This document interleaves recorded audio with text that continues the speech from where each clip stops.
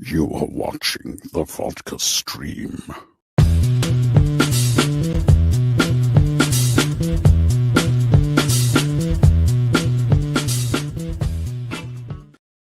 What is happening, everybody? How's everybody doing? Hopefully you guys are having a good Friday. Thank God, right?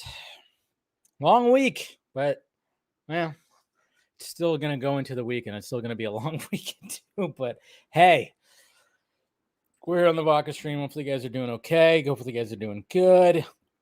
Hopefully you guys got a drink or, whatever makes you happy on this Friday, all right?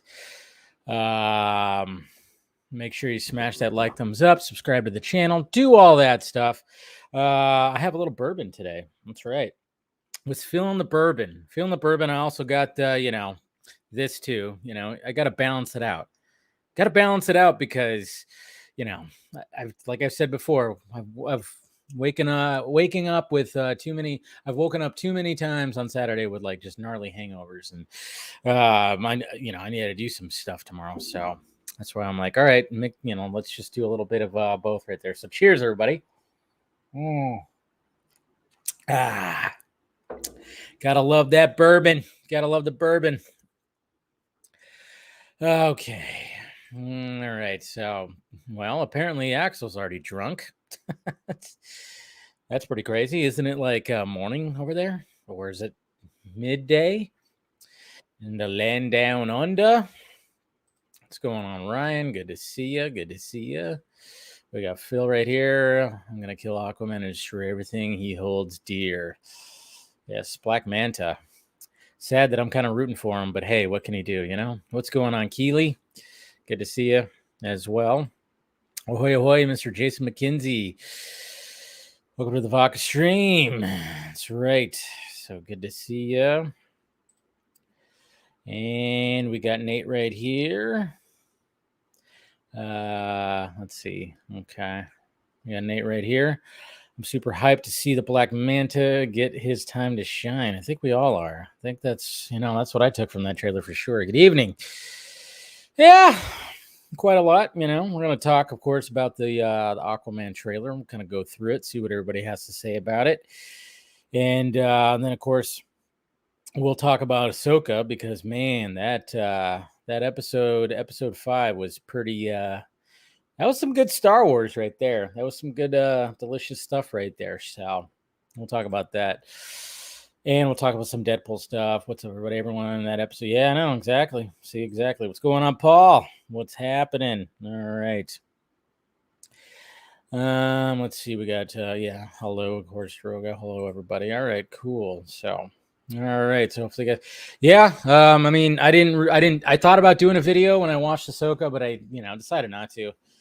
Probably should have, though, because my God, when it comes to me and Ahsoka, it's like I'm enjoying it. It seems like the recent shows, it's like I enjoy them,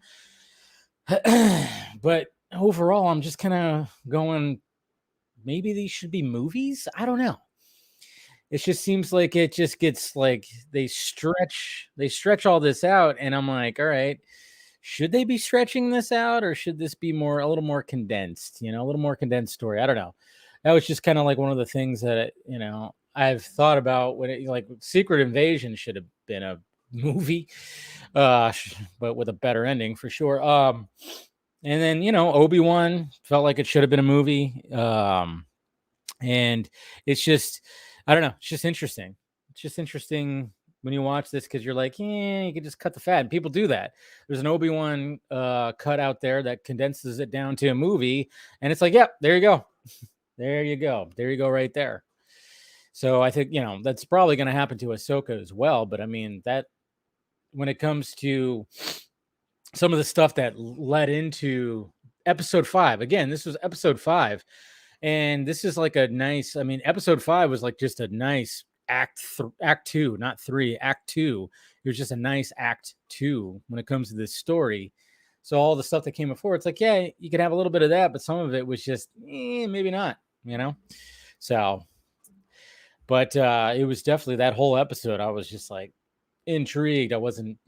I sat down and watch it. Sometimes I'm just at my computer and I'm still fiddling around with stuff. So, where I'm like, this is okay. Let me look at this little real quick. Okay. But this one I was like, all right, I'm a little bit more. And Phil, you bring up a good point because I mean, with everything that's happening right now, we're not going to be getting Marvel and Star Wars series too much anymore. I think that was definitely more of a pandemic thing and trying to, of course, the streaming and everything that's going on with that. They're going to start making these into movies, like anything. I mean, Iron Wars, right? The one with Rhodey. That was going to be a series at first, but then now it's going to be a movie. And then it was revealed, I think today, right, that the Lando series is now going to be a movie. I think they're realizing that it's like, yep, they're not, let's just make everything a movie again, which I'll be okay. Armor Wars, I said Iron Wars, right? Maybe they should change it to Iron Wars. Armor Wars, whatever. Come on, people. It's fine. Ahsoka might be the second place compared to, okay, yeah. So people liking that. Yeah, Armor Wars. Thank you, guys. Yeah. I was like, Iron Wars? That sounds kind of cool, though. Iron Wars? I don't know. Anyways, all right. Let's start bringing some people in here to have some conversation going right here. All right. Make sure I got some things ready to go. Background. Gotta have that. Gotta have that. All right. Jordan, what's happening? Hello. Wow, we're getting a little Yes. are we in bed with you? What's going on? Yes, I'm in my bedroom because my wife's like, well, this wasn't scheduled, this was not planned, so go in there. So yeah. Yeah. Anyways. Okay. Well, you're here. Mm-hmm. And Andy's here with you. Yes. Exactly. Me and Andy had a 2-hour phone conversation today. So yeah. Nothing wrong with that. And then of course we got Aquafil right here. What's up, gentlemen? Aquafil. Good to see you guys. Good to see everybody. Hey. Of course. Thank you for joining today. Yeah. Andy, you didn't do your signature turn. Oh, I see this. I'm just Friday wiped me out so much I forgot my own intro. Okay, it happens. I know that feeling. That Friday feeling. That's right. Yeah. But thank you guys for joining in. Of course. Yeah. Always. I appreciate it. I appreciate it after so after all my shit. Thank you. I know you've had a tough week, Phil. It's fine. Oh yes. Yeah. It happens. It definitely does happen. I had a tough week myself, not like yours, but but hey, why not just come onto a live stream and talk about nerdy shit? Exactly. That'll help. Exactly. It definitely helps. Yes. We got but hopefully, what about you, Andy? How was your week? I don't remember it. It was Monday, and suddenly today was Friday, and I'm like, wait, what did I actually do? Did you question if you slept, or you like this is all blur? I don't. That would mean I would know what sleeping actually is. But yeah, I know it was fine. It was fine. I just I had a massive internet outage the other day that I'm just like, I had these downloads going on, and now I have to restart. So I was crying about that. So yeah, Lep, how was your week? I'm with Dave and Jordan. My week has just been close to hell. Not quite hell, but close to hell. It's just been kind of a blur too. Yeah. Just a lot of shit going on, trying to make plans for future things. Like I'm starting to help coordinate our high school reunion, which was supposed to happen in 2020, but for obvious reasons, it could not happen in 2020. So we've got that going on. I'm looking into moving by the end of next year. Just a lot of shit going on. And also things going on at the job where I'm just like, you know what? Okay, hands are up. Done. Moving on. Wow. It's funny you say about the high school reunion. I have not been to any of my high school. There's been 2, and I have not been to them. I didn't go to any of them. My high school reunion happened, and it wasn't even at the school. It was like at some park or something. And out of the 300 plus that graduated, only like 30 showed up. Holy Like, shit. no one cared because everyone's pretty much moved on. They've left the area. So That's kind of how I felt about it. I was like, Yeah. why do I mean, I get it, but I get it. Like if you're like 20, 30 like years way down the road, but like if it's like 10-year anniversary, then like, is anybody really going to come back? And I don't get that. No. Yeah, we're planning ours to not be at the school. So on top of that, the school also doesn't offer financial assistance for anything like that either. So we're all having to coordinate with it, pay out of pocket. Just we're planning it for a year from now. We're shooting for next August. But yeah, it's just something I have not done before, and it's just it's an interesting thing to me. Because I anyone who I've told, I know personally, is just like, you're helping coordinate your high school reunion. You fucking hate half those people. And I was like, well, people change. I don't. Yeah, no, it doesn't. But you know, I don't know. I feel not obligated is the right word, but I feel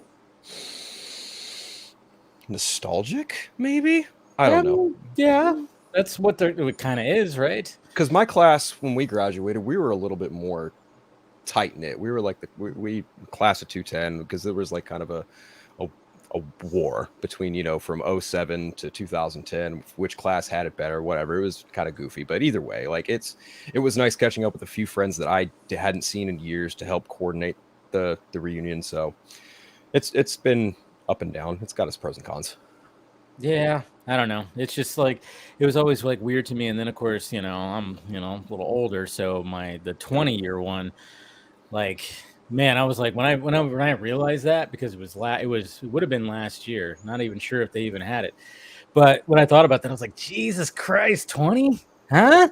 Wow, that's weird. And then I'm just like, yeah, imagine going back to that where everybody's like, oh yeah, you're doing this, we got all these kids, and I'm like, I do a YouTube channel thing, yay, and I talk dirty shit. I still have, yeah. It's just like, I don't know. And to me, I'm just like, it'd be kind of funny, because I can already tell, like, there'd be conversations of just like, you know, obviously friends that I had then, they're like, oh yeah, you know, this, that, and this, you know, when it comes to getting married, kids, and all this kind of stuff. But then they'd be like, but dude, I'm so tired. What is it like to be single? What is it like to be, or not single, but like, what is it like to be, you know, not be like that. Yeah, I would have those. I know I'd have those conversations too, where like, some of those guys would be like, "What's it like, man?" Because my core group of friends, a lot of them married their high school sweethearts, and it was like, whoa, yeah.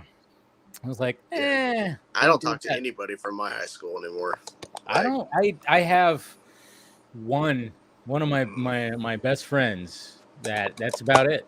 Other than that, I don't talk to anybody else. Just one of my friends. Yeah. We have a whole Facebook group for our high school reunion, and I have a few friends on Facebook and other social media outlets. But yeah, I understand that sentiment.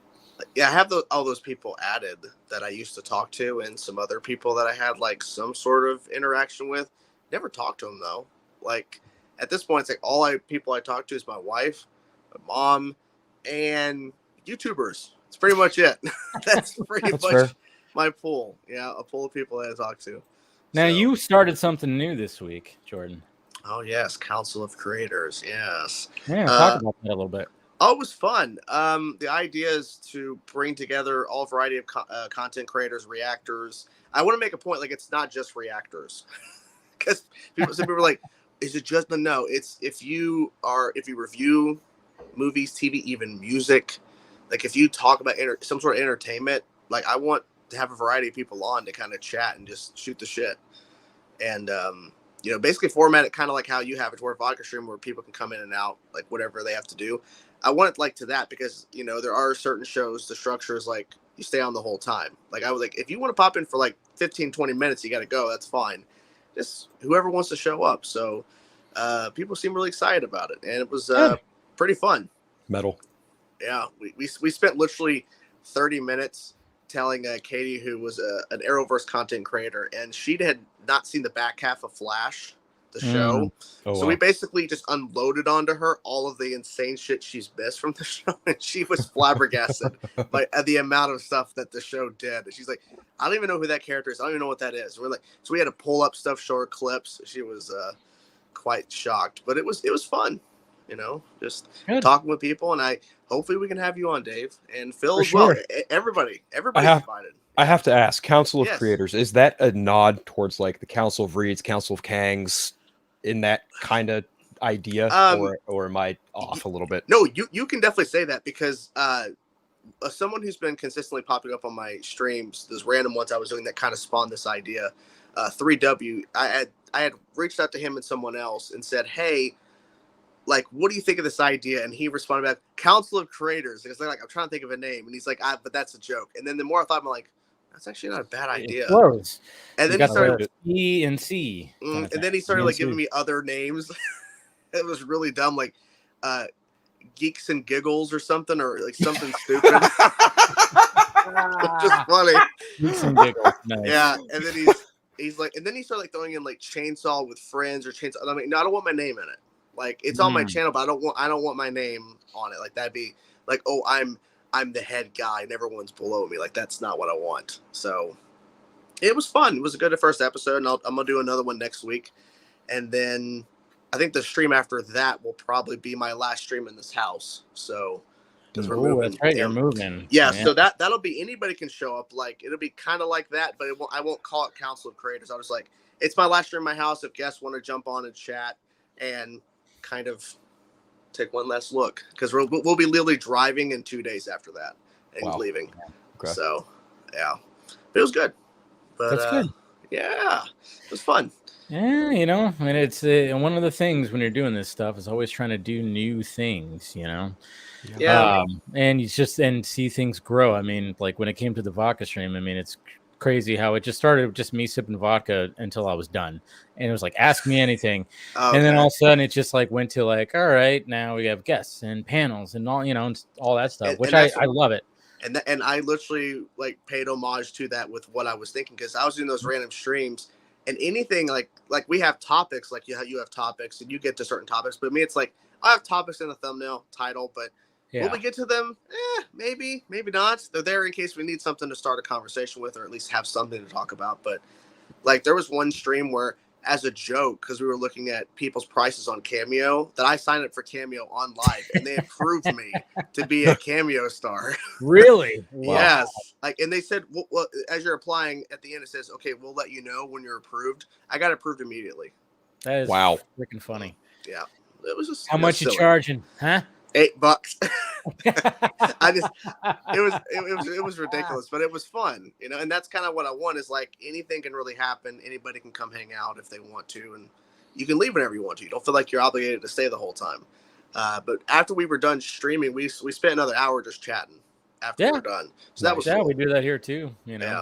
Sometimes like you get into another conversation when the whole thing's over, and we're just like, we're still like this, but it's not broadcasting. So, but we got some fire that's going to be showing up right here with there's Mr. my guy. Anthony. Hey, what up, Anthony? What up?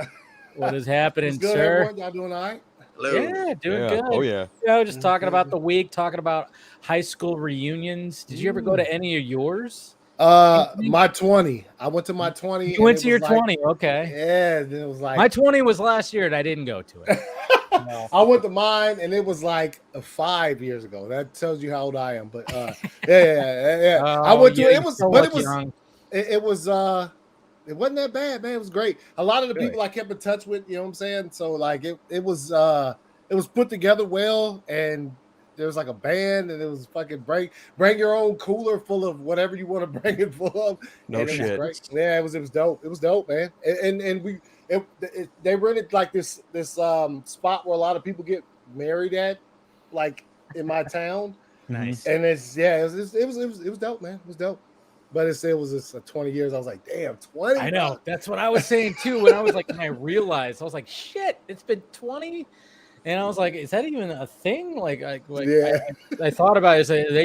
I didn't get any kind of invite or anything like that. I bounced around probably too much for that. But yeah, and then I was like, man, imagine going to that. Like, what would that be like, Yeah, so I don't know. For me, it'd probably be, it's a little bit different because, but I would just say like, hey, what do you? Oh, I do a I'm a YouTuber kind of thing, and I have the day job, but I also have, I do this where I just talk about movies and nerdy shit. Talk about dudes in fucking tights and capes, a lot. Oh, it's the name. Also, apparently, I showed up somewhere and somewhere tonight because I got fucking tagged and so many The Rock showed back up at WWE. Oh, dude, yes.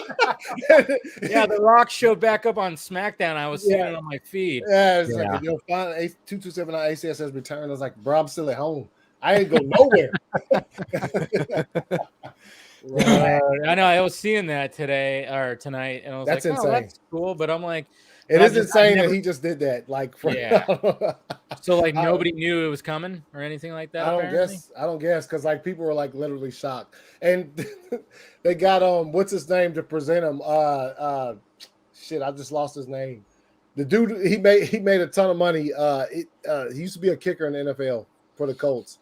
Oh no shit. He was a kicker. You talking about the guy that was in the ring before he showed with up the black tank top on? Yeah. Yes. No shit. That was a kicker. Yeah. He's a kicker. But he's got a great show though. When it comes to sports, he's got a I recognized him. Is it Pat McAfee? Yeah, that's him. That's okay. Because I think The Rock was on his like live show or something. Yes, earlier. He was. Yeah. I think when all the Aaron Rodgers controversy was happening, didn't he have him on like a lot of? He had him on today. Like he actually had Aaron Rodgers on today. Yeah. No shit. Yeah. Fucking poor. First, bro. Let me tell you something. And this is ridiculous because you had hit me up about coming on earlier, and I didn't know if I'd be able to or not. And then like once I messaged you back, and I was like, yo, I should be able to or whatever. I went and changed my shirt and shit and did a couple things. And as I came back in here, I had the live pulled up, and I was like, there's no fucking way. And I told my wife, I said, there's no way. Look at Dave's shirt.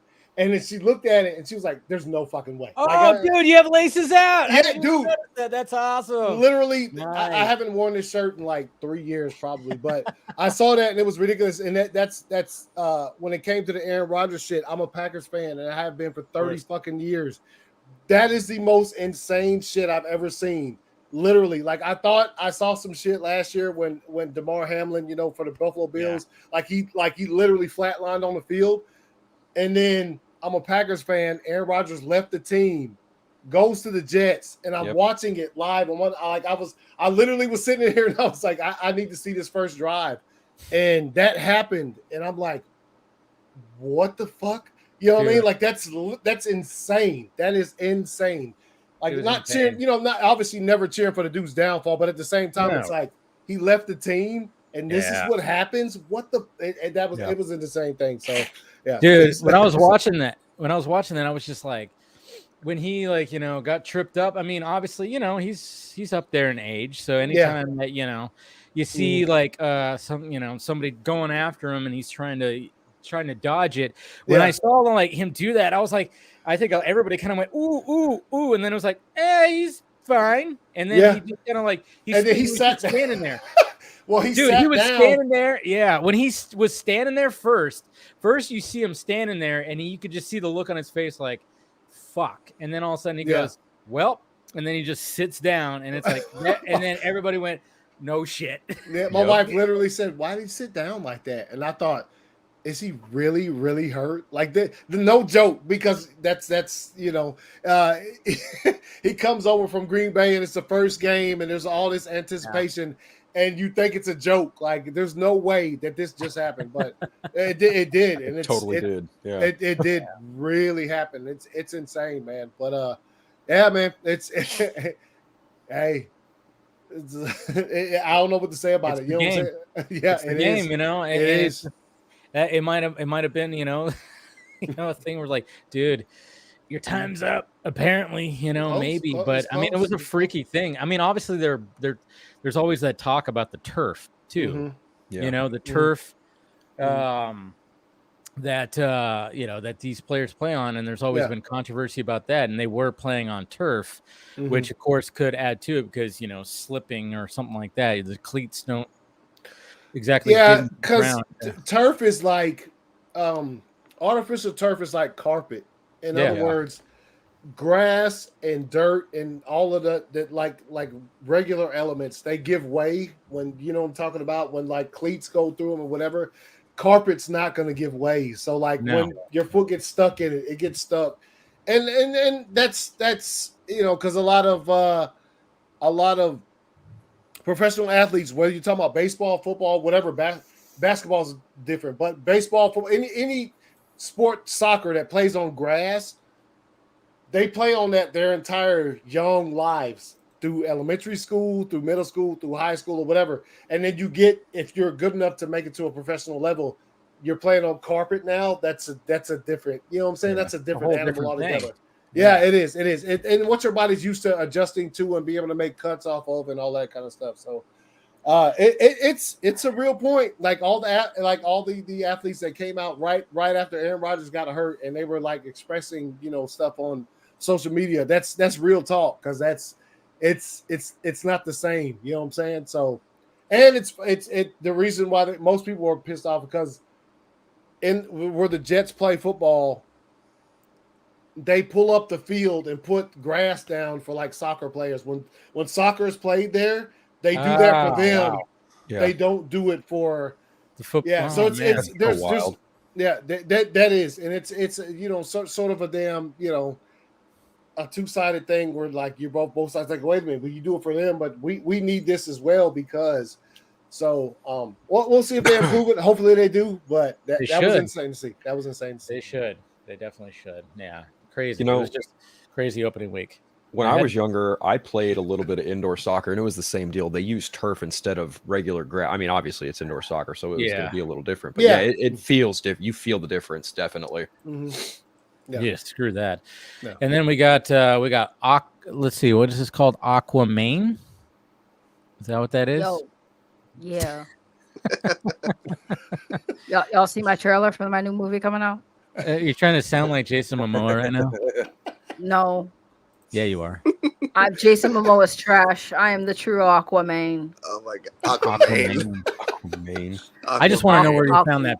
I want to know where you found that picture. I mean, that's pretty good. Google. It's Google. Do you know what? I get it was Google, but what did you type? I typed in Aquaman derp face. Derp face. There you go. And that's what you got. Yeah, and I'm Aquaman. Dirt face memes. Those memes are so funny. Black Adam over here. I see you.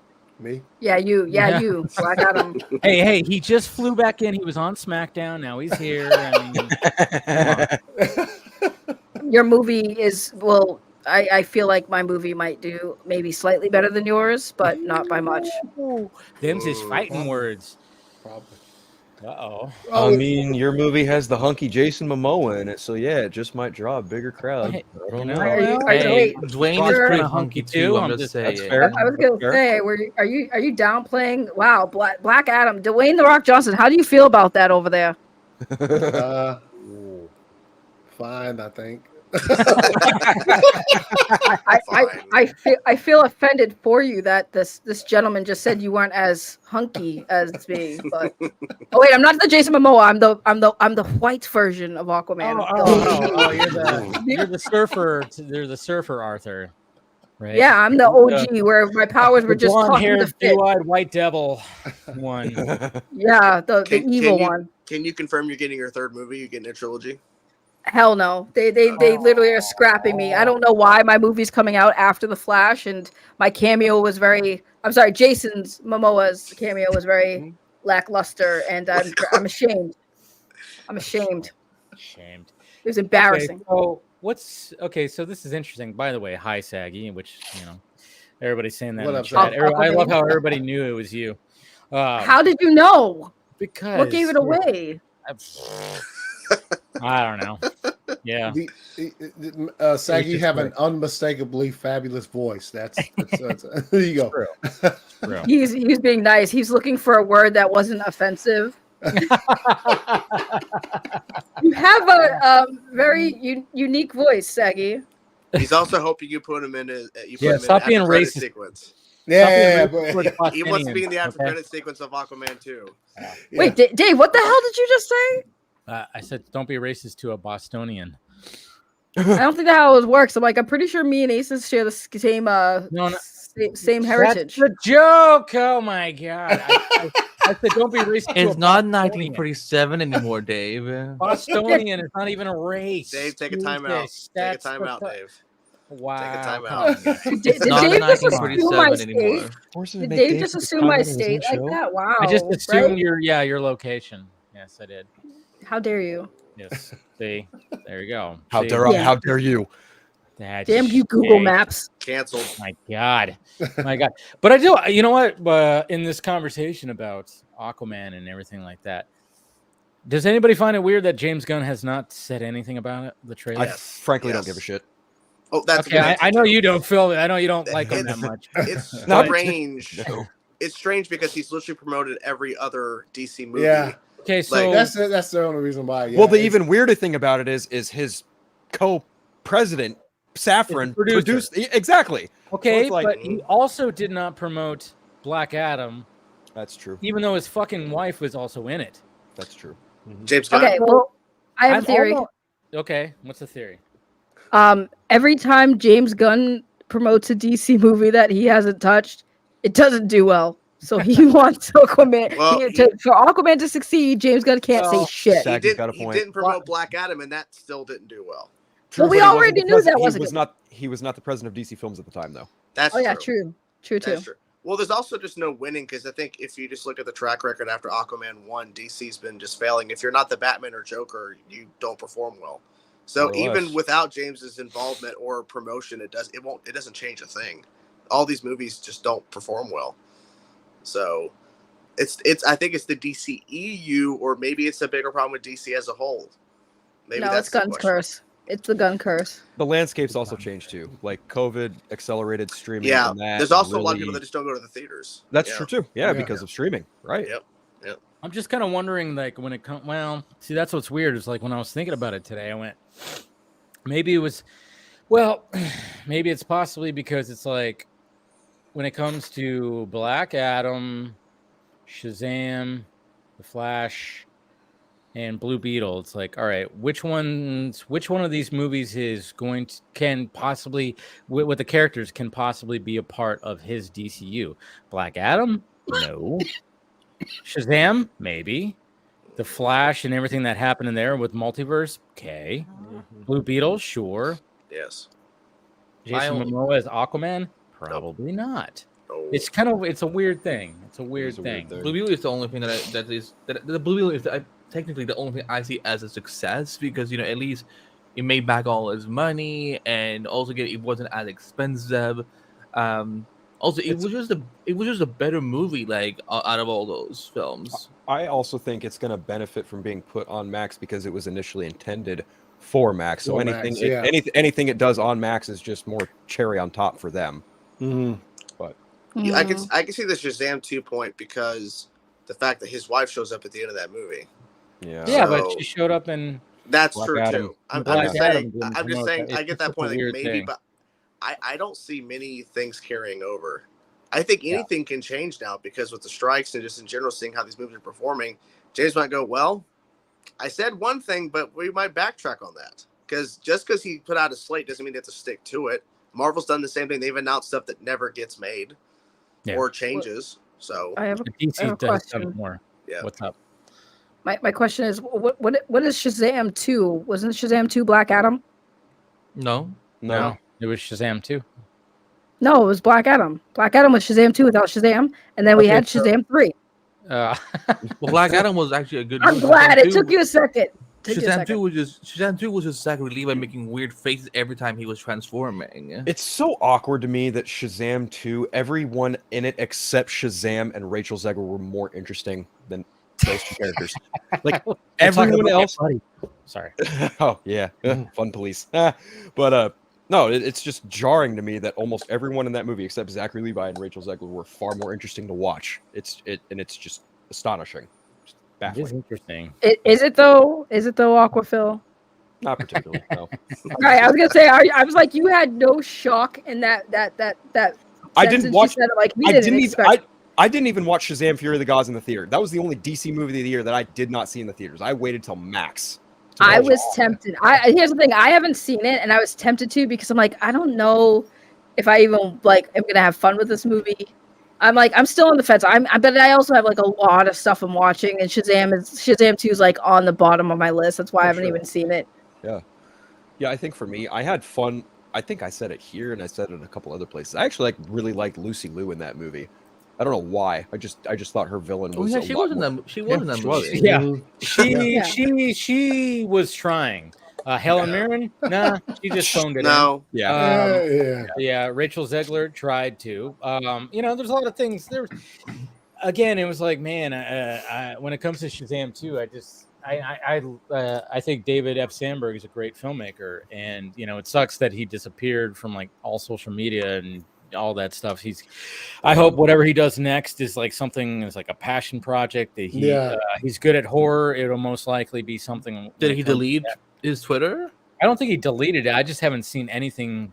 He has not posted anything. Yeah, he's been taking a step back, I guess. Yeah, which is totally understandable because he's. When you make a movie, you put your heart and soul in it, and you probably have to obviously cut it down to a certain runtime, and then people go, well, this movie was shit, and then obviously it didn't do well at the box office. You defend it as much as possible, which he was, like, even after in the weeks prior to like it coming out, he was posting things and doing all this stuff. It was almost like he's just like, oh, there's this, and then there's this, and then he goes, all right, I'm done. That's it for me. No more doing this. I'm sure James Wan feels the same he probably feels the same way. He's not going to do an Aquaman 3, even though the dude just dealt with being in the hospital. So, I mean, I'm sure he's just like, that too, not trying to be online at all right now and so on. Yeah. He's not going to be online. And what were we going to say, Saggy? I was gonna say, the DCU will be saved. I mean, I thought Blue Beetle would save it. I clearly was wrong. It did not save it. It did good, but it didn't save it. I always said that. And I mean, here we are. But listen, I have a new one. Okay, let's go back to blonde hair, blue eyes, orange suit, and I only talk to fish. That's my superpower type of Aquaman, and it'll be great. The nostalgia guys, comic book accurate. To heck with this god. We don't need an Adonis. We don't need an Adonis like Jason Momoa. We don't need him. You cannot do that now. It's not canon. It's not, Dave. It's not canon. We need to go back to the old school. It's not canon. Nowadays, to go from somebody who's Hawaiian, with the brown skin and the brown hair to a blonde hair. I was brown washed. I was brown washed. They brown washed. Don't do that. Don't do that. She was brown washed. No, but that's the thing is like, and I even said that. I said that on Film Junkie Live on Tuesday. I was like, the fact that if like Aquaman was always a butt of a joke. He was always the butt of a joke when it came to, memes, and Family Guy did a few things like throughout the years. Big Bang Theory. I know where you guys were. Small made him pretty badass. So. Yeah, but I'm just saying, it's like it's mainly just been a butt of a joke. So, what did Zach do? He goes, "Well, we gotta improve it." And what did he do? He cast Jason Momoa, and it's like, all right, we're gonna get this guy in there. And this is when he was auditioning for Batman. Do you know what's ironic about what Dave's saying about it being this character that I saw on my screen being butt of the joke? Some people in the chat clearly didn't get that I was clearly joking. Yeah. So clearly they didn't get the butt of the joke either. No, yeah, let's go. Yeah, of course. Yeah. No, but like, but at the same time, I mean, the fact that how do you make Aquaman an actual like character that people care about? And Zach was like, well, here's what I'm gonna do, and then James Wan was like, all right, cool. Now I'll build his full-on world, and I love it too, where. Obviously, people when you look at how Zach did it, and then you look how James did it, it's different. It's totally it's not totally different, but it's different. And I just hate it when I see. I mean, even like with the new trailer, which of course we're going to talk about and go over, is the fact that it's like, all right, yeah, look what they did to him, and blah blah blah. I'm like, well, it's it's a different artist that is handling the character, just like how it is in the comic books. Right. Right. You know, you get a book from a different freaking artist and writer, it's going to be a different take. It's going to be a different look. It's going to be different everything. So I'm just like, well, all jokes aside, because I'm 100% for those of you in the back who didn't get it, I've been joking, but yeah, all jokes aside, I think what they've done with Jason Momoa's Aquaman is everything I had hoped, because like you said, the original comic book character is not like, he's a cool character, but he wasn't as cool. Like, they made Aquaman, like you said, relatable, likable. They gave him more like abilities. Like, he's not just the guy that talks to fish. Like, he's super strong. He's a great character. I love what they did with him.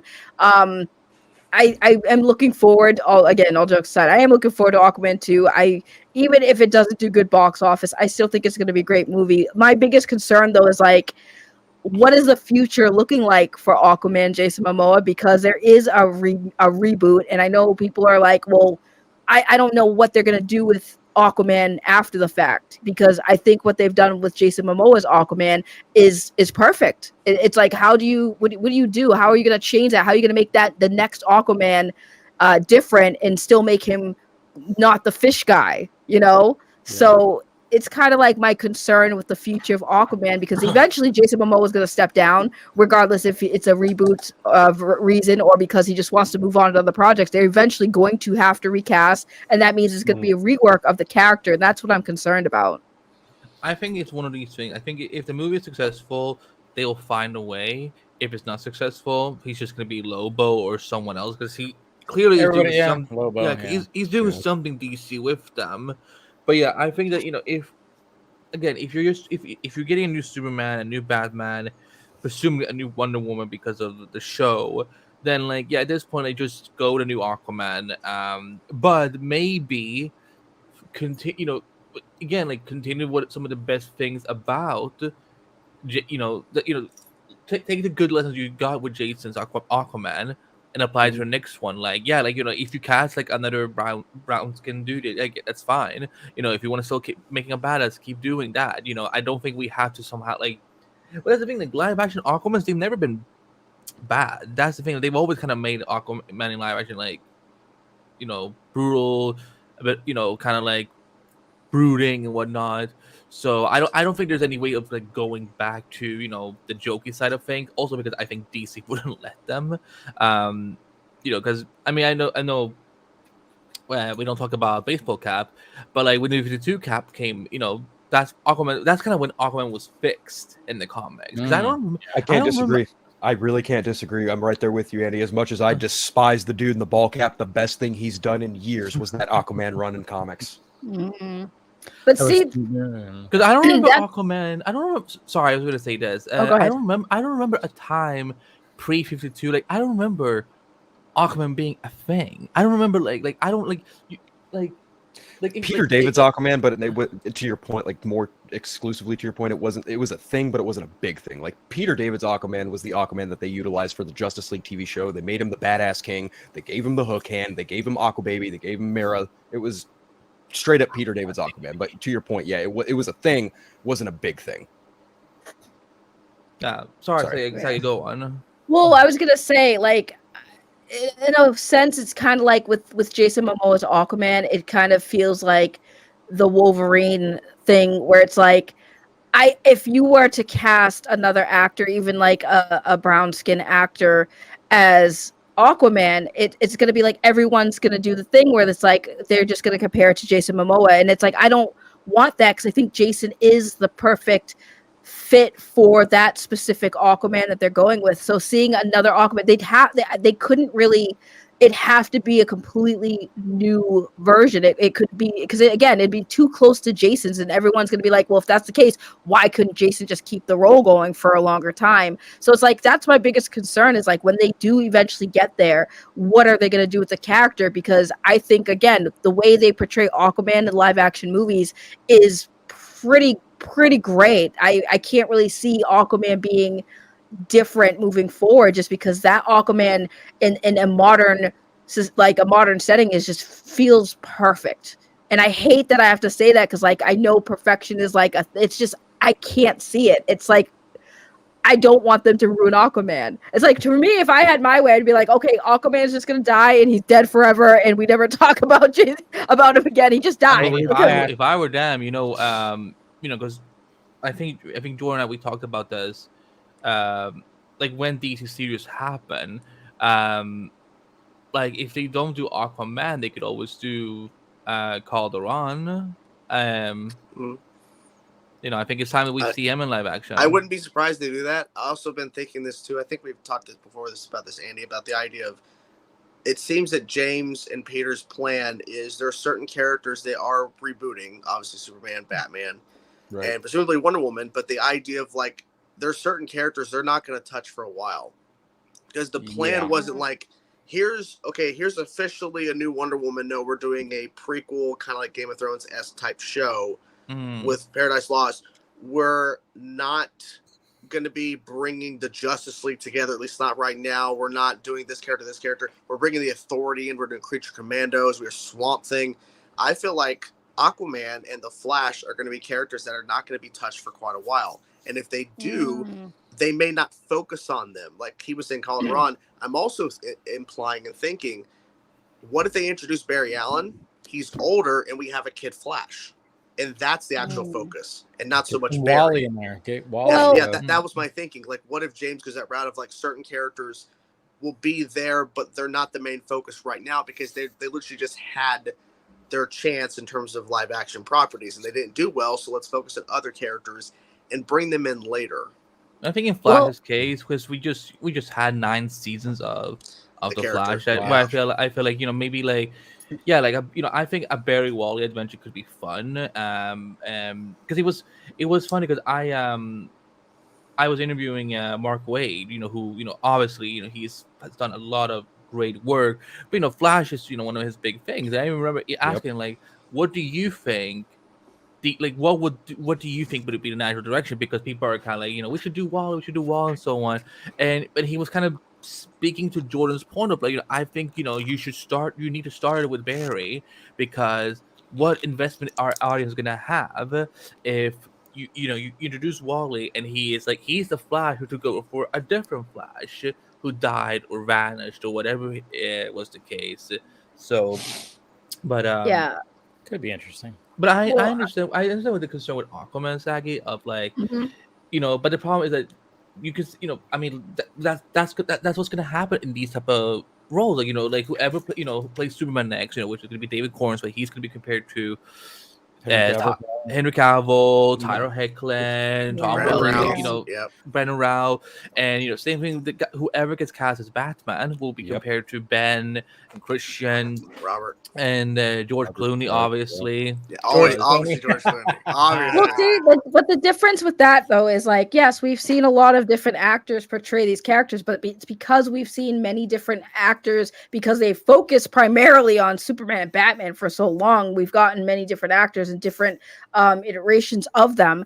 It's like we're used to the changes, and Batman and Superman, and this might be a hot take, but like they're not that complex of characters. That like their characters for the most part have had the same type of story arc, the same type of personality traits. Like he's the Batsuit or the deep voice, and he's been kind of the same. Same with Superman, like for the most part, with the exception of like a darker story version of Superman. But Superman as a character has always been primarily the same, whereas Aquaman is like completely different than previous adaptations of him. Like even like animation, like Jason Momoa's Aquaman is like unique and completely different. So that's why I'm saying it's like the way they do it in live action with Aquaman, it fits because it's not meant to be comic book accurate, where Batman and Superman for the most part for a long time have been trying to be a little comic book accurate. And also I wanted to say too, before I forget this point, to Chainsaw's point about like they're not going to touch certain characters,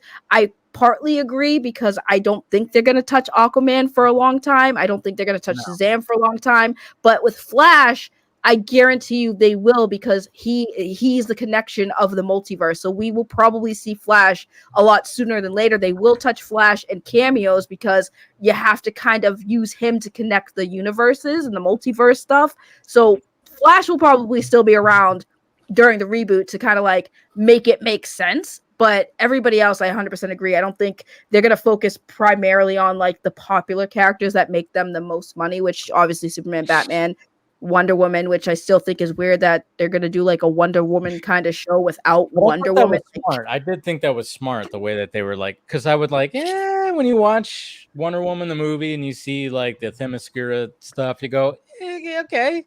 I could see but like, that. is she gonna be there as a child? Because like, there has to be some reference to her.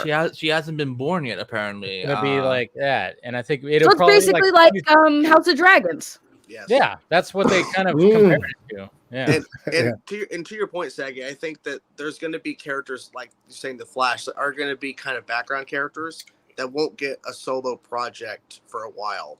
Like they're going to chapter 2. They're going to focus on a lot of other characters. I mean, with the fact that they announced the Authority in the same time as like, oh, we're doing a reboot, you would think the Authority would be something like way down the line after they've established other characters people recognize. But they're starting out the gate with Creature Commandos and Authority. Like, that's crazy.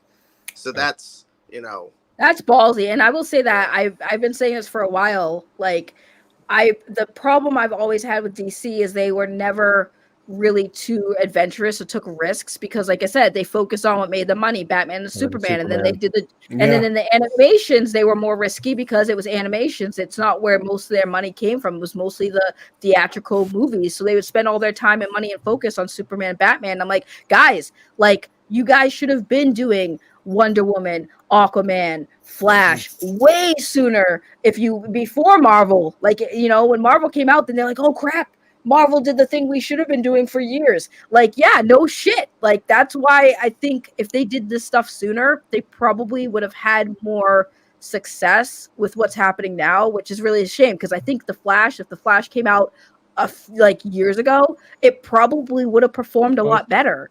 Oh yeah, right. It would have. No, I mean, like, it's true. It was always Superman and Batman. I think like when it came to Batman, they did riskier stuff when it came to Batman, at least. But when it came to Superman, they were always like, kid gloves. We can't, we can't do it. And then Zach came in and was like, well, if you want me to do what fucking Christopher Nolan did with Batman, I'm gonna have to and of course they didn't really, and of course.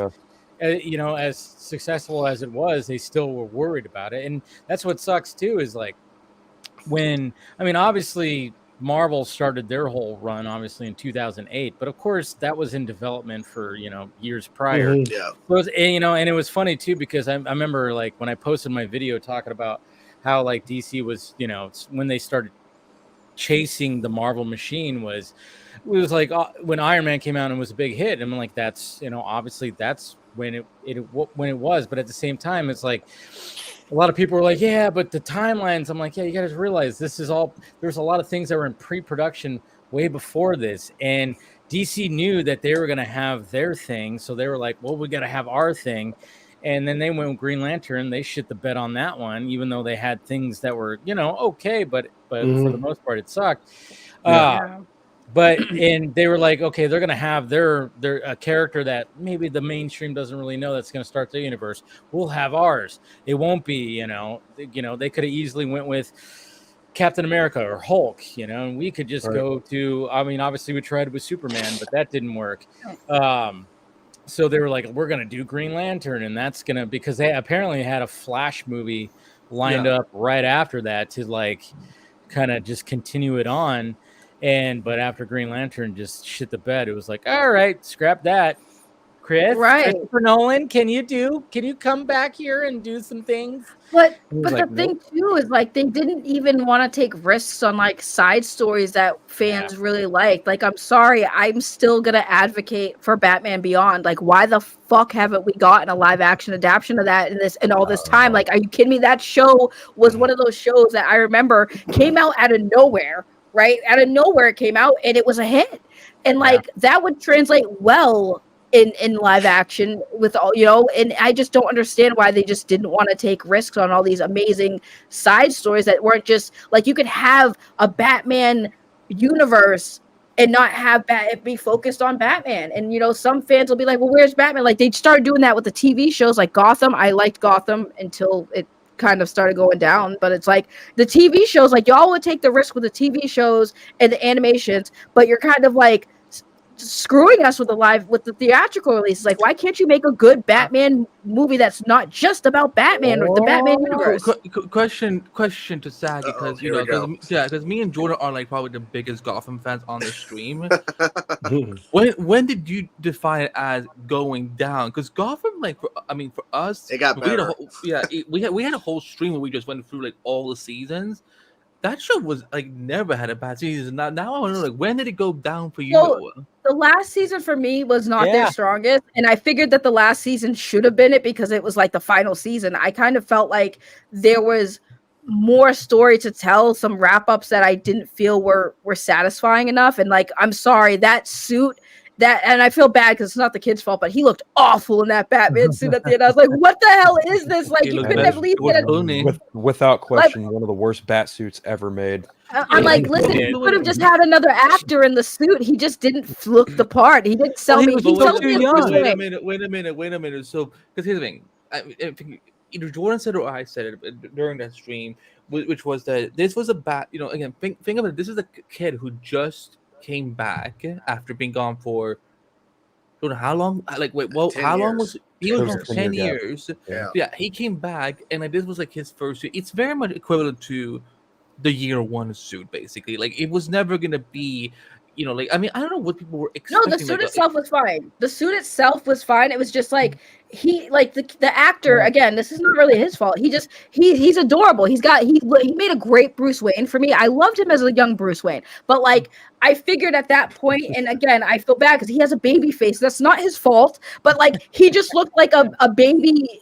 He basically looked like a kid on Halloween dressed up as Batman. Like, he didn't. Yeah, he looked like a baby Batman. I'm like, you could have just got you could have got an actor who looked a little bit more aged up. Yeah, but you could have got an actor that looked a little bit more aged up, more manly. Because, like I said, it's not his fault that he looks very young for his age, but it just didn't. It just looked weird. He looked weird in the suit. I'm sorry, he did.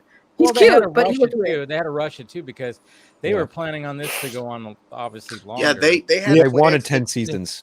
They had plans to keep continuing the show, and we almost lost Gotham. We almost, because it was like the finale was about to air.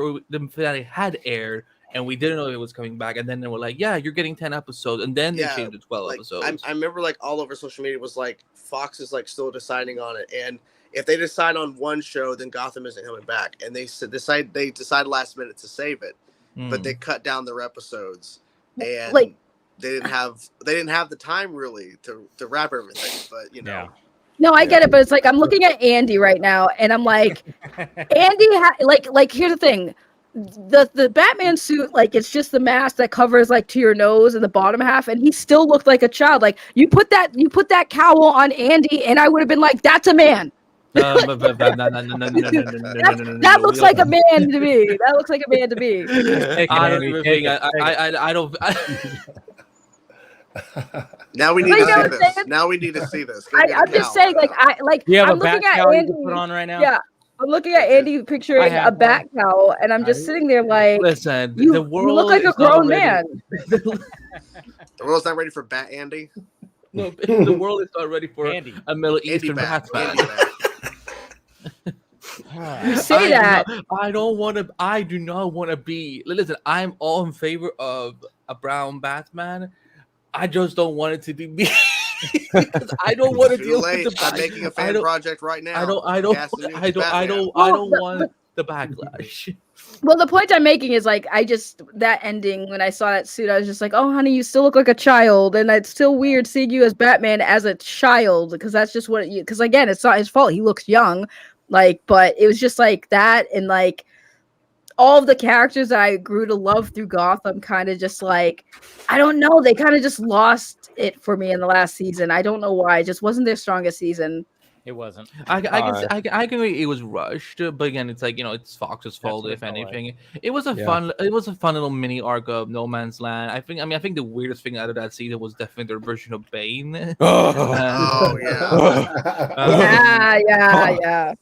And then of course their version of Nissa, of course. Oh yeah, Nissa. Was it Nissa? No, it was Nissa. It was Nissa, and I was like, oh no, they're trying to capitalize on Arrow right now, and it's like, and like that actors on Gotham was so bad, because like, the way she was talking was always like, "Oh, Bruce Wayne, I'm Nissa Al Ghul," and like it was like so cheeky that I'm like, we don't need her. Went way too hard on those. We lines. don't need Bane. I mean, I don't need his father to be Bane. That is just due to Tom Hardy voice. I have a question for Andy. I have a question for you too, because you guys literally like Gotham. How did you guys feel? Because Jason brought it up in the chat, but like, how did you guys feel about the Penguin Riddler love story arc there? Because I thought that was so freaking weird. I was so ready to like make this happen. I was invested. I think that it was it was something different, but also like in that world it kind of made sense for them to kind of have a bit of a more intimate relationship and so on. Like it didn't, I mean, again because oh my god, like because I remember when it was revealed that this penguin was LGBT, I remember people being like, I'm so upset. I'm like, what woman did we lose? See that coming? Yeah, what woman did we lose? Like what infamous woman from the comic did we lose for him to be queer for Riddler? And I'm just like, there's no freaking woman in the like. I've never even looked at Penguin as like. I've always looked at Penguin in the comic as like asexual at most, and the Riddler. I don't even think he's. Well, if you watch Batman Returns, that dude was horny as fuck. Yeah. Yes. yes. It's like me on a good day. Yeah. Let me show you my French flipper trick. I mean, but you're dealing with Catwoman. It's Michelle Pfeiffer. I get it. I'm very pro LGBT. I'm part of the community, but like even when I saw that, I was like, I'm sorry, bitch. What? Like when? How? Why? I thought it was cute. I thought it was cute, but like I was so more random. surprised. He looked like the lead singer to like a fucking emo band, but Yeah, I get Robert that Lord point. Taylor. But he's amazing. He's amazing as I thought he was great as Okay, I thought he was I great. will say I love the fact that they brought back Paul Rubens to be Fuck his yeah. father. Oh, yes. That was dope. Yeah. That was Yeah. genius. That was awesome. Yeah. That was Michelle awesome. Pfeiffer should have played Selena's mother. Oh, that would have been Because look at those two. All Look at about those two that. actresses. Look at those two actresses. Like they They're pretty look si- yeah. identical. Cameron Bacon yeah. I know she was a perfect casting. When I saw her, I was like, oh my god, like is your mother actually Michelle Pfeiffer? Because like what? I'm still not happy about the fact. I mean, I know it was. She said it was her choice, but I don't fully buy it. I don't like that they got this other girl. First of all, here's the thing. Because by the time Gotham season 5, like the main story ended, she was like 18 or whatever. This girl had like we saw in the flash, had grown like all these inches, and like she didn't even look like Cameron Bacon anymore. And I'm just like, guys, this is not how aging works.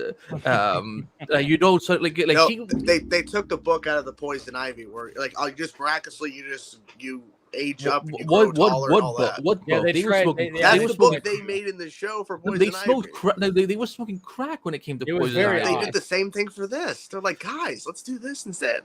I But it's was also so like inconsistent. disturbed. It's inconsistent She's because now you have Selena age up with a new actor, and yet you don't do that for Bruce when he's only in one small scene, as we were talking about the closest. Right. So Right. That's what I'm saying. I don't get it.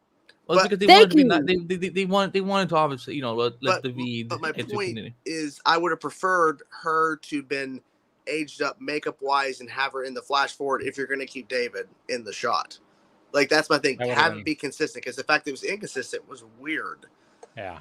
So Yeah, you're right. That's what I'm saying. That's why I'm like, when I saw him, I was like, honey, you still look like a child. What happened? I was fine with it because it's him. He played the role and he got the chance to put on a suit. I'll take it as a win. True, For and it was him. an awful suit. I mean, I guess, but it was still like whatever. yeah. But anyways, what do I know? I'm just Aquaman. Aquaman, yeah. Aquaman. So let's talk about this trailer a little bit more. How are we feeling? Let's go around the horn. Are we I know gonna how. are we gonna okay. throw up on screen? You gonna throw up on what? No, are we gonna gonna throw it up? Are you gonna show? Oh, it? Wow, Dave! I was I mean, like, if you you're want to gonna throw it throw up, Wow. Is it his accent? Wow, Dave. Wow. No. It was like I was like, you're gonna throw up on screen because I was like, is that indication that you did not like the trailer, Andy? I was like, No, there's something wrong with my camera right now because like again I'm stuck on like Like this is not what I'm doing right now at all. Are you sure you're not frozen? Telekinesis. Telekinesis. He's talking. He looks like we're his Professor fish. X. Professor X. To us. Yeah, looks like I like the preciseness though of Andy saying this is not what I'm doing right now. This is not what I'm doing right now. Then what are you doing right now? If you're not doing that, what are you doing? I don't know why this is what it's my new camera. Hold on, I'm gonna refresh my browser. So they bring him back in like 2 seconds. Okay, don't bring him back. Don't. I'm kidding. He looks like me when I screen grab people and put it on my full screen, and then it just looks like this all of a sudden, and then I'm Dave. So you're asking where our thoughts were? Where'd you get that? Where'd you get that in? Oh my gosh! What do you mean? I got that a while ago. It was like friggin' months ago. I've had this in my library. What the fuck?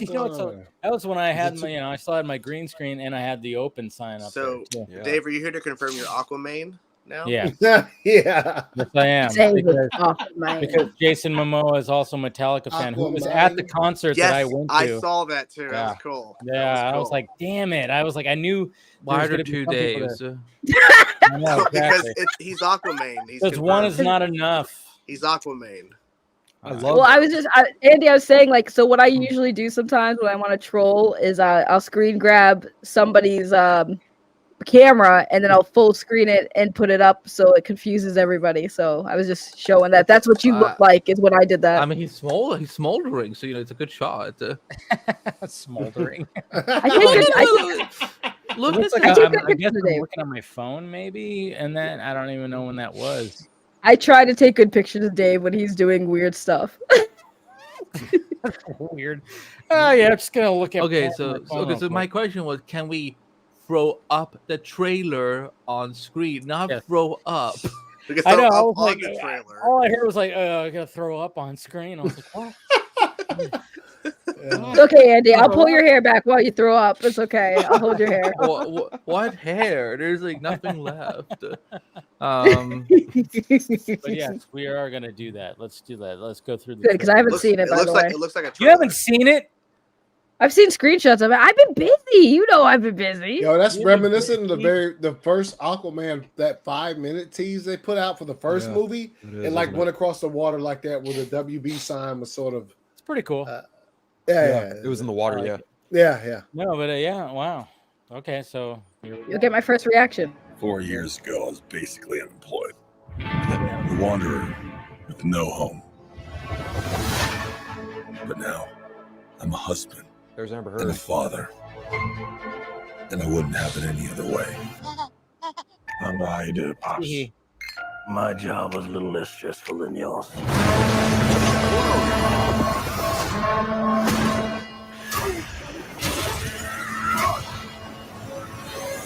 Oh yeah, I finally got a job. I'm the king of Atlantis. 500 million people from every known species in the sea call this place home. But that doesn't mean they all like me. I'm gonna kill Aquaman and destroy everything he holds dear. I'm gonna murder his family and burn his kingdom to ash. He must be stopped, or a global meltdown is imminent. I think I know someone who might be able to help us. Ooh, you look rough. Good job, little brother. High five. Do not call me brother. I cannot believe you let this happen. Yeah, well, I hate this job. True king builds bridges, right?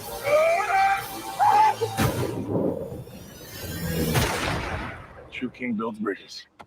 We need to find Manta. He's different now. He's stronger than before. It's the Black Trident.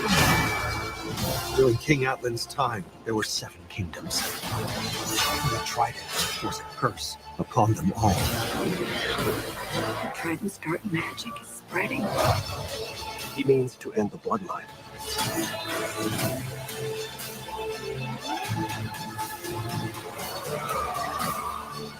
I don't know what lies ahead, but we can't leave our children a world without hope. You're not as bad at this as you think. If you lead, the seven kingdoms will follow.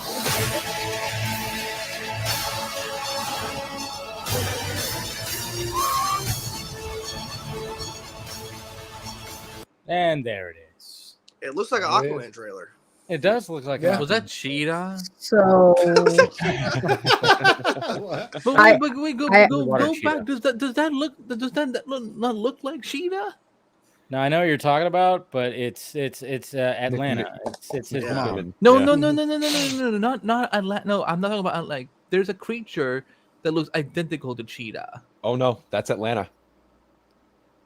Because it was in the Are teaser. you talking about climbing up the side of the Exactly. Yeah. That's No, that's Queen that's- Atlanta. Yeah. Yeah. Why that does she was, look like? Cheetah? Yeah, I know. I said the same thing. No, she does because I didn't know it was her until I like slowly Yeah. watched the trailer. Yeah. I know. When I was watching the teaser, I was like, I even joked, I'm like, here's underwater cheetah right here. And then I was like, oh, you know what? That's Nicole Kidman. So, Yeah. there you go. Yeah. So And she's literally scaling climbing some on type that. of I don't know what she's scaling, but she's scaling. Yeah. exactly. Hey, we I got have a Paul. thought. Paul's joined right Hey, now. Paul. Hey guys, Hey, what Hi, up, Paul? Paul. how's it going? I have thoughts. Yeah, we're just we're diving into the Aquaman trailer. Have you seen it? Pun I intended. did. I have mixed feelings on it, really. Yeah. I want to say that I'm glad that the effects look consistent, which is good. Mhm. It looks on par, effects wise at least, with the first movie, which is also good. But I know that Warner Brothers will probably destroy the film, probably in the third act. That's what I'm predicting. No. I was thrown off by the Black Trident. That at first felt like it came out of like Jeff Johns' ass or something, and then I remembered there actually is a thing in the New 52 run, which I did like a lot, the Jeff Johns stuff, where it's not the Black Trident, but Phil, you can probably correct me on this, but I think Manta finds a like a staff or something that basically sunk Atlantis or whatever, but it's basically the equivalent of what the Black Trident would be, I think, in this movie or something. More or less. Yeah. More or less, yeah. So Yeah. I was like, all right, cool. It's been a while since I've read it, but yeah. I was you're gonna right. ask if the Black. I don't remember that being a thing. From Yeah, what I never remember. heard of the Black Trident. Yeah, I thought that what was is something that? exclusively for the film. Yeah, it's not called the Black Trident. It looks similar to the more known like golden trident that Aquaman has, but it's not a trident. It's like I can't if you guys want, I can go to my room and get the book and bring it back and try to give some reference. All right. So there was I John's have Aquaman thoughts. run. Oh, sorry. You have Who's thoughts? It's Saggy? Dave too. Dave from the multiverse. What? Oh yeah. AKA Aquaman. Oh Aquaman. yeah. Oh, okay. He has me as her picture. So Aquaman. Yes, yes. Aquaman has thoughts on the Aquaman trailer. So since this is my first time watching it, because I watched a little and I stopped. I was busy. I was at work. But so first of all, Black Manta. I don't know why, and please don't come for me when I say this, but like it gave me Wakanda Forever vibes. I was like, bro, why are we trying to make Black Manta into T'Challa? But okay. But also, I think I found the storyline. They're gonna end it with Aquaman's brother, who is the traditional Aquaman. Hold on, let me put the picture up so everyone can get the reference. I think he's gonna be the new Aquaman moving forward. oh no, he's not. No, He's gonna be the traditional. He's got listen. He's got blonde hair. He's got the blue eyes. He is going to be Aquaman. No, Patrick Wilson No, is like no, he's getting up there. Like, if they're gonna Aquaman. whoever's Aquaman, whoever's gonna be the new Aquaman, it's gonna be they're gonna get someone younger. So Okay. All right. I'll be right back. Let me go grab the book.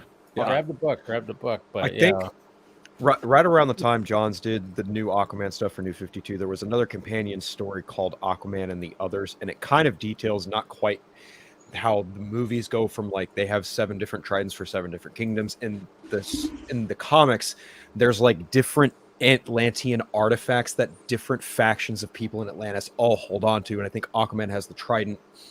Orm has the typical helm that he has. It's a little bit different. He's got a different one. I don't remember what the other pieces are, but more or less, it's kind of the same concept. Ancient Atlantean type of weaponry or armor that has been utilized by other different kingdoms over the years.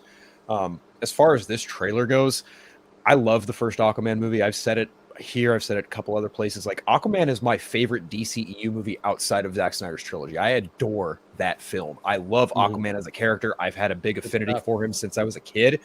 And I really just love this world and this character with all my heart, and for a lot of different reasons, for a lot of personal reasons. But when it comes to this movie, I'm really excited. I'm not really putting too much stock into the test screenings. I'm kind of wondering why they could have been as poor as they could have been. And maybe, just maybe, I don't know.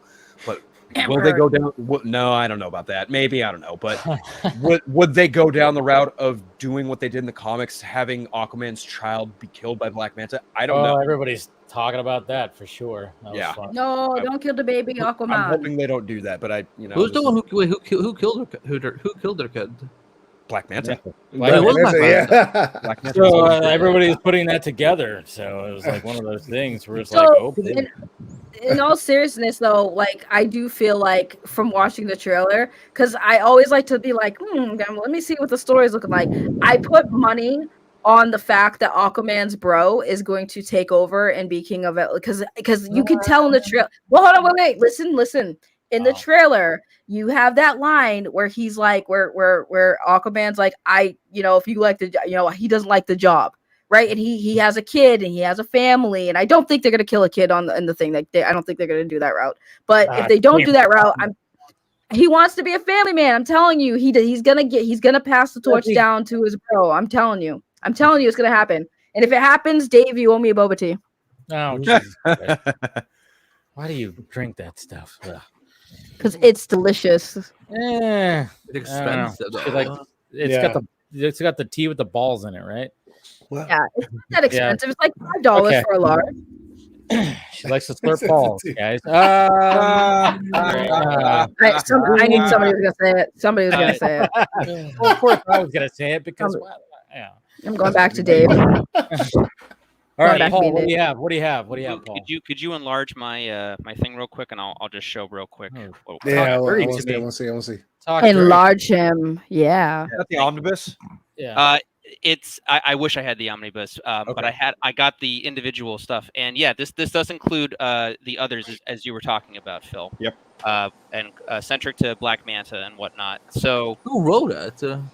This is primarily Jeff Johns, as far as I know. This is from the new 52 run. Or let me see if I can make that a little bit better. Yeah. So that's the others. It's kind of hard to make out. I'll try to do my best here with the clearness and stuff. But you have the panel here. Time is finally the end of Aquaman. The seventh relic holds the secret of Aquaman's past. It holds the secret of his ultimate destruction of everything he loves, so on and so forth. This panel here uncovered the tool that sank Atlantis. Yep. And there's a lot of I also want to say Ivan Reyes art is fantastic. Phenomenal. Oh my god. It is. It's fucking dope. But it is a little bit different. It's more of like I can't think of the correct word here, but there's another panel. It's a little bit better shot of him hitting. Nice shirt, by the way. I just noticed. Yeah. Yo, Paul, that shirt's fire. That shirt is fire. Love Bill and Ted. Yeah. So yeah. Yep. It's kind of shaped differently. It's not a black trident, but it's like another like equally powerful like type of device similar to Arthur's. I mean, I think it just sounds cool. Black trident, Black Manta. Some skulls at the end of it. Yeah. It could be something pretty sweet. But anyway, yeah, you can put me down if you need. But yeah, I'll put you down too. Dave. I know, right? Dave is really good at putting people down. Oh, how dare every you day. Are you saying that? Are you saying that Dave? Are you saying that Dave is a top and not a bottom? Yeah. Well, I'm saying Dave makes people flaccid very easily. Oh wow. Oh my god! Oh, I forgot. Sorry that I'm making people flaccid. Dave. Oh, I forgot to tell you, Dave. Very soft over here. One of my friends, he was watching whatever stream I had been on with you before, Holy shit. and he was kind of like, "Why are you on with John Mulaney's cousin?" I'm like, Who? "I'm sorry, John Mulaney," and I'm like. And they're like, isn't he is this kid, whoever you're talking to, he seems I feel like he's related to John Mulaney. I'm like, yes, I somehow got to know John Mulaney's cousin, and I got on the show. Wait, who is that? John Mulaney. John That's what Mulaney. he's Yeah. trying to say. Mulaney. Okay. You know what's funny about that? Because I was like wondering. I was like, you're talking about the comedian, right? Mm-hmm. Well, I talk about. I mean, for me, he's Spider-Ham. Oh yeah, Yeah, of course. Spider-Man, yeah. But you know what's funny? He looks exactly like my brother. I Really? shit you not. Wow. I could do a side by side. Oh, I can't do that right now. But it's funny because he looks like my brother. Like they look like they're almost twins. It's crazy. So the fact that you said that, I was like, wow. Oh, I did. Oh, it was my friend who was. I know, but it's tell your friend that my brother looks like him. So That's Is wild. that a compliment? yeah. Hey, John. John Mulaney's funny. He's Yeah. good. I There's mean, like John, people who. What does this funniness have to do with looks, Dave? all right. Okay. To be fair, he had a kid. He had a kid with Olivia Munn, who is Yeah, he had a kid with fairly- Olivia Munn. So I mean, I mean, that's not that hard. I have kids with Olivia Munn. What does that mean? I mean, that's And unfor- she I mean, chose that is- him. Do you? that is unfortunate. But Have you not seen our he did- children? And The he only also thing did I have a remember- huge cocaine problem, but it's whatever. He's kicked it, and his last special was talking all about it. So, but I know Anthony, you have to leave. Yeah, I gotta No, he bounce. doesn't. Yeah, No, he doesn't. He Again. just keeps stalling till yeah, he I doesn't. know, right? I know. See, that's the thing. It's like saying he's talking, No. she's trying to What- keep what- it here. What happened to her avatar on the screen? Oh, that's fine. I got confused again. Yeah, I know, right? I've been Yeah. here this whole time. She's I was right. like, wait a minute. Dave's on there twice. I'm tripping. I know. I'm I'm on here tripping. twice. Oh, I love Anthony when he's here, and I hate when he leaves. It's like Yeah. I enjoy him being here. All I good, enjoy man. being here with you. Everyone too, so. does. Yeah. I gotta bounce, y'all. It's been a long fucking week, but appreciate you having me on, Dave, as always, for Yeah. sure. And I thought the trailer was dope, man. I thought the trailer was dope. Visuals look cool and shit. I can't wait to see it all put together when it finally comes out in December or whatever. So yeah, I'm looking forward to it. But again, appreciate it. You guys have a tremendous evening, and be in touch with all y'all. Much Yeah, love, brother. sure, Take man. care. Bye, Bye, darling. bye. Have a great night. You too. Thanks for showing up. I miss him already. I miss him already. I'm having separation anxiety. I mean, I don't believe you. Look right now. You look like you're smoldering. I know. You're I'm like, also a very that? handsome man. Very handsome man. Rawr. But this is a good shot right there. I love this shot right here. This nice little sunset. Yeah. Sunset shot where it's just like, okay, show the boat, show the fishing boat. Who's on that boat though?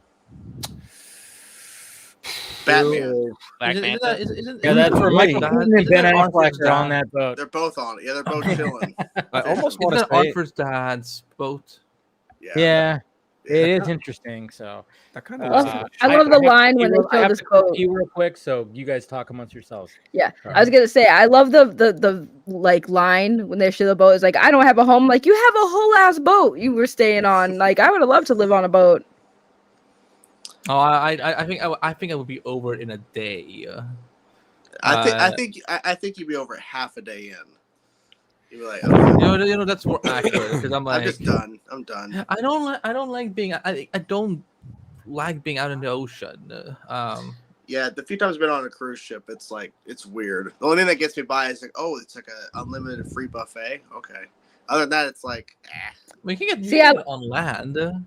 I was gonna say I like being on a boat. I just don't on the ocean. I just don't like being in the ocean because sharks exist, and I'm afraid of sharks. Same here. I think everybody's afraid of sharks. I don't know anyone who's like, "Oh, a shark, let me go give it a pet." But no, I mean the trailer, it looks good. I like the first Aquaman, and I think I'm gonna like the second one. I just really, like I said with Phil when he said I don't know what happened on the test screenings. I don't know either, but I remember when that came out and people were like, people actually walked out of the test screenings. I'm like, was that real? Because I can't imagine it being that bad where you actually walked out. I don't understand what could have got that kind of reaction. Was that instead of saying Jason as Aquaman, they were showing the version where Walter Hamada was wearing the Aquaman suit. Which, by the way, let's celebrate. This is his final DC movie. Fuck you, Walter. See you later. Yeah, I'm just wondering who's on that boat, but yeah. It's it's Arthur's dad and Michael Keaton and Ben Affleck. They're all fishing right now. Yeah. That'd be hilarious. Don't get started on this whole Batman nonsense. No, Like it's happening. It's all confirmed. Yeah. I did find James Wan's comments regarding Batman being in this movie pretty interesting. Yeah, it definitely was. The way he responded. Right. You'll have to see.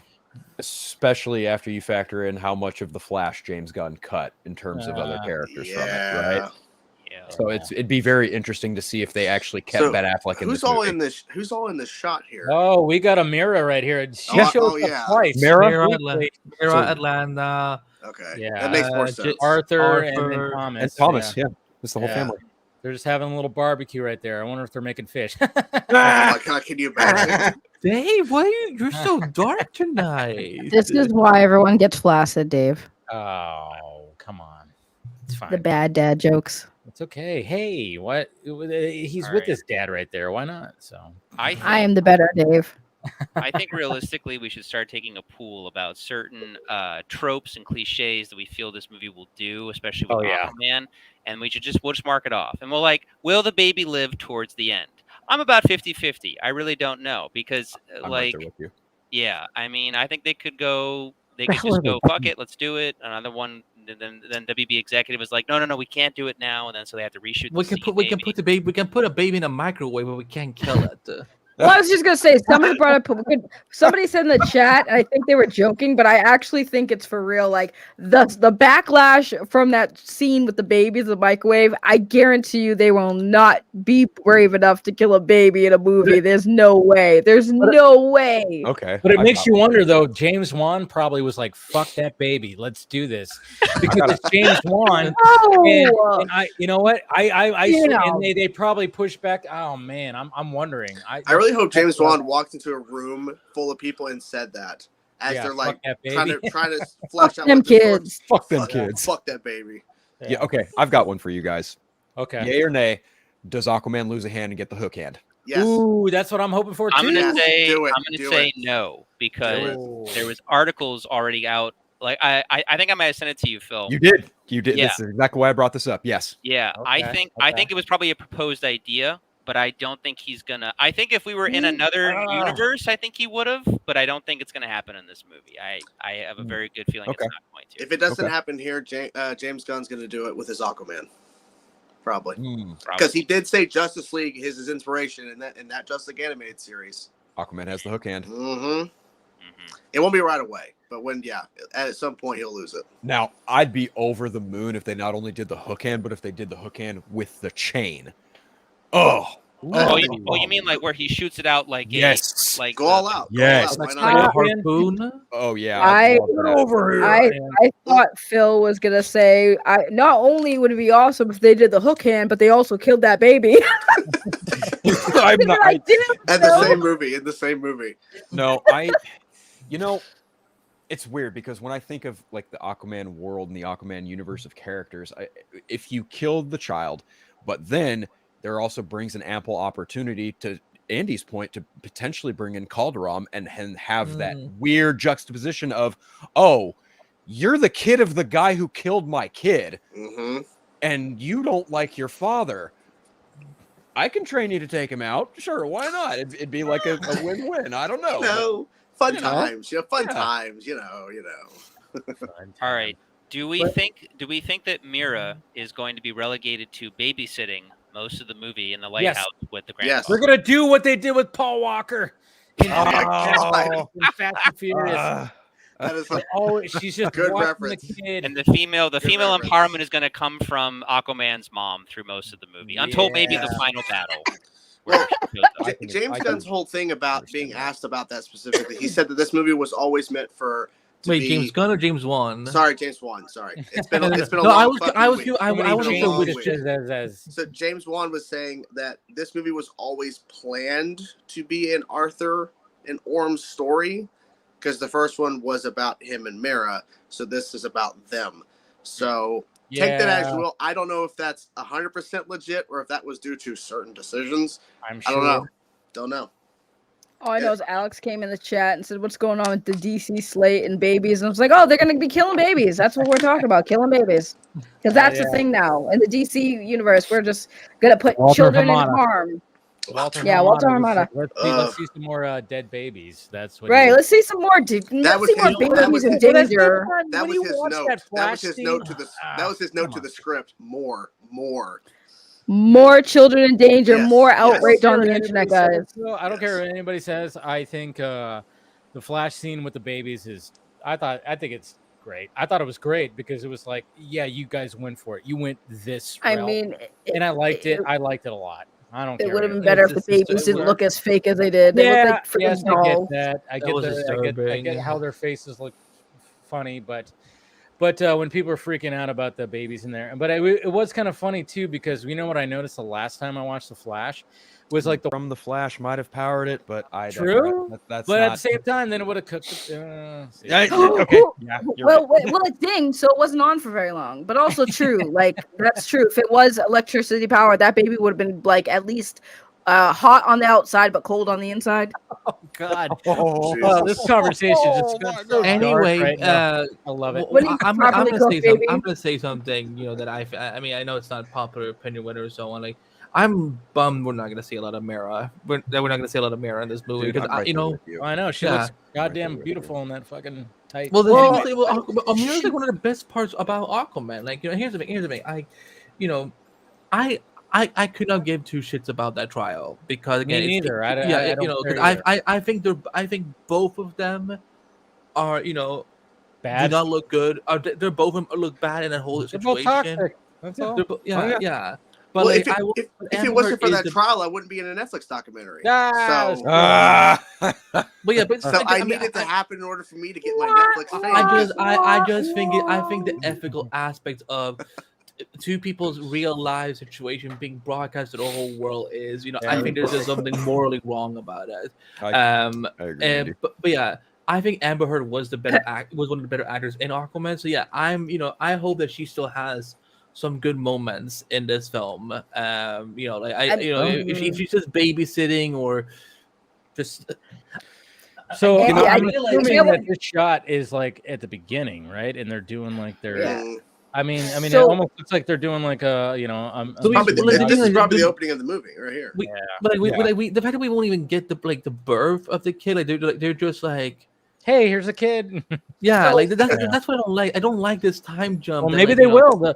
Maybe James Wan wanted to do like a Man of Steel opening where when she gave birth to Cal. Here's my thing, Andy. I don't want it to go too deep into it, but I will say this: like, I get what you're saying about the trial and whatnot, but like, if you look at that entire situation, that was 100% Amber Heard's fault. Because again, I'm not going to dive into it, but like, when this all started, no, you're right. They were both toxic. You're 100% right. But my point being is like, if you look at who took the first shot, 100% Amber Heard made it public. That's why it became public, because Amber Heard decided to make her personal business public, and because of that, we saw the consequences. And of course, the person who lost their career over what she started had to defend themselves. So again, I do agree with you that like people's personal life should not have much impact, but the person to blame would be her because she had to open her mouth. And if she didn't, then she probably would have had more screen time and she would have been able to continue. Because again, Johnny Depp was also in that relationship.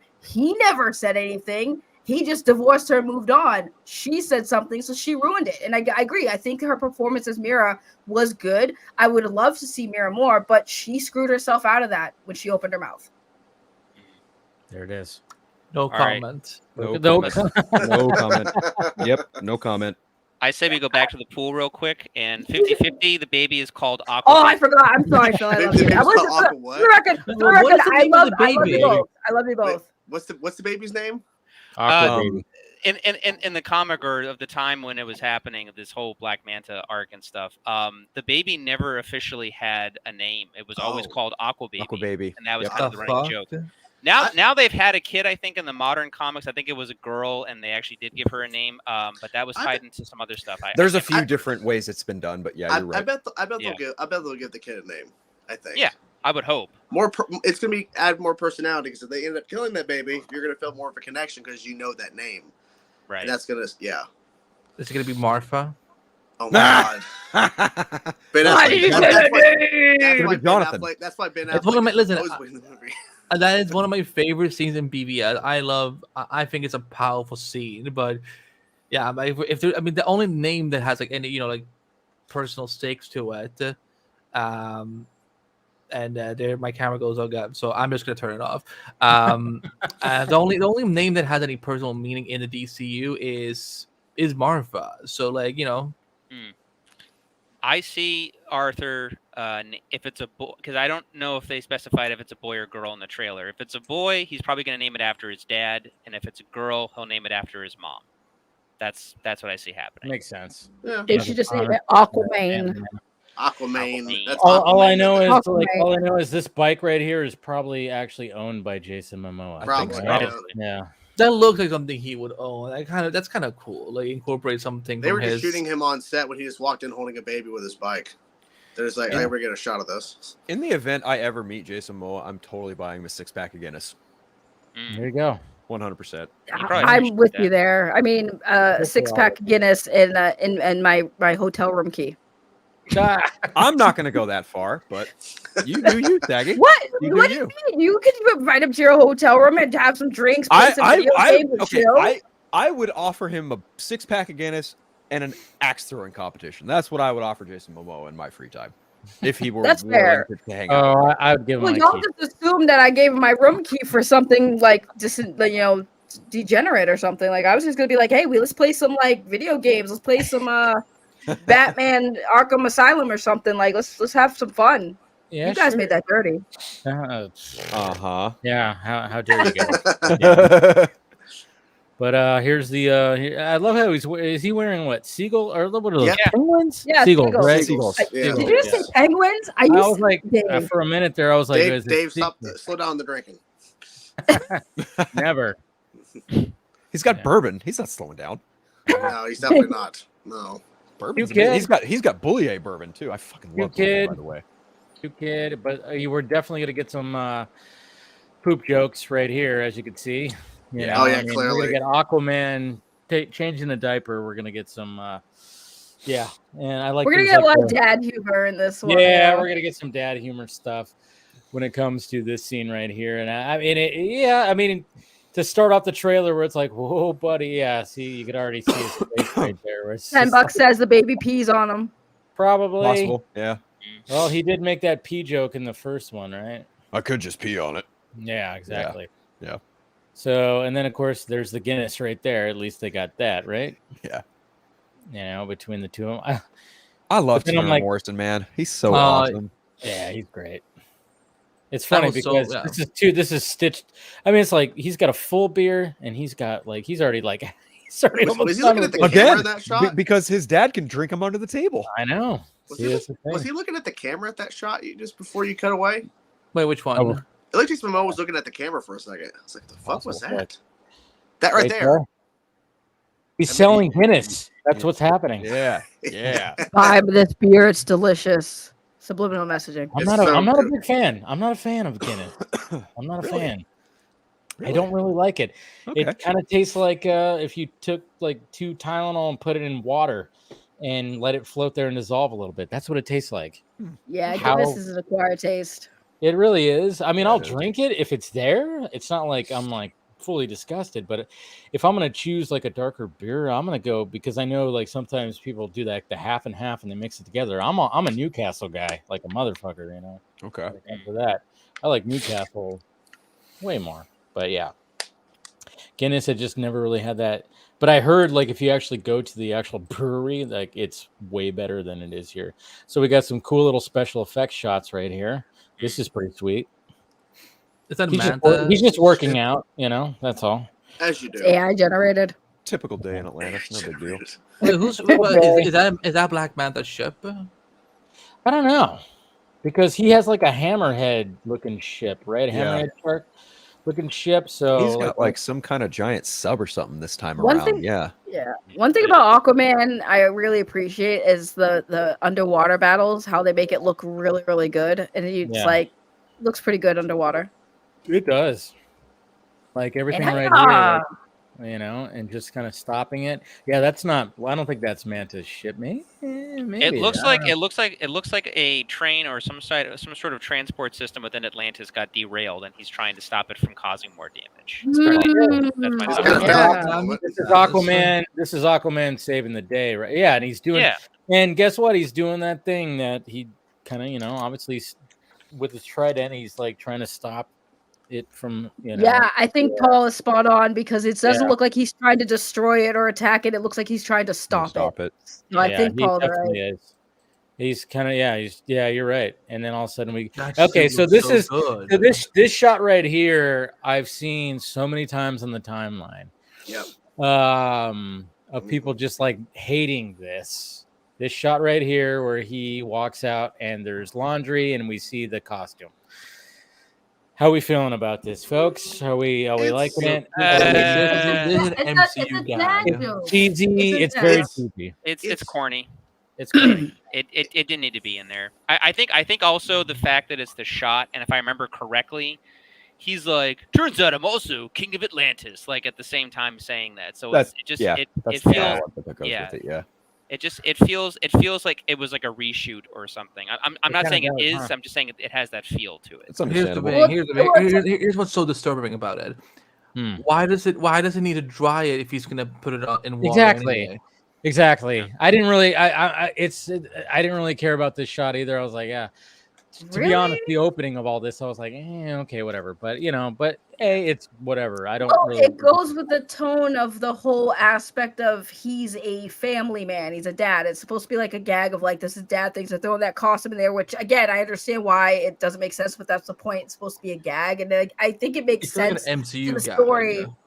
I mean, yeah, but it's like it's setting up the story. It's kind of like setting the tone of the story. Like, oh, I was Aquaman. I went from being this. Now I'm a dad. I got a kid. I got a home life. This is just a dad gag. Like this is what they're trying to paint this picture of. Like he's just a regular guy. He's just a regular dad doing regular dad things. But also he's Aquaman. Just to remind y'all, he's a superhero. That's why the super suit's out there. So it's like I don't mind it because it fits for the tone that the trailer is trying to tell the story of like what the plot is. So it doesn't bother me because it makes sense. Like I think for me, I see both sides of it. Like to Paul's point, is it corny? Yeah, 100%. But is it something that I'm just gonna like get worked up over the logistics of it? No, not at all. And on top of that, like to Saggy's point, it's a dad gag. It's not the end of the effing. I mean, it shouldn't work for all intents and purposes given the context of how his suit came to be in the first film. But even still, I still chuckled at it because it's Jason Momoa. He's charming as all hell, and I'm here for it. But even still, like I see both sides of it. I find it really funny that this is the one thing that people are so ass mad about because it's just like, have you never hung your laundry outside before? Like, come on. But if you just live at a lake house, I mean, like the thing. Look at it. It's like a treadmill, not treadmill. Like it's like looks like it's a big armor on a hanger. Like it looks stupid, and like it does look I expect this also he's gonna put. Why does it need to be dried? Well, I mean, like because it was wet. Because he's underwater. If it had been the same corny joke and the armor hadn't been there, and it was say like I don't know, like a Hawaiian or surf shirt, like on the hanger. Okay, like his pedestrian clothes. Maybe that would have been more like relatable. Because I remember we were talking about that earlier. And but they had to put the Aquaman, the costume. But it's also like I said to remind you he's a superhero. But I also see this is why I like reading the chat sometimes because Keelix makes a good point, even though I know it was a joke. But it's still like a logical explanation. Like, have you ever put on wet clothes? I know it gets wet, but he's Aquaman. He's always wet. More or less. But he's not right now because he's a dad, and then he puts on the suit to go underwater to be king of Atlantis. So I mean, I get what you guys are saying, but it's like at the same time, kind of like it's a gag, but it's also like the suit's there to be like, ha ha ha, look at, he's a superhero who has to hang up a super suit. Like it'd be like the same thing if Batman does it. Like does Batman, you ever think, does Batman ever wash that suit, or does he just not? And it always Alfred smells does. like What are you talking Alfred, about? yeah, Alfred does. okay, but it still gets washed. It still gets washed. That's what I'm saying. Like it's But what like, looks better? What looks better and more engaging to an audience? Like where the suit It would've is been more put out fun. and ready to go, and he's excited to put it on, or it's hanging out in laundry. Like it's just, yeah. I mean, I'm just This kind is of just like, type of whatever. joke. Okay, This is I'll type say of this joke much. that I would see a Marvel movie doing. Okay, this is still nowhere near as bad as Thor pouring a fucking beer on Mjolnir. Okay. Yeah, true. That's true. That's By true. the way, I think I would say this. I would think that this scene and this costume hanging would translate a lot better if it was like the old looking suit where it was like spandex. Because that, like the spandex, I think that would be more funny, and it'd be like a little bit of a homage to the old school look of Aquaman instead of like the current suit. So like if they were gonna do this, I think it would probably be funnier if it was like the old school spandexy looking suit instead of the one he has here. I think to Saggy's point, this would be a lot funnier if it was catering to like a 1960s, 70s Aquaman where things were a lot more spandex than say armor. I can agree. Yeah, that would have been more like, it would be like a good fan service, like fans would pick up on that, but also that would be like, this feels like a missed opportunity to like not show an old school suit, and it would be clothes because it looks like clothes, that would have been pretty sweet. But Jordan, I know you need to take off right now. Yes. Why? Because I have things going on and things I gotta do. I gotta pack this house up. But you're not even Fair moving enough, till my friend, October fair enough. anyway. We What? get it. We get it. You're not even moving till October anyway. No, at the end of this month. But wait, what are you doing? We're in halfway through October? September. Wait, what? Oh. So what are you doing in October? I'm moving, and what do you mean? There's nothing going on in October. I'm gonna be up there at that point. I saw you told me you were you and Shelby were driving up in October. No, you clearly don't listen to me. Clearly, but anyways, I love it. all right. Thanks, Dave, for having me on, man. Appreciate it. Thank you. Always. Bye. Check out All right. Chainsaw Reacts. Much love, Jordan. Take Thank care, you. man. Bye, everybody. Good to see you. Bye. All right, let's get back into it. I was a little late. I was trying to. I You're a little muted. I was late. like, wait, I can hear it, and I was trying to come back. Yeah. So yeah, there's gonna be like this kind of stuff, which I'm like, all right, we'll see what it's like. Hopefully, it's not too much, too like it just gets. I don't know. I don't want it to be too cringy. I think it might be fine, whatever. But yeah, watch as this scene doesn't even make it into the final cut anyway. it might not. You never know. You're right. And we You're right, Andy. spent all this time on the internet just fighting about it. Yeah. Oh my All god, I'd laugh. I'd laugh so hard. If it wasn't in there and everybody's like making a big stink about it, yeah. But for the most part, the bottoms look like they're very roomy, and they can. Yeah. Anyways. I love that And shot. then, of course, we see this is a great shot. That is just, come on now. That's just good. Is that his throne? Yes. Yep. That's his throne right there. So Yeah. he's just, so this is like, of course, they had to have like this shot, which is great. Fantastic. Hair flowing through in the water. Can I just add that, like, I love that James Wan, in the first movie at the end, you get that very traditional color scheme for the Aquaman suit, but in this film with this shot specifically, it's almost like darker, a darker hue of it, which is also kind of reflective of how Aquaman's colors got not necessarily gradually darker over time, but like you could take your, what's the word I want to say here? You can take your creative liberties with showcasing just how many different shades of this suit you can make and still have it look faithful. I just really like that Juan just really has that color palette of this suit like all over the place, and it still looks great no matter what shot it is. I just love if you can just I love like the boots. Like I think the boots and the gauntlets, they don't get enough love. Yeah, the boots and gauntlets are really cool. Because they stand out. Like they do stand out. That this doesn't feel like just any other suit that we keep seeing. Yeah. I know it does look cool. I like the way that it it's almost like they have like their own little fins on it, and yeah. But it's kind of interesting that he kind of disappears and then you see this, like, what the fuck is that? But I don't know. It's just a transition to that, of course. Oof. So it's just so cool. I wish we could have like an Atlantis TV show, like based in the Aquaman world. Yeah, I do too, but I think it'd be a little too expensive. It would be so expensive. Well, they technically did. I was mentioning here in the comments that terrible cartoon show that came out right around the same time as the first movie. Oh yeah, Throne of Atlantis. Yeah, we don't talk about that. Yeah, we don't talk about that. Jinx, Andy, Jinx. But I love how like we're seeing like Atlantis, just normal Atlantis. Like, hey, you want to eat at this restaurant, out on the patio, have a couple of drinks. You might we're trying to get rid of the crab situation, but yeah. So I love this culture. I love the culture. Yeah, so they're really showing the Atlantis culture right here, which we got a sense of in the first one, but we're gonna get a lot more in this one. And then there's the ship. There it is. Yep. There's the hammerhead ship, which I thought really cool design. I like that it's designed like a hammerhead shark. Yeah.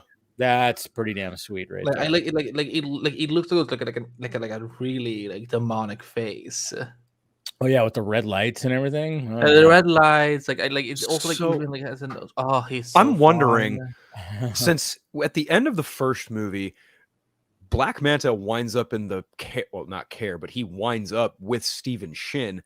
What role does Stephen Shin have to play, if any, in regards to how Black Manta finds Aquaman? That's a good question. What I'm curious about. Yeah, he'll either be there as a stoolie until he gets killed once Black Manta finds Aquaman and Atlantis, or he'll already be dead and Black Manta just has a way to find him now or something. Yeah. Depending on probably the availability of that actor or however they wanted to rework it or whatever. But we already know Willem Dafoe's not coming back. Yeah, I was gonna say Vodka in this movie is just such a disappointment.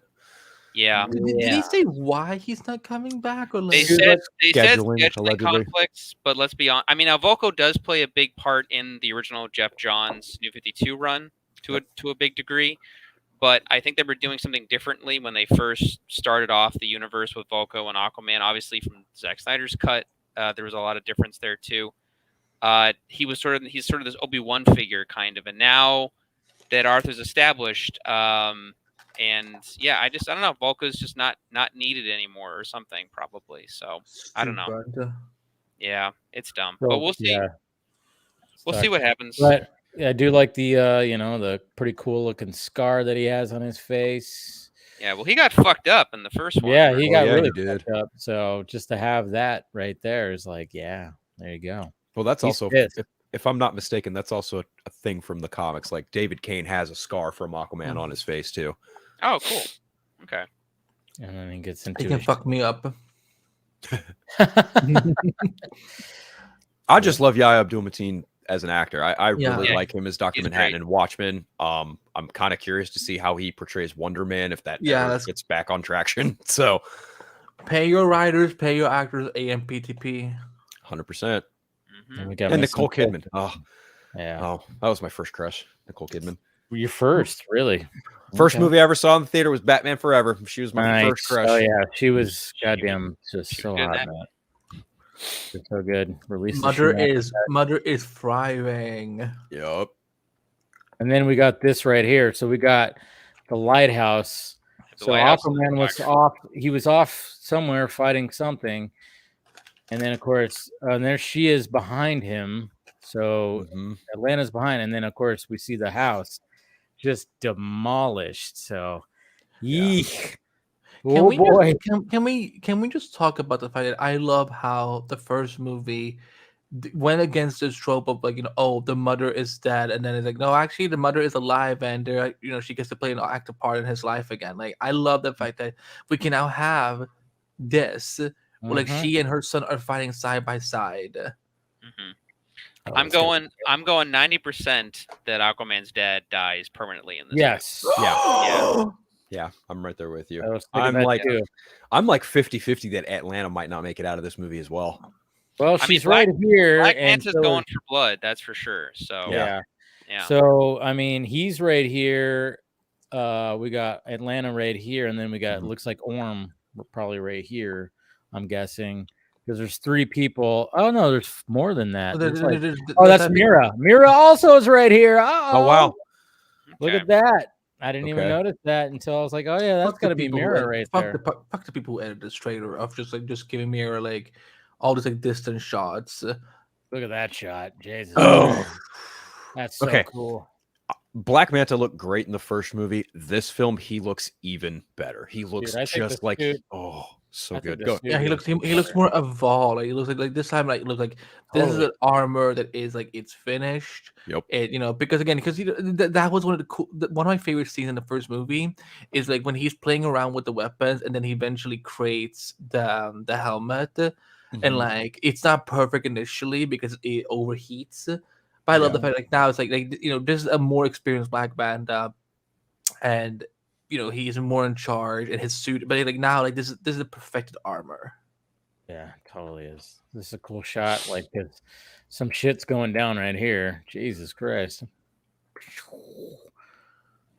Black Manta has always been one of my favorite villains. So to see him get this kind of treatment in this movie just makes me so happy. Same. I just wonder if Calderon, if could there be a Calderon in this universe at this point? Hey, look at this guy. She's watching an AMC screen. If you know, you know. Yep. Jeez. She's like, oh my God, the experience at the movies in Atlanta. I always love when you do your female or like flamboyant voice or whatever. I have to deal with Regal, where they do that stupid thing where everyone is just doing the lines from other movies while they're going, and all the characters are kind of dressed like the character from the movie, and it's just seeing it over and over and over again. You're just waiting for it to end, and you're like, please, can we just get to the movie? Dude, I'm gonna have to deal with that tomorrow because I'm seeing the Dark Knight trilogy back to back at a Regal. Right, that's happening. Yeah. Yeah. Maybe I should do that too. Batman Day. I know. I was thinking about at least catching one of the screenings. My tickets were only $5 a piece. It was really cheap. Nice. I jumped up too much. I don't. There we go. There's that villain shot. But like I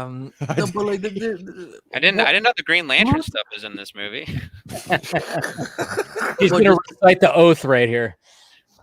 Well, just because the staff is glowing. Yeah. Well, it's the Black Trident. I'm assuming that's so it's dark energy of some sort. Yeah, some kind of dark energy that's taking over him. Yeah. But it's a cool shot. I mean, when they released a shot in Entertainment Weekly, I was like, that's a fucking villain shot right there. And I'm like, all right, cool. Yeah. And then there's 1, 2, 3, 4, 5, 6 abs. Exactly. He's got a shirtless moment. He's oiled up. I'm sorry. Like he can fucking cut me with that trident if he's doing it shirtless. Yeah, it's a good. Wait, his eyes glowing green. Like, is that like do we think is that like power? The powers of the trident shining through him. It'll be. We're gonna find out. It's gonna be something. I mean, generic in the sense of like, oh, this was a trident and it corrupted the Atlanteans or whatever. It probably sunk Atlantis. I mean, I'm assuming that's probably gonna be something along the lines, and that's gonna be Black Manta's thing about does he need the trident to beat Aquaman probably, or can he do it himself, and so on and so forth. I mean, I see that being that trope or cliche that they're probably gonna. I think you're onto that because in the first film they only say that Atlantis sunk. They never explicitly mentioned how. Exactly. And they only showcased 6 of the 7 kingdoms for, I would imagine, this reason. Yep. And so I'm assuming that the trident or the bad trident has something to do with the sinking. And then they just adapted to using Atlantean technology and magic. They adapted, and and then I mean, do we see Black Manta surviving this movie? No, that's a good question. He might not. No, he might not. Because before the DC, before the new DC universe was announced, he was announced he was doing Wonder Woman. So I think he was like always going. This was going to be his last movie, and then he's doing Marvel. Yeah, doing Wonder Man, probably. Yeah, that makes sense. Probably not. I would not be surprised. And then, of course, we have the desert shot, which Pitbull will probably be playing his new song during this right here. No, I don't. Who knows if Pitbull's even. But some cool little. And then this shot right here. So we saw the very first, the only footage that we've had for this fucking movie was of Jason Momoa in this stealth suit, but of course it was all. It just looks weird. It was very different. So now we have a shot of what the stealth suit does, which turns him invisible, because we saw this. I don't think it was the exact same shot for sure, because I saw people comparing them, but it was like we saw the shot of the stealth suit, of course, without the VFX. And if you got trypophobia, you're losing your mind right now because there's so many holes. You guys know about trypophobia? No, what is that again? Yeah, if you look it up, trypophobia, it's a fear of a cluster of holes. Sorry. Oh. Yeah, when you look it up and you look at images, see if clearly I have no problems with holes. I know, but it's a cluster, okay, not just one. Anyways, who's this guy? Hi, Walter. Kind of looks like Groot. A little bit. Something. Oh my God. Like if Groot was like on steroids. I'm going to guess. Have you watched The Last Guardians? No, this is Groot's cousin Gravel. No. I'm going to assume that these are remnants or guards that are guarding this sand desert prison for Orm. Yeah. Orm is looking rough because he's not near any water because he's Atlantean born. So exactly. he somehow isn't dead, but he's kept alive somehow, I guess. It's like the opposite of Mr. Freeze in Arkham Asylum. Exactly. Yeah. Well, it's like, when Superman was underground in, Flashpoint kind of thing. I'm not feeling this. True. I'm not feeling this suit for some reason. You don't like the stealth suit? I don't. Something about it is just. Andy's face looks exactly like Jason Momoa's face right now. I just don't. Yeah, see. For me, here's the problem. Why does he need a stealth suit? He's never he is. This is. Well, we gotta watch the movie to find out, Andy. That's what happens. If you've ever read any Aquaman comics, I think from either the mid 80s or 90s, they did kind of change his suit from the traditional green and orange to something a little bit more blue. And I think that might be what this is kind of homaging. But to Andy's point, yeah, I don't really know why he would need it. But to Dave's point, we're gonna have to watch the movie and find out. If it's blue, if it was blue, I would have preferred it because I don't need him in a full black suit. Yeah, Andy, they did it so they can make another action figure. Exactly. You know what? That is a good point. Look at poor Orm right here, looking all frail and just. Okay, you'll understand this, Dave. He looks like Lars Ulrich's dad right there. Yes, he does. He looks like Torben Ulrich so hard right there, bro. Wow. Yeah, he totally does with the big beard and everything. Yep. Yep. Because I think the one time that we actually, because it was in some kind of monster, right? Yep. Didn't he talk to his dad in there? We see his dad in there. Yeah. He had his dad listen to what they That's were right. contemplating on being the opener for Saint Anger, and they did not. That's use right. that as an That's opener. right. Yeah. You nailed that. He totally did. But he's just looking not good. But then, of course, when he gets into that water, he starts fucking guys up. Which this is probably going to be a really cool little fight scene right here. I'm imagining, Oof, let's go. Going that. Roar! That's pretty sweet. Come on, that's good. I like that there. And then look at, he's all jacked now. This is a funny screenshot right there. It's like, do not call me brother. I mean, those man boobs. I mean, come on. And he got pretty fucking ripped for this, pretty jacked. I mean, Patrick Wilson's always been a fit dude, but I think he upped it when it came to this because he obviously, we didn't see him shirtless in the first Aquaman. Okay, you know what? Okay, like no, I don't think so. To Paul's point, like this, I mean, to Lip's point, like this does seem a lot more blues. Maybe it was just a lot because now I actually I kind of like it. Now you like it. Andy, I'll send you a picture of the comic I'm referring to, in which I think this suit might be inspired from. And I think like eventually Orm he wears a stealth suit as well. Yeah. At one point. So yeah, I mean, I think they're just kind of, I don't know. I mean, there's going to be somewhat of like heists underwater. Why not? Or heists in desert. I don't know. gonna be interesting. But Well, James Wan did do a Fast and Furious movie, so that wouldn't. He did be do out a of the realm. Fast and Furious movie. Yeah, I That's think a it cool was. shot. Which one did he do? Fast 5? No, Fast 7. Fast 7. Thank you. He did the one where they send off Paul Walker. Oh, that's right. Yeah. Cool shot right here. Obviously dark and yeah, but then I'm like, all right, so now I'm kind of wondering maybe Arthur gives Orm his suit. I don't know because he's wearing the stealth suit right there. Yeah. And then he's got his normal clothes on. I don't know if he's. I mean, does he have the his stealth suit underneath it? Maybe. I don't know.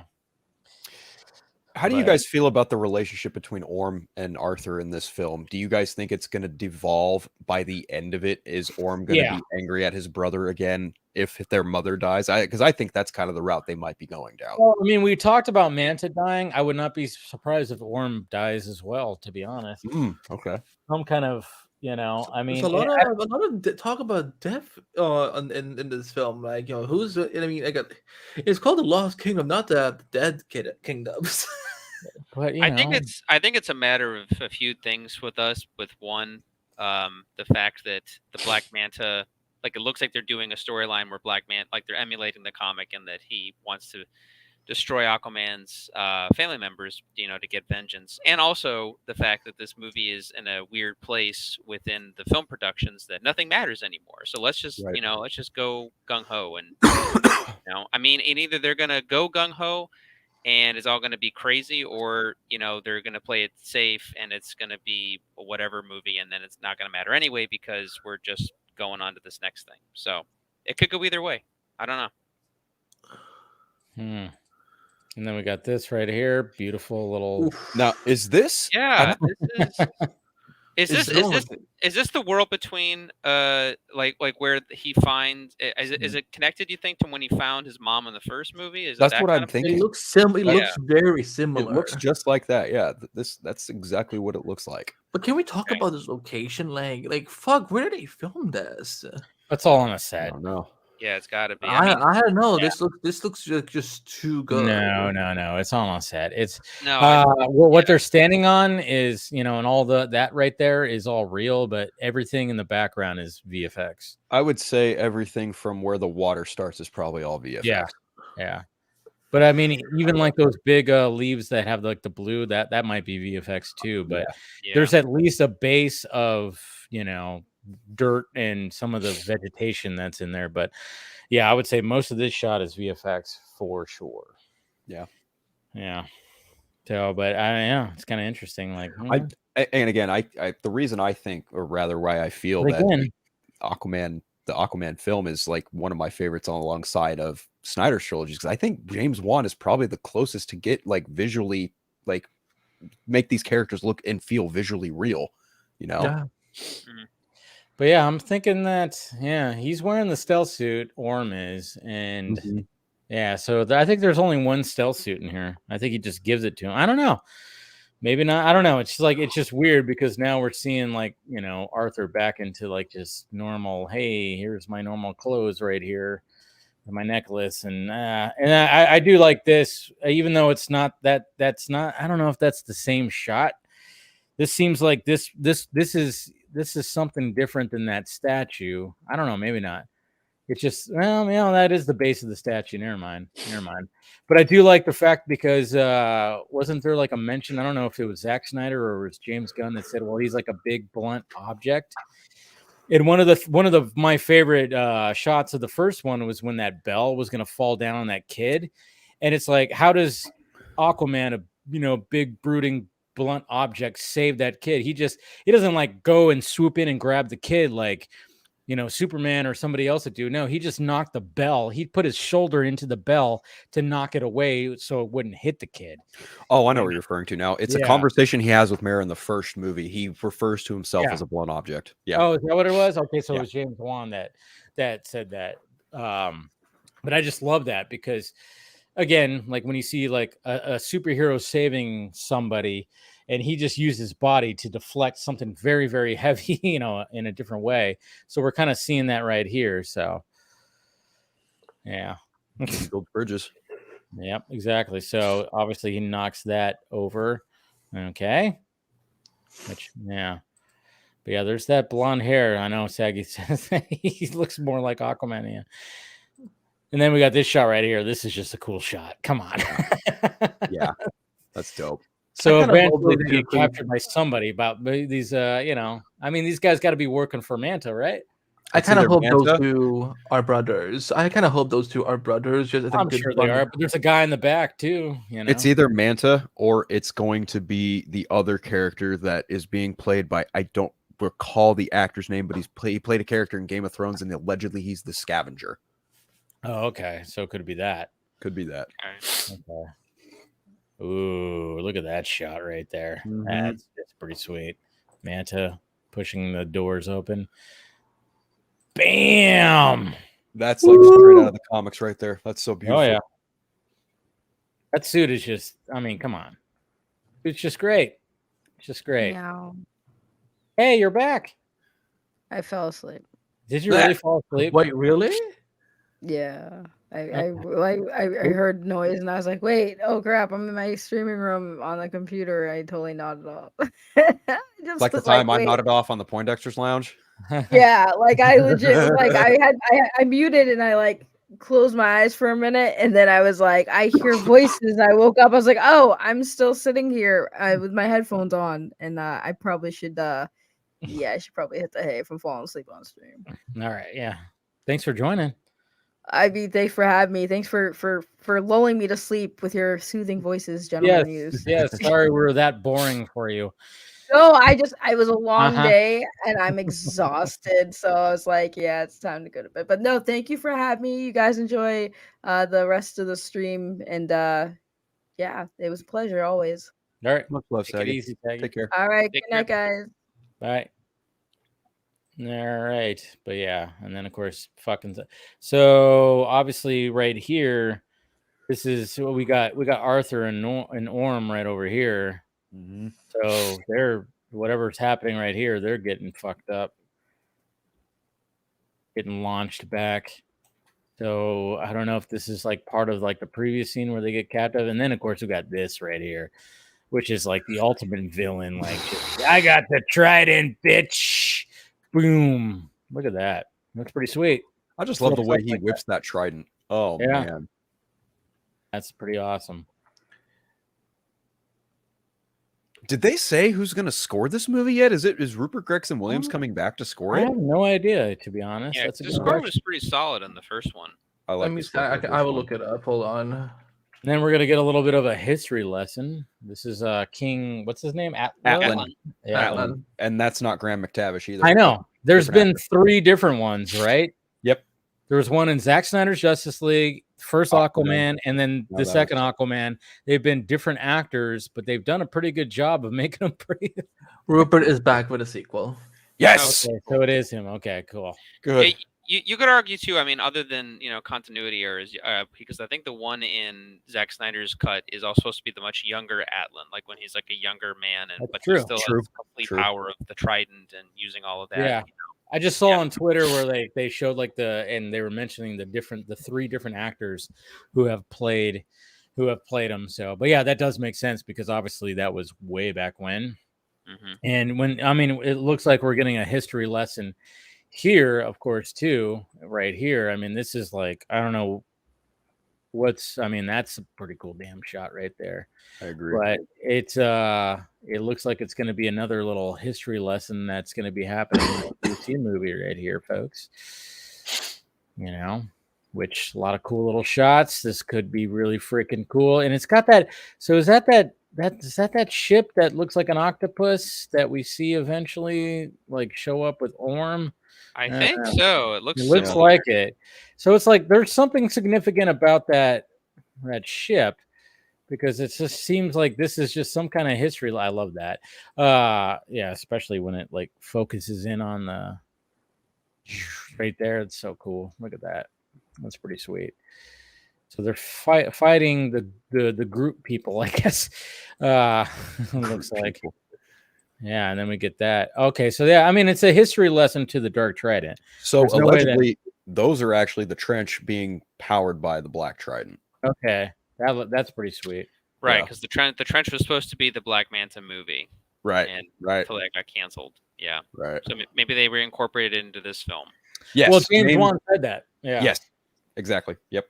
Because he said that, like, because it was revealed a while back that the Trench movie was secretly more of a Black Manta movie.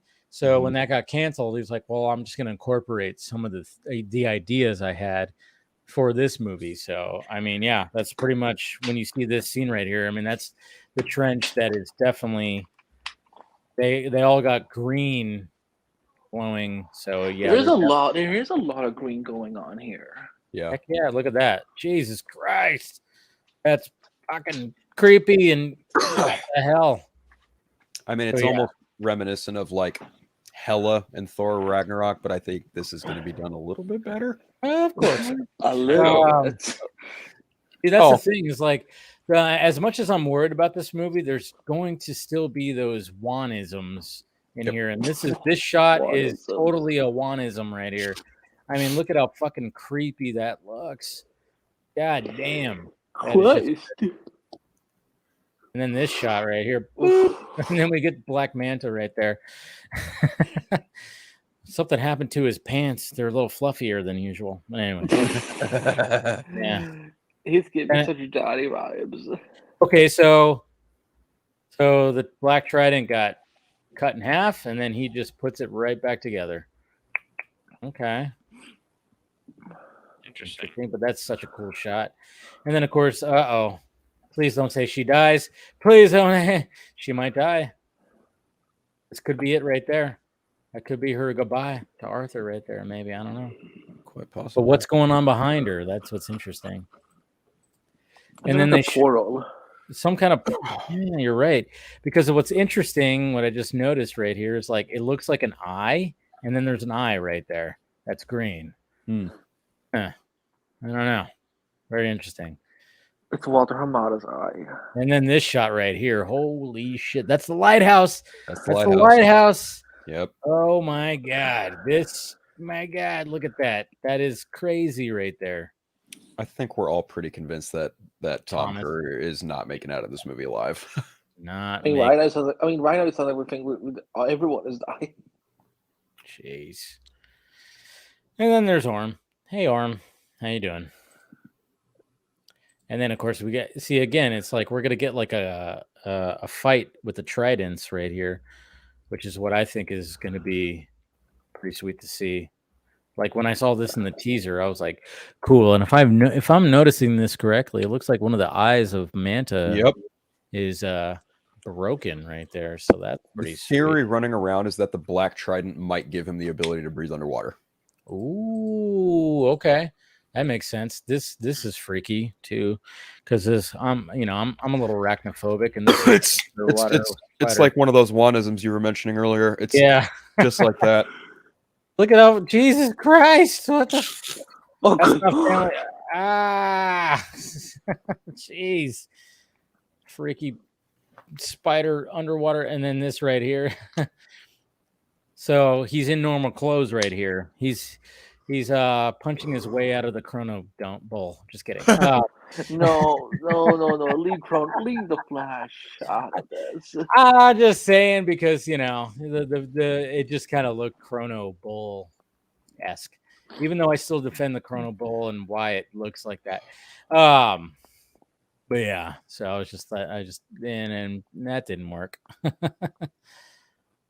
And then gets squashed by so I'm kind of wondering what happens there. And then of course we're gonna have some brotherly beef right here. And then of course that shot. Come on, using the trident. That's a good shot right there.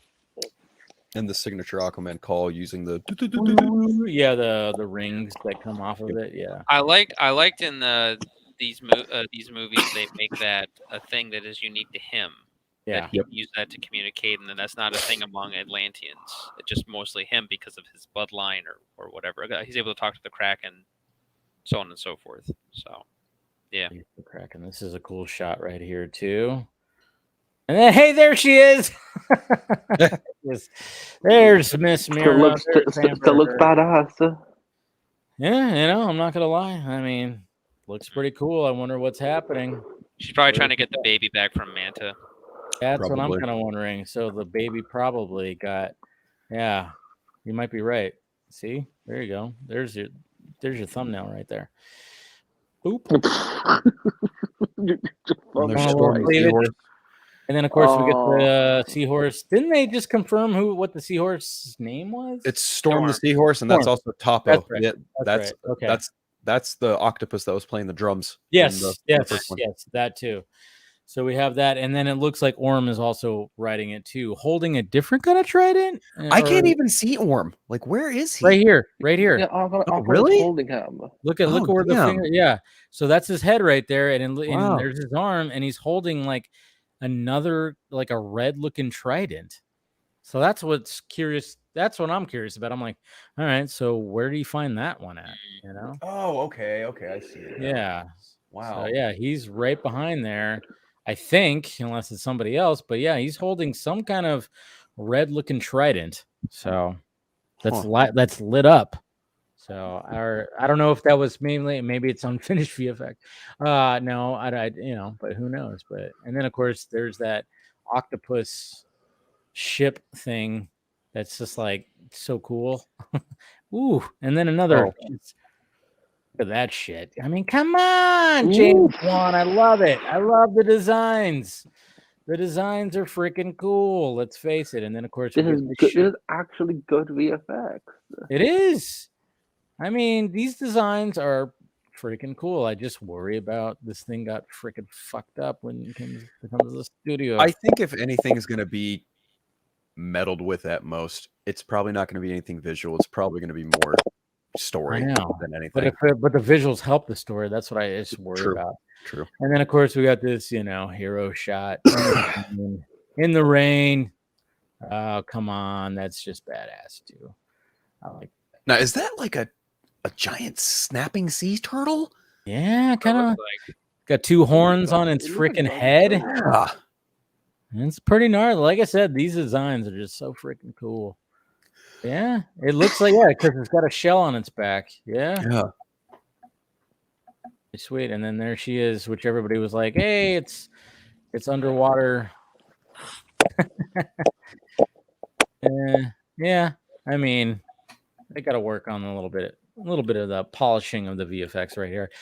But yeah, that's definitely her. That's And I remember like saying that I was like, "What is this underwater cheetah?"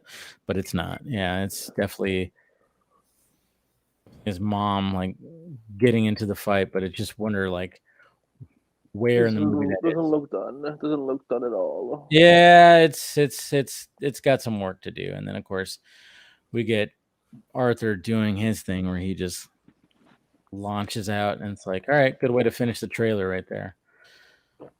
We're gonna get some. I mean, I love how like they're adding like the snow element, the cold element, like when it comes to the logo as well as water. So, I mean, we didn't see too many of those, but we saw Manta, of course. He definitely was in a. He was in an Arctic jacket. Yeah. Yeah. So I guess that's where the trident is, the black trident. I'm guessing. So maybe. Yeah. But there you go. There's a little breakdown of the trailer. So how are we feeling after doing this frame by frame breakdown? I feel more confident in it, but like I said, I'm so skeptical of studio like interference and stuff like that. I think. Same. I mean, I'll say this right now, as you guys know, I wanted to kind of wait for Blue Beetle on video and stuff, and my friends bribed me to go basically, but I was like, yeah, those are some good friends, by the way. As the ambassador of Blue Beetle, those are good friends. But like, yeah, I remember thinking back on the Blue Beetle trailers and being like, it's been consistent. It looks okay. Like I have no problem going to see it with them if that's the case, and I did, and I enjoyed myself. And if they did the same thing with Aquaman 2, I might join them. If they had done it with the Flash, though, I would have passed. So that's fair. That's where I'm at. But honestly, like I just don't have any. As a DC fan, I don't have any real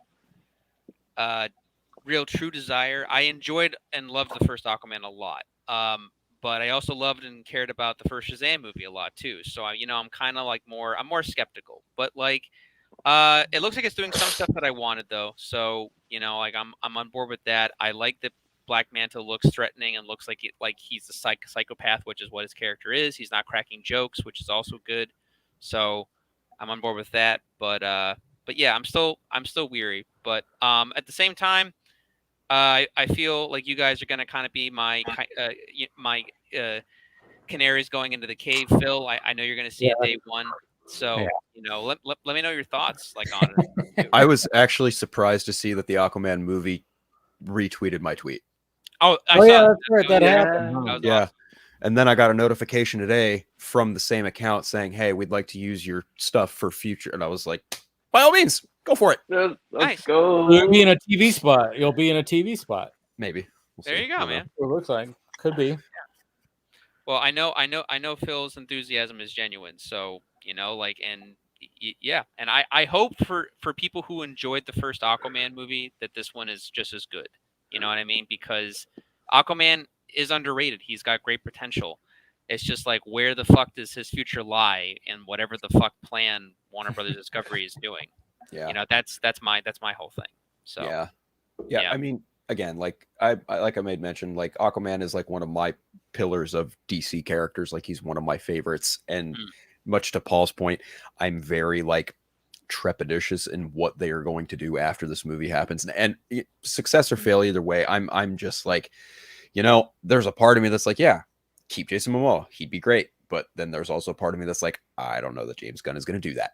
And it really is going to hinge on just how successful this movie is at the box office. And that part I'm kind of wary of, given the nature of superhero films at the box office this year.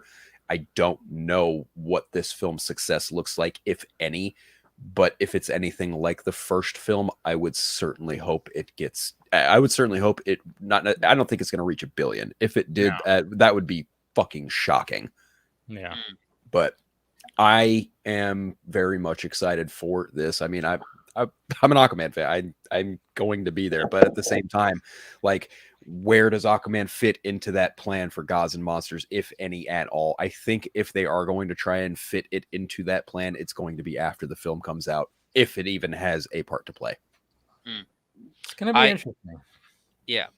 No, I mean, I see the film. I'm interested to see how it turns out and plays. I see it making more than Blue Beetle. I see it making more probably than The Flash. But I'm with Phil. I don't see it making $1 billion. I would be surprised if it does. No, it's not going to do that.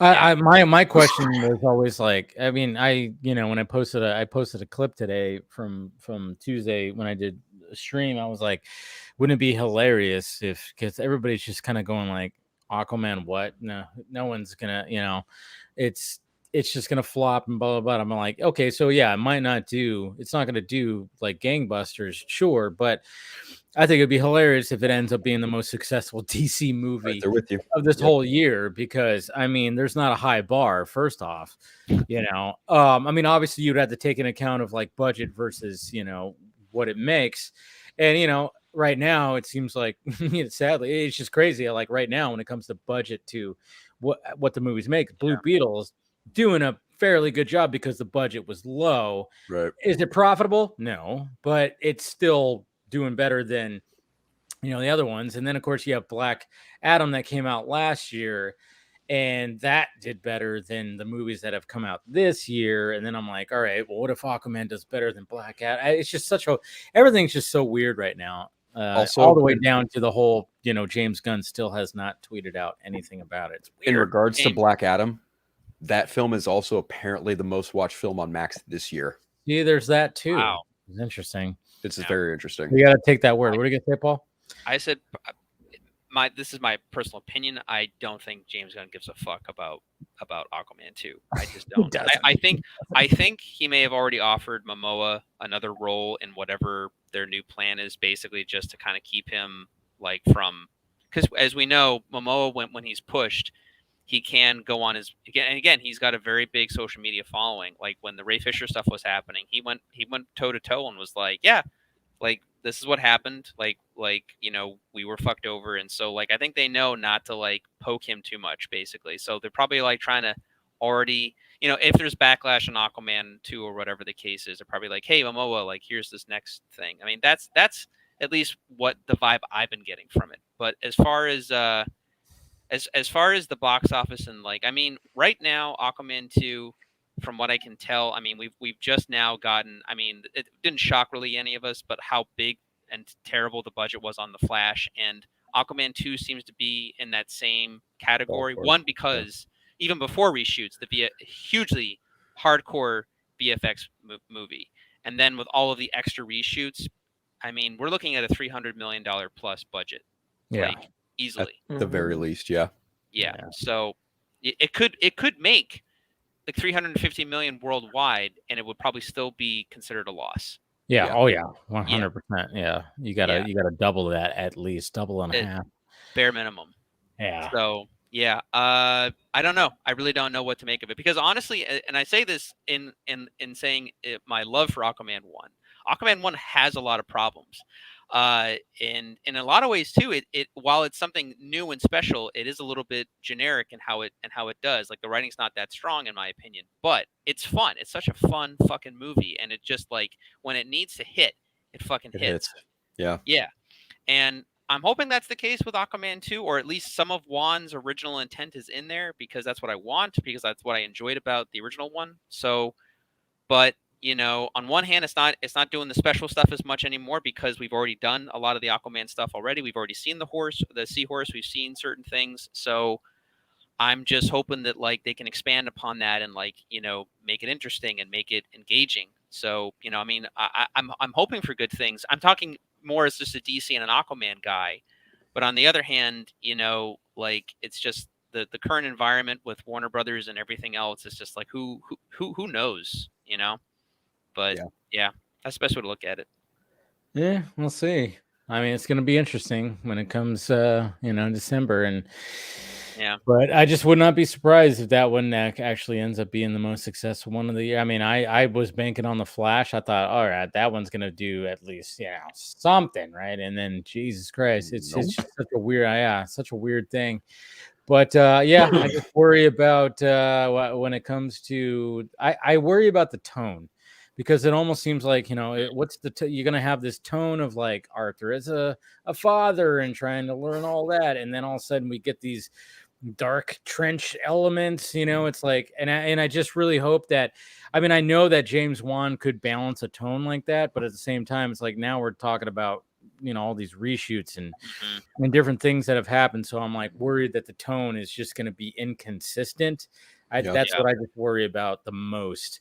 But from the trailer, visuals look great. So I'm really, really worried, because there's clearly going to be a murder within the first act of the movie, and then they're going to cut to him and Orm making jokes, and it's like, it's just not going to work, especially if it's his dad, his dad is, like, the last guy, like, really in his corner that isn't connected to, like, Atlantis or something, or his legacy as a king. Like, his dad is, like, his grounded, like the thing I love about DC that's consistent, or in the more modern interpretations of the characters, is like the way to make them relatable is you're making them gods, but they always have something that keeps them, like, grounded. Yeah. Barry Allen has Iris, Clark has Lois. Wonder Woman has Steve Trevor. Right. And Batman has his family, like the Bat family. Like, every one of these gods has something that connects them to Earth and to humanity. And in this version of Aquaman, it's his dad. And if that's gone and he's just cracking jokes with Orm, I'm just gonna be like, like, I'm not gonna be feeling it. Or it's that imbalance of tone. Yeah. So it's a valid worry to have, especially considering the environment that this movie was made under. The changing of the guard and all, taking that in consideration. Yeah, I mean, it's definitely valid. I mean, we've all been speculating for months and months and months and months and months about just how this movie's going to turn out. What's it going to look like? Is it really as comedy heavy as it was implied earlier on before we even saw anything from it based on this trailer? Yeah, a little bit, but not as much as people were really making it out to be, if you ask me personally. I think is Andy asleep? Or was he just making Andy? You might. There was like a Andy. yeah, because I was like, who is breathing like that? He might, yeah. He might be. I mean, geez, apparently, like we were putting Saggy to sleep, and now we're putting him to sleep. Jesus. Well, apparently, it's been that kind of week for people. It's been a week for people. I mean, I'm not gonna lie. Like, I have the 3-hour difference here. Yeah. You know, so I'd always let you guys or Dave, I'd let you know, be like, or a private chat, like, hey, I am not my best right now. I got to get going or whatever. Yeah. If I ever fall asleep on the chat, please, I'm apologizing in advance. It was not intentional. Be all right. But yeah, he might have dozed off. Jeez, the sleeper stream that we're having right now. Jeez. All right. I talk for myself as well as you, Phil. Phil, you were not boring me personally. Dave, you never bore me. I was engaged with the conversation. No, so. It's a normal. We're having a normal conversation. Like I said, I think we've all just had a week. I've had a long week myself. You know, it just seems like a lot of you know, Saggy was having a week herself, and maybe, you know, Andy even said that. So, you know, it just happens. It just happened. And Andy's in a crazy time, not crazy time, but time zone. We're not going to say where he's at, but let's just say it's not around, you know. So, but it's just like, so there's like a different time zone for him too. So it's understandable. So, that was a snore. Yeah, that was definitely a snore. Okay. I'm gonna go ahead and we'll just message him. Yeah. So Phil, let's get back to the previous point. So no, because we were in the middle, and then Andy. Yeah. So I was gonna say with Aquaman, it's a bummer because, like the other previous DC movies of like the last 2 years or so, these movies have, from pre-production phase to post-production phase, like final days, I mean, the regime has changed like three times. Yeah. And it's like, and you have like you have a movie that was probably put at 200 million, now at 300 plus million with reshoots.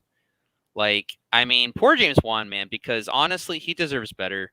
Like, he's always been so good with just like, you know, the fandom, and he's always been trying to be. You can see that he's been trying to be positive with all this stuff, and he clearly loves Aquaman, and I mean that in the sense of like, I mean, however you want to feel about James Gunn, but like between the Peacemaker stuff and the ending of The Flash, I'm like, we need Aquaman to be Aquaman again. Like, we need him to just like go toe to toe with Manta, like fight for Atlantis. Like, that's what I want to see. So I'm glad that the trailer has given me that. It's giving me those vibes. But like, you know, but again, as we said before, and Phil, I know you're in agreement with me. Just the tone. That's what I'm really, really worried about more than anything, especially with reshoots and mishandling of scenes and trying to. Do we know the length of the movie yet? No, we don't know that runtime yet. Yeah. Okay. Right. Hopefully if it's cut down to 2 hours, I'm gonna be like, God damn it. If it's like 2:15, 2:20, I'll be like, all right, maybe we're gonna have something here. But if I see it's around 2 hours, I'm gonna be like, oh yeah, they fucking shaved the shit out of this thing. Well, here's the thing, right? Because you have like, and I'm comparing it to Marvel movie, but just I'm talking more in terms of like plot elements. You know, I felt, however you feel about the MCU or as far as Spider-Man goes, I love Homecoming. And I love it because there's so much that they deal with in that movie, but around like 2.5 hours, they're able to somehow balance all of these different things that are going on with Peter. You know, you're setting up like his later stuff. Now, granted, we still haven't done like the true Sinister Six yet, but I mean, you're setting up the Prowler, you're setting up Scorpion, you're setting up Vulture. You're setting up like his friend base, you know, you're doing all these different things, but somehow Homecoming kind of like was able to balance it out and, you know, kind of have it like flow naturally, you know? Yeah. So that's what I'm hoping. I pray for Aquaman 2, but again, I can only hope. So I can only hope, man. That's what I'm talking. Yeah, we'll see. But at least they gave us something. And for anyone that says that they're not going to market it's like they still have to market it a little bit. Are they going to push like a bunch of money? People are saying they're not going to market this movie. No way. Dude, that's what was so funny about that. And all of a sudden they released that teaser, and I'm like, yeah, I don't think they're gonna, put a bunch of money behind the marketing, sure, but they still have to market it. There's still gonna be merchandise, there's still gonna be trailers. There's gonna be trailers and toys. They're gonna try and do probably as much marketing as they can in the base of what they already had planned to do to a degree, and stuff that's not gonna cost them that much money. Like they're gonna have to pay the guy that made that trailer, but if they post it on their own YouTube channel, I don't think you have to really, and then the trailer will just do its thing as it naturally does within the the superhero fan base, where like some guy will share it on his channel or have a reaction to it, and then people will find it. I saw the teaser for the trailer. I didn't even realize the trailer was out, and my friends texted me about it. So then I went and I found it. So it's like, so that's its own advertising. Yeah. But yeah, they won't be pushing for it the way they did the Flash. No fucking way. No, but don't have the money to do so, I don't think. Exactly, that too. But they'll do enough where they'll cut their costs, but they'll put the word out at the very least. They have to. I mean, if they were really smart, they would have shown something like this in front of Barbie. Yep. Yep. That would have been a good idea. That would have been a good idea. But they had it ready. But you know what? I was gonna say, you know what I think, Phil? I don't think those VFX shots were even set to go. No, they probably didn't have shit ready. That's the bad part. Yeah. But you know what? They could have showed like a teaser, like a fucking 30-second, like just show like live footage, and then whatever VFX that you have finished, somebody could have crafted that into a 30-second teaser, or even maybe less. I don't know, like a 15-second teaser, and they could have thrown that in front of Barbie. That would have been very smart to do, but fuck no, they did not. I just laugh thinking back to the Batman, not the movie or anything, but I remember that they were setting up that, and this was before Gunn was announced or anything, but the future of the DC, and it showed clips from all of the future movies, and I'm like, yeah, I wonder how weird this is going to age in a year or so, and already I'm like, yeah, it's aged about as well as I had thought it was going to kind of age, and yeah, but yeah, it's interesting, but yeah, like it would have been a good idea to have something in front of Barbie, because that movie has been like, they're I mean, I think Barbie's already on digital, but Barbie's still in theaters, still playing it. It's still playing in my local theater right down the road. So like it's still out there and still reeling the same, the same trailers and stuff. But who could have predicted the writers' strike at this exact moment, with the actors' strike too? But that too, yeah. Yeah. But then again, actually maybe they could have, because with all the streaming stuff causing the problem in the first place. But I'm not an executive, so I don't know. It's all I crazy. don't want to be an executive, because then if I was an executive, then I'd probably have to sit in the same room as Peter Safran. I don't even want to do that. Yeah, I don't trust that guy either.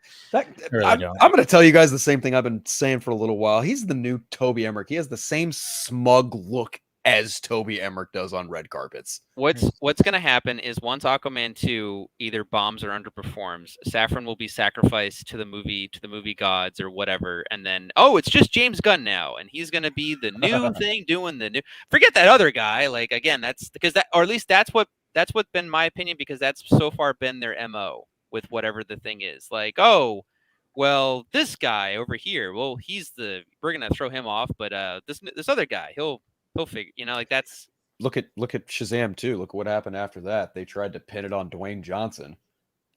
Yeah, there was part of that. I mean, I'm not gonna lie to you. Like, I know David Sandberg tried his best with Shazam to save Shazam 2, but I got more entertainment out of the Zachary Levi meltdown on Instagram, I think, than I did the actual Shazam 2 film. Yeah, that's fair. That was something just I didn't expect it. I didn't expect that, and I didn't expect that to happen. And it was just But David F. Sandberg, man, like I know he tried really hard too, and like he didn't deserve as much hate as he got, because like, even though I didn't give a shit about Shazam 2, like I know David could have made a better movie, given a better script or a better stuff to adapt from. I'm gonna be blunt with you. Henry Gayden just did not wow, words are hard. Henry Gayden did not deliver a decent follow-up, in my opinion, because the movie literally ends with the same exact type of post-credit sequence the first one did, and it was just superbly frustrating. And he even made a tweet. Didn't think about that. Yeah, Henry Gayden actually made a tweet not too long ago about how he was like, "Oh, I am like reading this book and listening to Tibetan music while finishing off an edible. This is peak strike." And I quote tweeted him. I was like, "Is this the same process you did for writing Shazam 2?" Did he respond to that? Oh, he blocked me. He blocked me. So that means yes. Maybe. But I mean, you know, I look at Shazam and Shazam 2, and I'm just like, how do you get from there to there? You guys decided to try and introduce brand new villains. You recycled a post-credit sequence from one. It's just like, what are we doing here? Can I be honest with you? This is why, and a buddy of mine said this a year or two ago, and I have to agree with him. Like, I like when horror directors take on this stuff because, like, honestly, like David Sandberg doing Shazam 1, I mean, very different movies, but like gave me the that conference scene was fucking awesome. Oh yeah, that was phenomenal, and it gave me the same vibes of like Sam Raimi doing like Multiverse of Madness. Like it's like no, where it's entertaining, it's fun to watch, but there's this like darker shit going right underneath the surface, and I like that too with Shazam because the old comics about Captain Marvel, that was always the case. He was always dealing with the good and the bad magic, and like dealing with like people who could fuck with that bad magic and, you know, go to town with it. That was like his whole thing about being at the Rock of Eternity, was keeping an eye on that stuff, you know. And like I always like that aspect from that, because I think as kids we're fascinated by like the good and you know dark of all things basically. But yeah, they captured that tone in that first movie. And then the second one was basically like generic monster Skittles commercial, you know, and yeah, it didn't have the same vibe.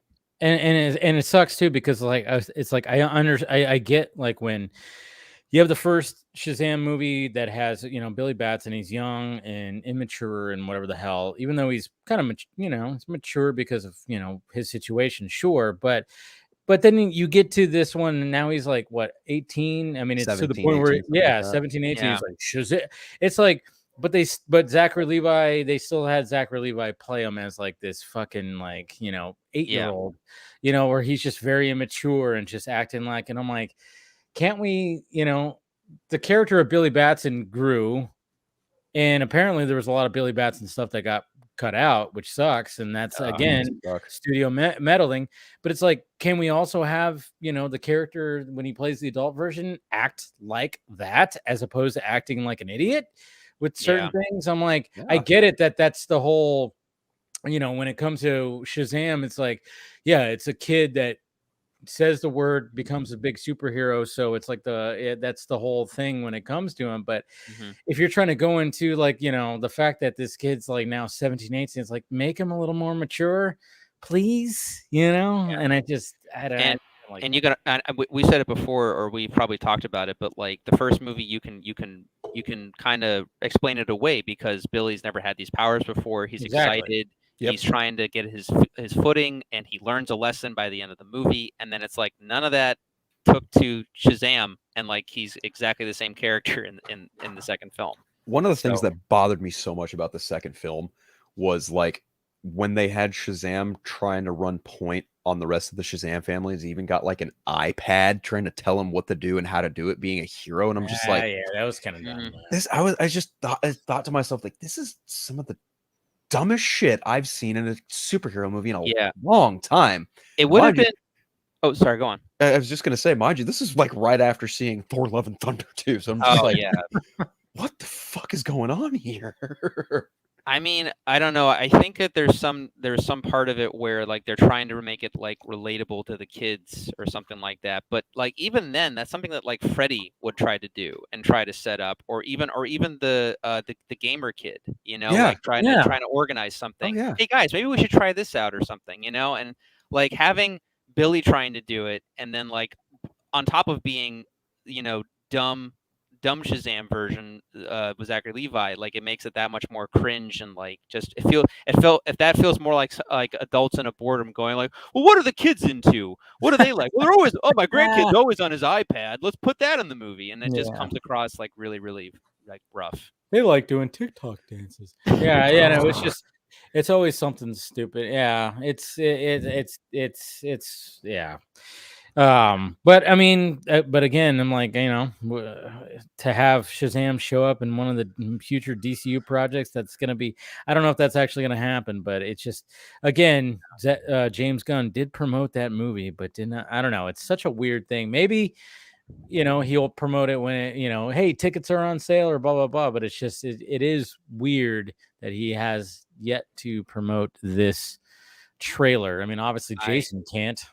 Yeah. Yeah. Oh no, I think James Gunn right now is up to his neck trying Totally to. is. Yeah, he's up to his neck and a lot of other different things. He's trying to he's probably been told by Warner Brothers executives, stop interacting to some degree on Twitter. Oh yeah, totally has. Totally has. It's been making it worse. And on top of that, he's trying to make the Superman movie, which can't even really happen right now because of everything that is happening. So he's trying to do a few different things. But honestly, in my opinion, I don't think he particularly cares about, because for him, even though, yes, his partner in crime is producing this movie, for him, he probably already is, set to do the next Go back to when he announced the DCU slate.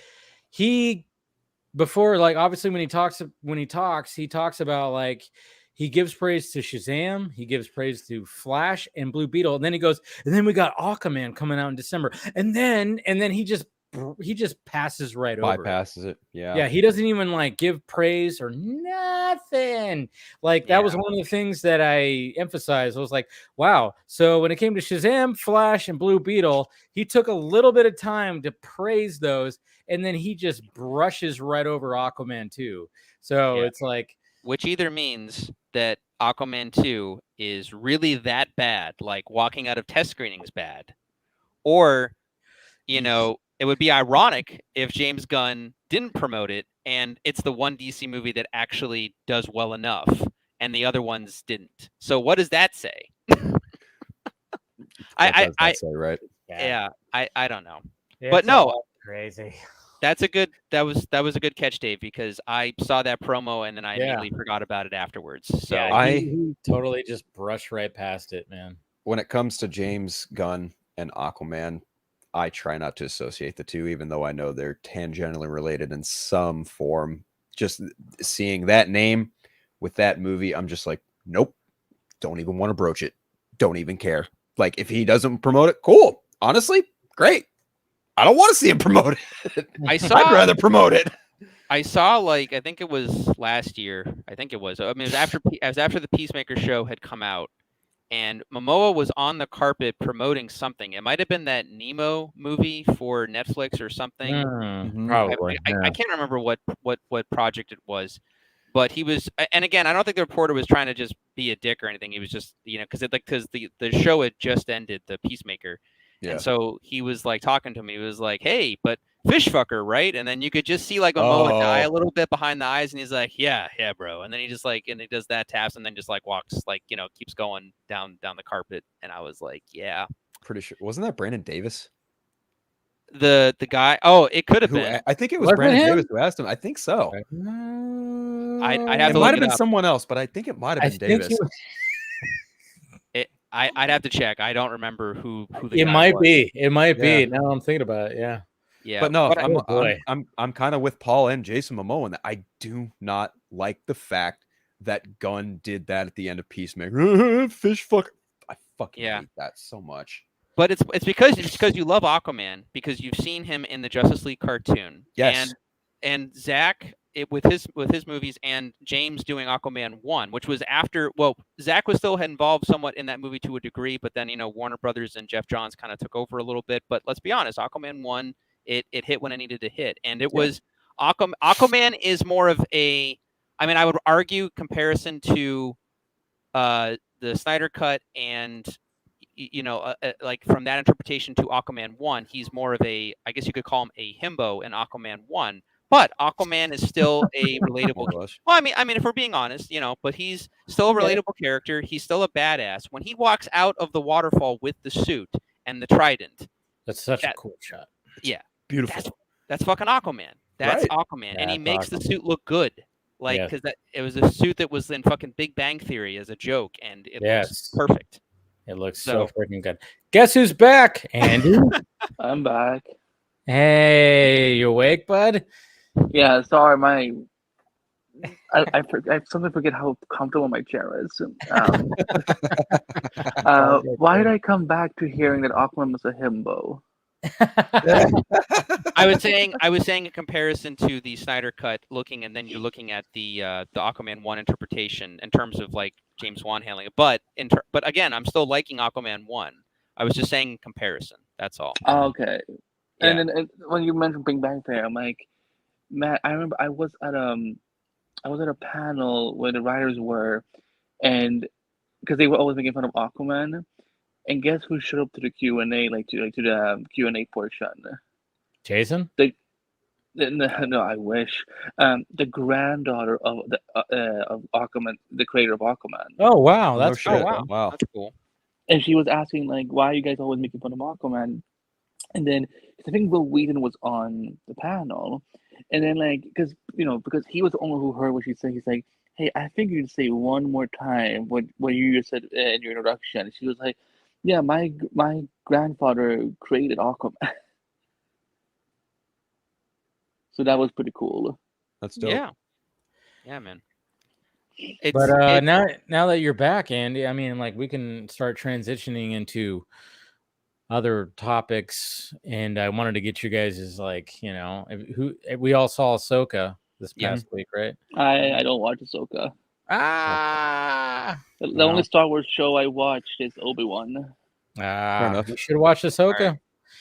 I mean, obviously you've probably seen, I've seen some clips. I mean, I was at the only thing that the thing that I did see. Oh, see this. I wish Jordan was here. So because I was talking to him the other day. I was like, "Hey, Jordan, did you see that George Lucas apparently he watched episode 5 of Ahsoka?" And he's like, "He did." So I sent him a video, and he's like, "Hey, that's not real." I'm like, "What do you mean it's not real?" It's like that's like edited. Like it's literally like it looks like George Lucas literally watching episode 5, and he's giving commentary. But then he's like, "And that's AI." I'm like, "Oh." Oh, I know. There was the thing. It's like things you can't believe. Somebody sent me something today. It was like, I just got a recording from Zack Snyder blasting WB and saying that he would have done Justice League 2 and 3 for free. And it was like, and I didn't even answer. And I was like, I saw it. I was like, it's bullshit. I'm like, there's no way. And then sure enough, like 10 minutes later, he goes, "Oh, it was fake." I'm like, yeah, no shit. Yeah, it's like, of course, he would do it for free. That is funny. If you guys ever get a chance, I recommend. I mean, it's clearly, it's not meant to be posing as something real, but it's like, it's obviously, I think it's like a deep fake or something. But Collider did a guy who's doing like a George Lucas impression, and they have like a deep fake George Lucas face, and he's commenting on the Rise of Skywalker trailer. If you guys can find that video, it is hysterical. Like, because at that point I was kind of done with the sequel trilogy, but watching George's commentary on Rise of Skywalker is that's pretty good. I can imagine with that voice, that voice. Exactly. And thank you, Jason McKenzie, for the $60 super chat. Yeah, I mean, episode 5. I mean, let's face it, it's really good. It's a good. Like I said, like when it comes to Ahsoka.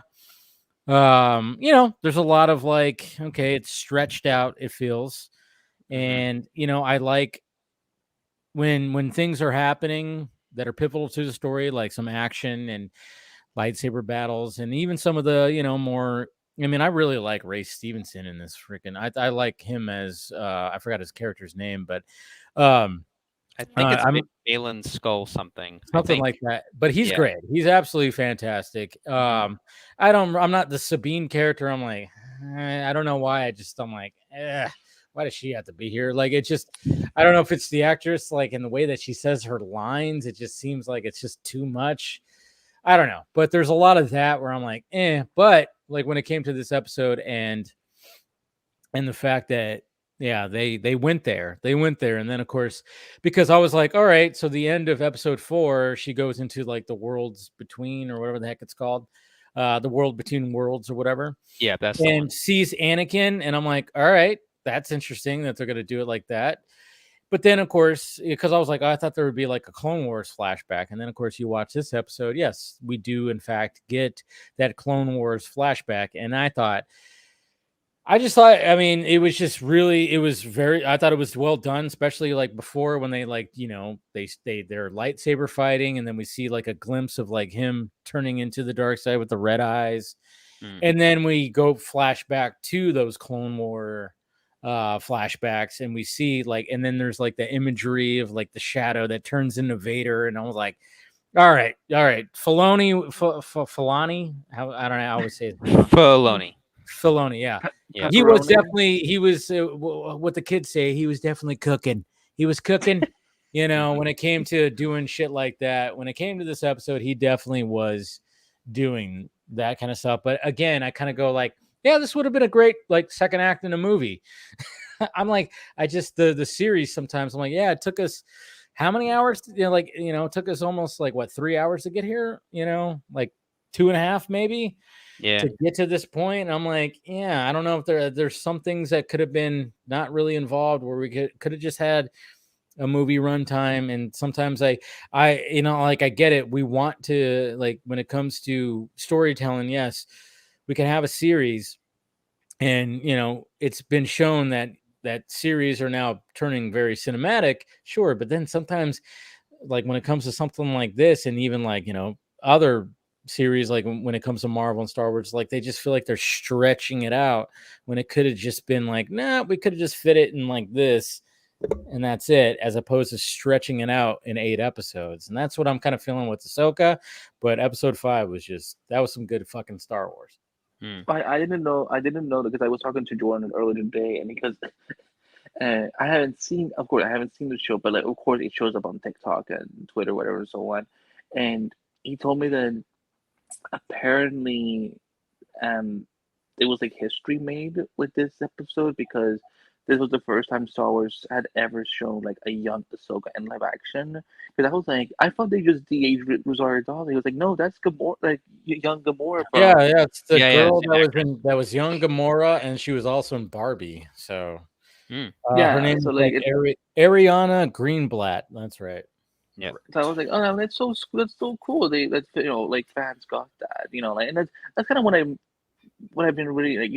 Even though I don't watch most of the shows, I am glad that people in the Star Wars fandom, like, they're getting a lot of things that they wanted to see from Clone Wars and Rebels and whatnot. So like I'm like okay, this is cool. Like I do wonder if to your point, Dave, if it's is Star Wars stretching us a little too thin by making these shows a little too long? Like like are these type of shows that kind of just benefit from having 6 episodes or something? Because Ahsoka is this the one who has 10 episodes or 8?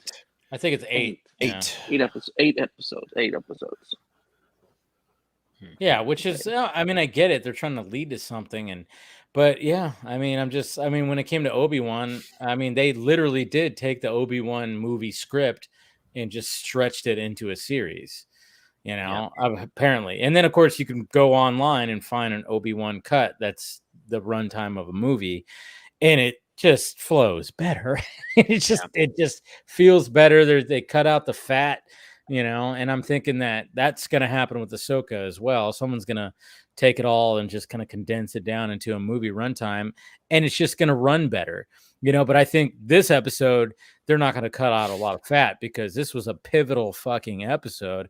I mean, I remember before episode 3 came out, people were already talking about, episode 5, game changer. It's going to fucking, like, oh, okay. And then sure enough, yeah, it's like, oh, okay. Yeah, there it is. They did all that. So it's going to be kind of curious. It's like, all right, so what is episode 6, 7, and 8 going to be? I mean, obviously we know where it's leading to when it comes to general. The Mandalorian could show up. Ezra, show up. You're going to see Ezra. He's not dead, of course. He's going to show up too. I don't know. There's going to be something. So, but yeah, that episode was good. It was just good stuff. I'm going to follow Phil's lead, because I read his comment when I was watching the stream earlier before I could join. And I think Phil had said that Ahsoka is in the same league as the Mandalorian or Yeah. Andor, right, Phil?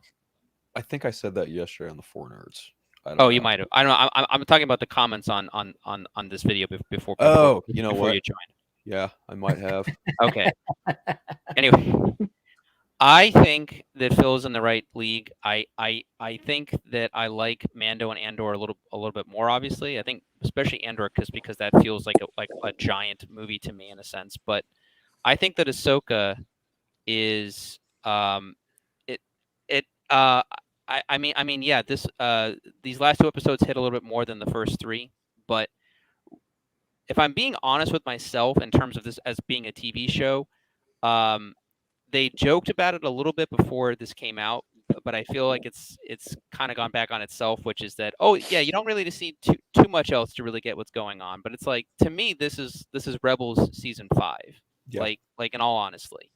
And I was very mixed on Rebels, honestly. Like my roommate is a hardcore Star Wars nerd, though that's mine. But regardless, like he makes me go through all the stuff. Like he showed me all the stuff dealing with Clone Wars, and we would kind of keep going back because I haven't seen all of Clone Wars, but I've seen like all the episodes pertaining to things that are happening now with Ahsoka and all these different things, and the ending of the finale and all of that. And in this capacity with Ahsoka, it feels more like a continuation of both her story and the Rebel storyline, and that's what this show is.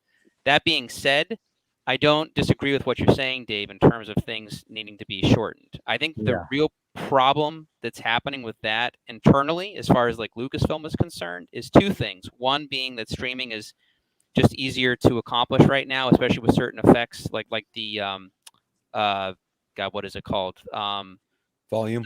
The volume. Thank you, Phil. You're welcome. And how that's being utilized.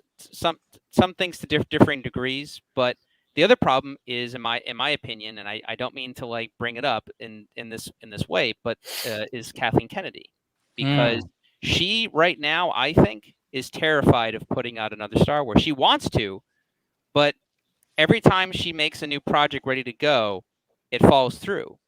Or the director attached to it falls through, basically. Rian Johnson was supposed to do a trilogy. That fell through.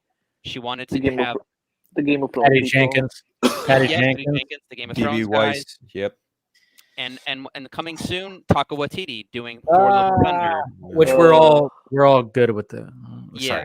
So no, I mean, like, all of the people she keeps picking they have another project that comes out around the same time, and then that project is terribly received. So it's like she's just after Solo, which in my opinion isn't even that bad. I liked Solo. No, I agree. You go back and watch it; it's not that bad. Yeah. But after that bomb, like, she's been terrified to put anything else. Now, technically, the Rey movie is getting made, but again, I'm like, I'll wait till I see a trailer before I even like have any confidence that that's even going to come out as a movie.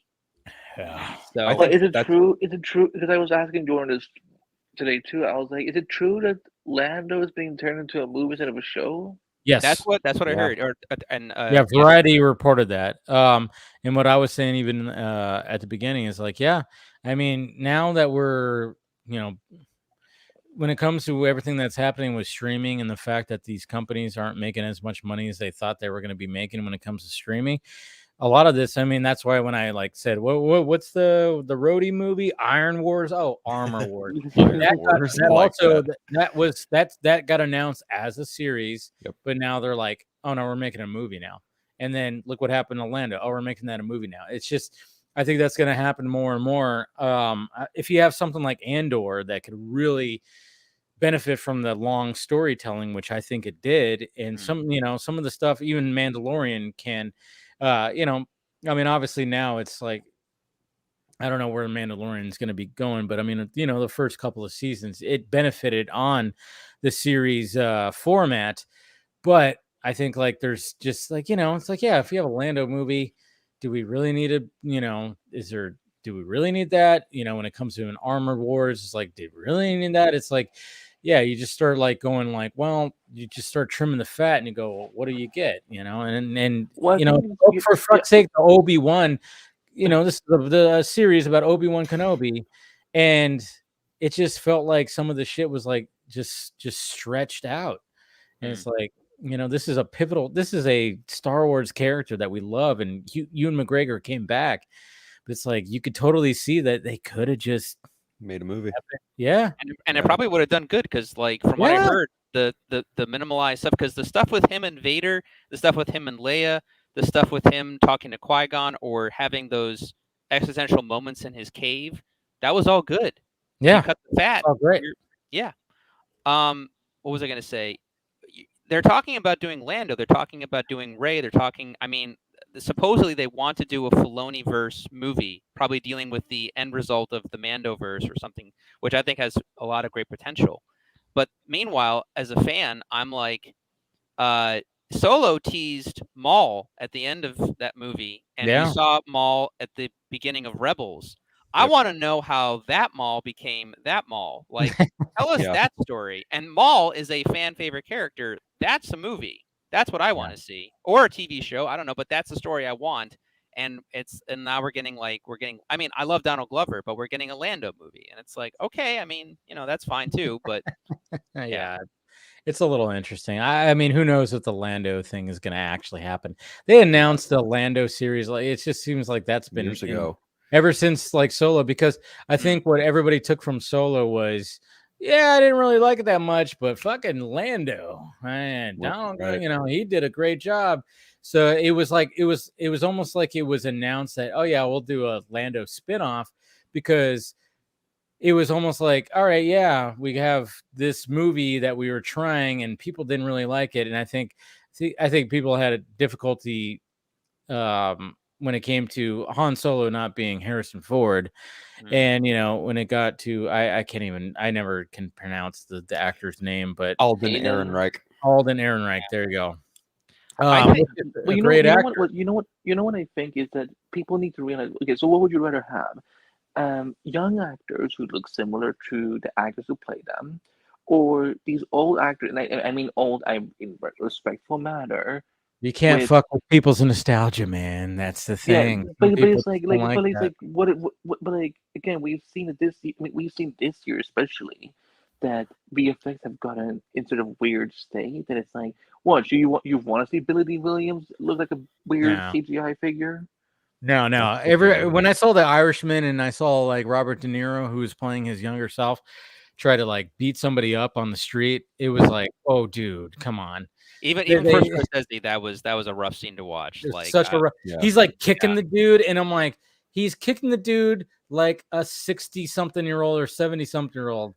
I'm like, and it was even the same thing with Captain Marvel and Nick Fury. It's like, okay, yeah, you de-aged, and Sam Jackson's aged very well, but he still moves like his age. That's the thing. You have to make, if they're younger, I mean, you could put their face, try to do the deep fake like they did eventually. It almost seemed like they got the idea when it came to Book of Boba Fett, and they got an actor that looked like young Mark Hamill, and then they just, put Mark Hamill's young face on there, and it was like, okay, that's how you do it. Get Sebastian Stan. Yeah, I know. Nah. I think with Luke, you had to kind of do that because we've already seen young Luke. We know what young Luke looks and sounds like. So, but I think with Solo, and I say this as a fan of the movie, like a guy that liked the movie a lot, and I've seen it multiple times. I think Alden, or whatever his name is, he's a solid actor because I've seen him in other things. He was in Oppenheimer. He's great. Yeah, he's solid. But I wasn't in Oppenheimer. Yeah, that's true too. But I Cocaine honestly, Bear. Yeah. Gangster Squad too, I think, right? Yeah. Oh, maybe I think he's in that. I haven't seen Gangster Squad. Yeah, Gangster Squad. I don't think I saw that. It's been a hot minute since I saw that film. 2011, I think that movie came out. But yeah, I'm pretty sure he's in it. Okay. I could be wrong, but I think he's in something else, but in that same vein. But yeah, I don't know. It's really strange when it comes to Star Wars because, like, when it comes to the older characters and like the deepfake technology, in some cases it would probably work better than others. But us being who we are, we've kind of grown up with this idea of, well, case in point, like a character like Batman, we've seen 7 actors take on the role, and yet we've only seen Mark Hamill play Luke Skywalker. We've only ever seen Carrie Fisher play Leia, Leia, right? Not including the younger actors they had for Obi-Wan, right? But even still, like it's just to Dave's point, like I don't think people want to fuck with that nostalgia. I think when people think Han Solo, they think Harrison Ford. When they think Luke Skywalker, Mark Hamill, right? And it's just such a really thin tightrope to watch of what are you going to do and is it going to work? But however, if we're talking about Harrison Ford, because I think this is a good example to bring up, I love The Last Crusade because River Phoenix played a great young Harrison Ford, and that's what I'm talking about with Alden. Mm-hmm. I like the actor. I think he does an okay job. The problem is two things. I don't think his impression of Harrison Ford or whatever interpretation of his acting for that role was good enough. I didn't fully believe him as Han Solo. Yeah, criticism. And made worse by it. And again, not necessarily his fault. It's just how the casting worked out. I think Donald Glover did a fantastic job as Lando. I believe that that's a young Lando. So by having him next to a subpar young Han Solo, it makes him stick out even more, and it doesn't sell the movie. But you got to realize too, like doing a young Lando way easier than doing a young Han Solo. Yeah. And even to take it a step further, look at Juna Sutomo, who took over the role of Chewie after Peter Mayhew, right? Yeah. It's just the acting of Chewbacca is just doing a lot of reacting and then the sounds already there. And on top of that too, if we're being honest, because I think people just kind of forget a lot of the times too. If they had waited a year, it might have done better. They waited 6 months after Last Jedi. Yep. Which, if we're being honest, that movie did not. It made money, but it didn't go over very well, and people were starting to get skeptical at that time of Disney and Star Wars. And then the Solo movie, which already people were kind of 50-50 on, they just came out, and everyone was just like, "Yeah, I'm not in the Star Wars mode right now, I guess." Or I don't know. At least that's the feeling that I kind of got, because I thought the movie was going to do better than it did too, from having seen it. But it made under 500 million, right? It didn't do well, no. And I also it was 4 something. I think it made. Yeah. The other problem was, from what I remember, because this just happened again recently, just like with Dial of Destiny, Kathleen Kennedy doubled the budget because she couldn't choose the right directors, and so the movie was $300 million, so it had to make $600 million minimum to make a profit.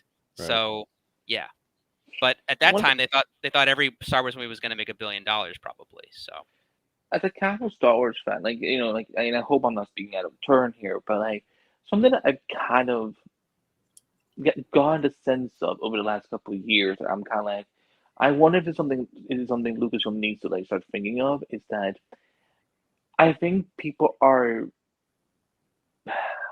I'm really scared to say this. I wonder if people I think people need to start looking at Star Wars as more than just the Skywalkers or the characters that we saw in the original trilogy, and remember that hey, Star Wars is there's these other characters that we can create, that we can explore and focus on, and I wonder if just Star Wars as a fan of Star Wars as an entity just hasn't gone to that point yet of accepting that, hey, we should maybe start moving on. That's why anyway, I love the sequel trilogy. I watched the original trilogy. I do enjoy it. For me, who started watching Star Wars very late, I still there was some more relatable characters in the sequel trilogy. I'm like, oh yeah, I kind of want to see a life outside the Skywalker saga. That's why I'm I haven't followed all of the Mando shows, but I'm it's cool to they're focused on these other characters, and I think that the reason they haven't done a Star Wars movie is because I think that Kathleen Kennedy and Lucasfilm are still too afraid of thinking can we do something without the Skywalkers and make a success? Well, so there's a few things. I'm talking about all of Star Wars. I'm not talking necessarily just the movies or even the shows to a degree. Now, granted, I came in just a fan of the movies up until a certain point, and then I think once the sequel trilogy started happening, my buddy started telling me more about the EU and a lot more about the video games, and a lot of that stuff does take place outside the supposed Skywalker saga. So certain parts of the fandom are used to going outside of Luke and his missions and stuff like that. and dealing with stories that take place with the Star Wars universe, but in a time that's not of the Skywalkers, so to speak. So there is that. I know Acolyte is it still geared to come out, or are they putting it on hold because they weren't done yet with when Which one was Acolyte? Was that Acolyte? That's animated, right? No, Acolyte. Acolyte. Acolyte is live action. It takes place about 100 or so years before Phantom Menace, and I think they wrapped filming on it.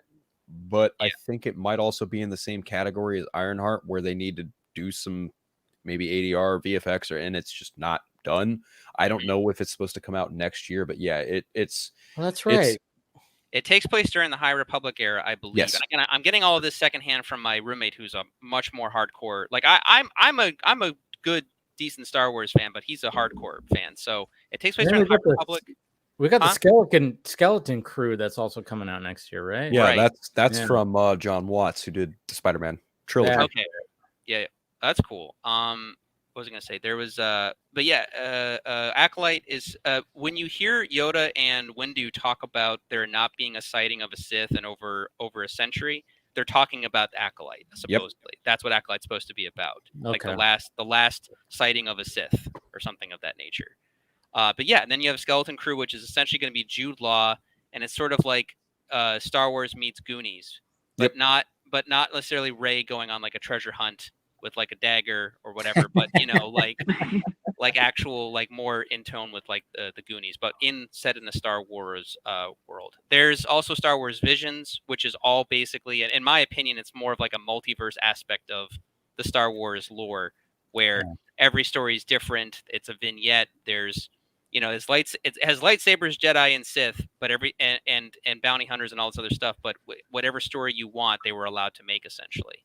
So it's basically their version of What If. Yes, I was just going to say that. Yep. Yep. So they're definitely testing the waters and trying to get away from the Skywalker saga. But the Skywalker saga is also very tempting because, I mean, not to go too much into it, but like The Mandalorian season 1, to me, I mean, I love The Mandalorian show overall. I think it's great. I think season 1 was really something special because it really was Mando and the kid and them going from planet to planet, doing a new adventure every episode. You didn't know what they were going to run into. It was something different because it didn't involve the mass politics. It didn't involve the lightsaber battles. It was just based on these two, strange characters trying to just get through the galaxy, And now, leading towards the end of season 2 and into season 3, now they're getting more about more of the behind the scenes stories of what the Mandalorians are doing during this time between, Return of the Jedi and the supposed sequel trilogy, and just like what's happening and stuff. And then of course, Ahsoka is also doing that as well. So, you just kind of can't get away from it if you're in that era. But Star Wars is trying to not necessarily have it just be all about the Skywalkers. So there is that. Or at least that's... I want to go back to something Dave was talking about in terms of the shows being stretched out too much. I wonder if Lucasfilm may get to a point where, because I mean, again, I think Disney Plus is always going to be a vehicle for Star Wars. But what if some films are made theatrical and some, instead of doing shows, they do Disney Plus exclusive movies, or as they do it as oh my god, what's it called? Werewolf by Night. Yeah, I think that'd be interesting. Yeah, but that was wasn't that short? It was a short, but he's saying if you're doing a Disney Plus movie, make it in the style of Werewolf by Night, basically. So you're doing instead of doing a 4-6 episode series event, if it's there's not enough story, but also it's this doesn't make sense to put it in theatrical, if that's what Lucasfilm is looking at, because again they clearly want to use Disney Plus to expand Star Wars, but I'm just asking, basically, would Disney Plus movies be better than shows at this point? I mean, it really depends on Disney. I'm with Dave. If you're doing a long form storytelling, you should be aiming for Mandalorian or Andor. That's what you should do. The good thing about series is weekly there's a conversation, There is. So if you're doing it right, where it feels like that, like, you know, if every episode is like, oh my god, that cliffhanger or whatever the fuck, you're keeping a conversation going on for like, you know, 2 months, which is good, but you know, you have to like keep that going. I mean, yeah, and the Ahsoka conversation is still like that, but I just, again, I remember before I watched 3, somebody who already saw episode 5 this past episode was already just talking about that one. I'm like, all right, so I got to go through 2 episodes before I get to this magical episode, and then sure enough, it's magical. You know, the other ones, I'm like, okay, cool, and then you know, it moved the story along, but it's just like, yeah, if we're not like, I mean, everybody, I mean, after, I mean, I was already seeing spoilers. I hate it when people like right away just post spoilers. Yep. I would like unfollowed people. I was like, all right, fuck you, block you. Like, or not, I don't block, but I just unfollowed because I was just like, guys, not everybody could see it right away. At least give it a day, you know? You don't have to do it like right away after you see the episode, start retweeting spoilers. And, but yeah, but that's besides the point. But I'm just saying, like, the hype for this episode was just so huge, it seemed, and everybody was talking about it. But I'm like, yeah, and there wasn't a lot of this when it came to the previous 4 episodes, you know. So I don't know. It's such a weird thing. It's like, how do you figure out what to do? But I just think now that these companies like Disney and stuff like that, they're just realizing that, yeah, the streaming business is just not as good as we thought it was going to be, and now we have to release this stuff where we can try to get some, you know, more money when it comes to this, because you can't just determine how these shows are going to, I mean, yes, you could determine how the show is doing well, like that One Piece show that just came out on Netflix. Everybody's raving about it, but it's like, all right, so but what are the analytics of like Netflix, like getting more subscribers for it? You know, that's all they're basing it on. It's like, well, how many more people bought the service, or you know paid for the service to watch this one particular series? You know, and that's that. I think that's the difficulty of all this when it comes to box office. It's just bare bones. We put it out there and we see the box office numbers on Sunday, you know, and then we keep continuing to see those box office numbers, so you determine how much the fucking movie is making, as opposed to it's such a weird thing. The streaming platform too, I think in some ways is definitely imploding. I mean, on top of the fact, on top of the fact that you've now got the strikes from both the actors and the writers, which is really bad for them. On top of the fact that they need to do more residual payments, because to be honest, that was part of their model, that they weren't, because it was a new format. They didn't have to. They didn't have to pay that much to their actors, so they were able to keep all this stuff on one place, which is what they wanted. And the other thing too is that what I learned only recently is that they can moderate pretty much like who gets to know what their ratings are, essentially. So they can say, oh, this show that we put out was a huge success. And they'll be like, well, where are your numbers? It's like, oh, no, there are our internal numbers. We think it's a good. And really what they're doing is they can possibly be lying to their own investors by saying they totally are. Oh, yeah, without a doubt. And so, but all that shit has hit a fucking brick wall now. So, like, I mean, if not only the strikes, you know that people are going to get in there and be like, you need to tell us, like, what your numbers are, because you're not lying to just the general public. You're lying to investors who are investing in your platform and in your company by you saying this is a huge success, when in reality, it's maybe half that, if less. So, yeah. And everybody who, like, you know, streams it, it's like, that's not just like, it's not like they paid for that one stream. It's like they're paying for an entire library, you know. And I think that was like, it was a model that maybe worked for I don't know. It's just, it's hard to do. It definitely worked when the pandemic struck. Yeah, it did, but because there was no other option. But it's just, but at the same time, and then of course, you know, these CEOs are still trying to keep their hefty payouts, you know, and it's just like, I don't know, it's all such a freaking mess. And you know, I think mess is the right word. It's a mess. And you know, and then you know, you get Beetlejuice 2 was 99% done. They didn't fully finish. Damn it, they were almost Deadpool there. 3. Almost got it there. Deadpool 3, which is Deadpool what 3. I want to bring up today too, is like, yeah, it was. This movie was gonna. To be honest, I mean, when it comes to Deadpool 3 and being Deadpool in the MCU, I mean, that was something I was like, all right, I cannot wait for this. I love the first one. I like the second one. It's not as good, but it's still a decent Deadpool movie. It's a fun time. But it still has, I don't hate it. I still think it's a pretty great movie. But I love Josh Brolin as Cable. I love he's all great. all the Terminator nods they did with that too. That was beautiful. Love it's that. Great. But the first one was just so, and the way that was able to happen. So then now we have this Deadpool 3 movie that's now just going to be huge and be part of the MCU. And it's like, there's so much they could work with, and the fact that we're going to get like an R-rated MCU film, and, Yes. Sean Levy. Yeah. And he did so well with the Adam Project. Yeah, Ryan. And Free Guy. Yeah, Free Guy. Yeah, that's right. I forgot he did Free Guy. Yeah. I see him more because I know he's done like Night of the Museum, I think, or something too. But I like Correct. him more like Stranger Things also. Yeah. Right. So and did he do Real Steel with Hugh Jackman as well? Robot fighting? I have to IMDb. I want to say yes. Yeah, so he's right. So the fact that he already had experience with Hugh Jackman is also good too. So it's like, yeah, I can see why he got the job. Can we all agree that they're doing Deadpool kills the Fox universe? Yes, more or less. For sure. I watched the first movie.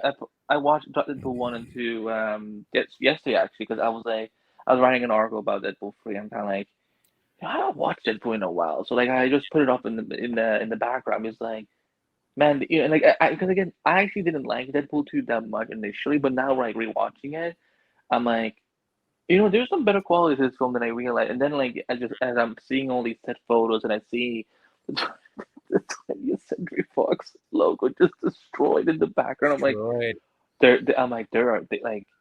no, it's great. It's great, but the cameos have been, of course, been crazy. Everybody's just saying like everybody who's worn a Marvel costume is going to show up, and and then of course Chris Evans as Johnny Storm. Yeah. And Sean Levy even talked about it. He's all, hey, you know what? He basically just said the normal thing of like, he can't. I mean, obviously he's not going to say. He's all, yes, some of them are true, some of them aren't. That's what Kevin Feige said. Yep. About Multiverse of Madness. It was that's the only thing that he could say, and he's not going to spoil it, obviously. I'm a little worried too, because personally I like Multiverse of Madness a lot, but I feel like the problem. Same. I feel like the problem was, one, that the title was a bit misleading for one, and two, like there were so many rumors going around about that movie that people got themselves like overly hyped. So when they went in and like half the stuff that was predicted of the movie didn't happen, they were like disappointed. And it's like, well, no, the movie itself is fine. It's a Doctor Strange sequel. It's not like it's not like No Way Home essentially, or wasn't meant to be No Way Home. So it's like, Well, but the whole Multiverse of Madness title, I always joked, I'm like, that sounds like a fucking theme park ride, and I'm like, Martin Scorsese was right, baby. Oh. Yeah. Well, this is the thing that I think people this is why the multiverse aspect has started to get out of hand. Where I look at something like Spider-Man No Way Home and the Spider-Verse movies, and even Crisis on Infinite Earth, but the cameos are there. Yes, they're there, but they're still elevating the main characters that we're still following. Whereas something like the Flash movie in Doctor Strange Multiverse of Madness is it feels like a gimmick. It doesn't do anything for Steven or Barry. Where again, something for Steven. I mean, a little bit, but it's but people were people were more excited about the cameos than they were for a good Doctor Strange story. True. And that's why I'm like, this is disappointing. This is why I'm like,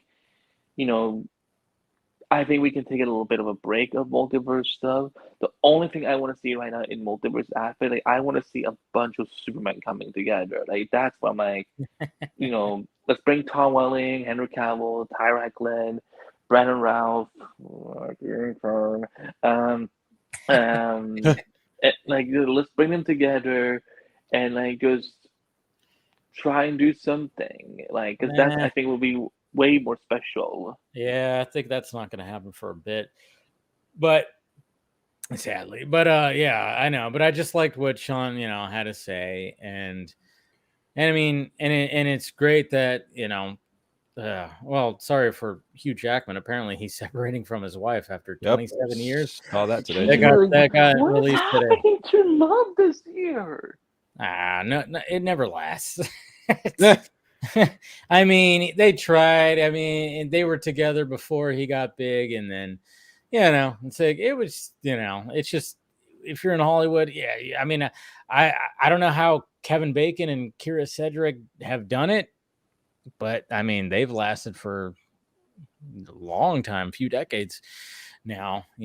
But God knows All what's I happening know behind the is scenes. that if something happens to Ryan and Blake, or Ah. Zolo or Bruna, or Zendaya or Tom. Oh, okay. You cannot put them in the same category. Are you kidding me? Sholo and Bruna, they are young as fuck. All I'm looking at is going like Sholo. Wait a minute. They're actually dating in real life? Yes, they are. Oh, wow. They I are. didn't know But that. I'm like, you know what? My thoughts on that is like, Sholo, have your fun, but don't get your heart broken because that's probably going to happen.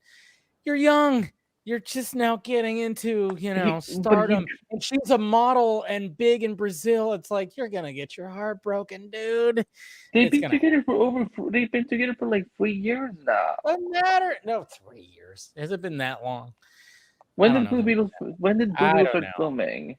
But Last it's year. not going to last. They're way too young, dude. They're way too young. It's not going to last. Come on, Dave. I'm sorry.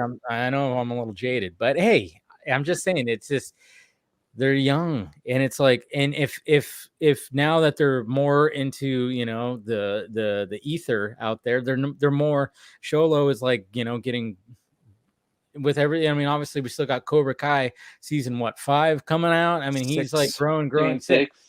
Yeah, and then she's probably gonna grow a little bit more. It's like I'm surprised that Tom Holland and Zendaya are still together.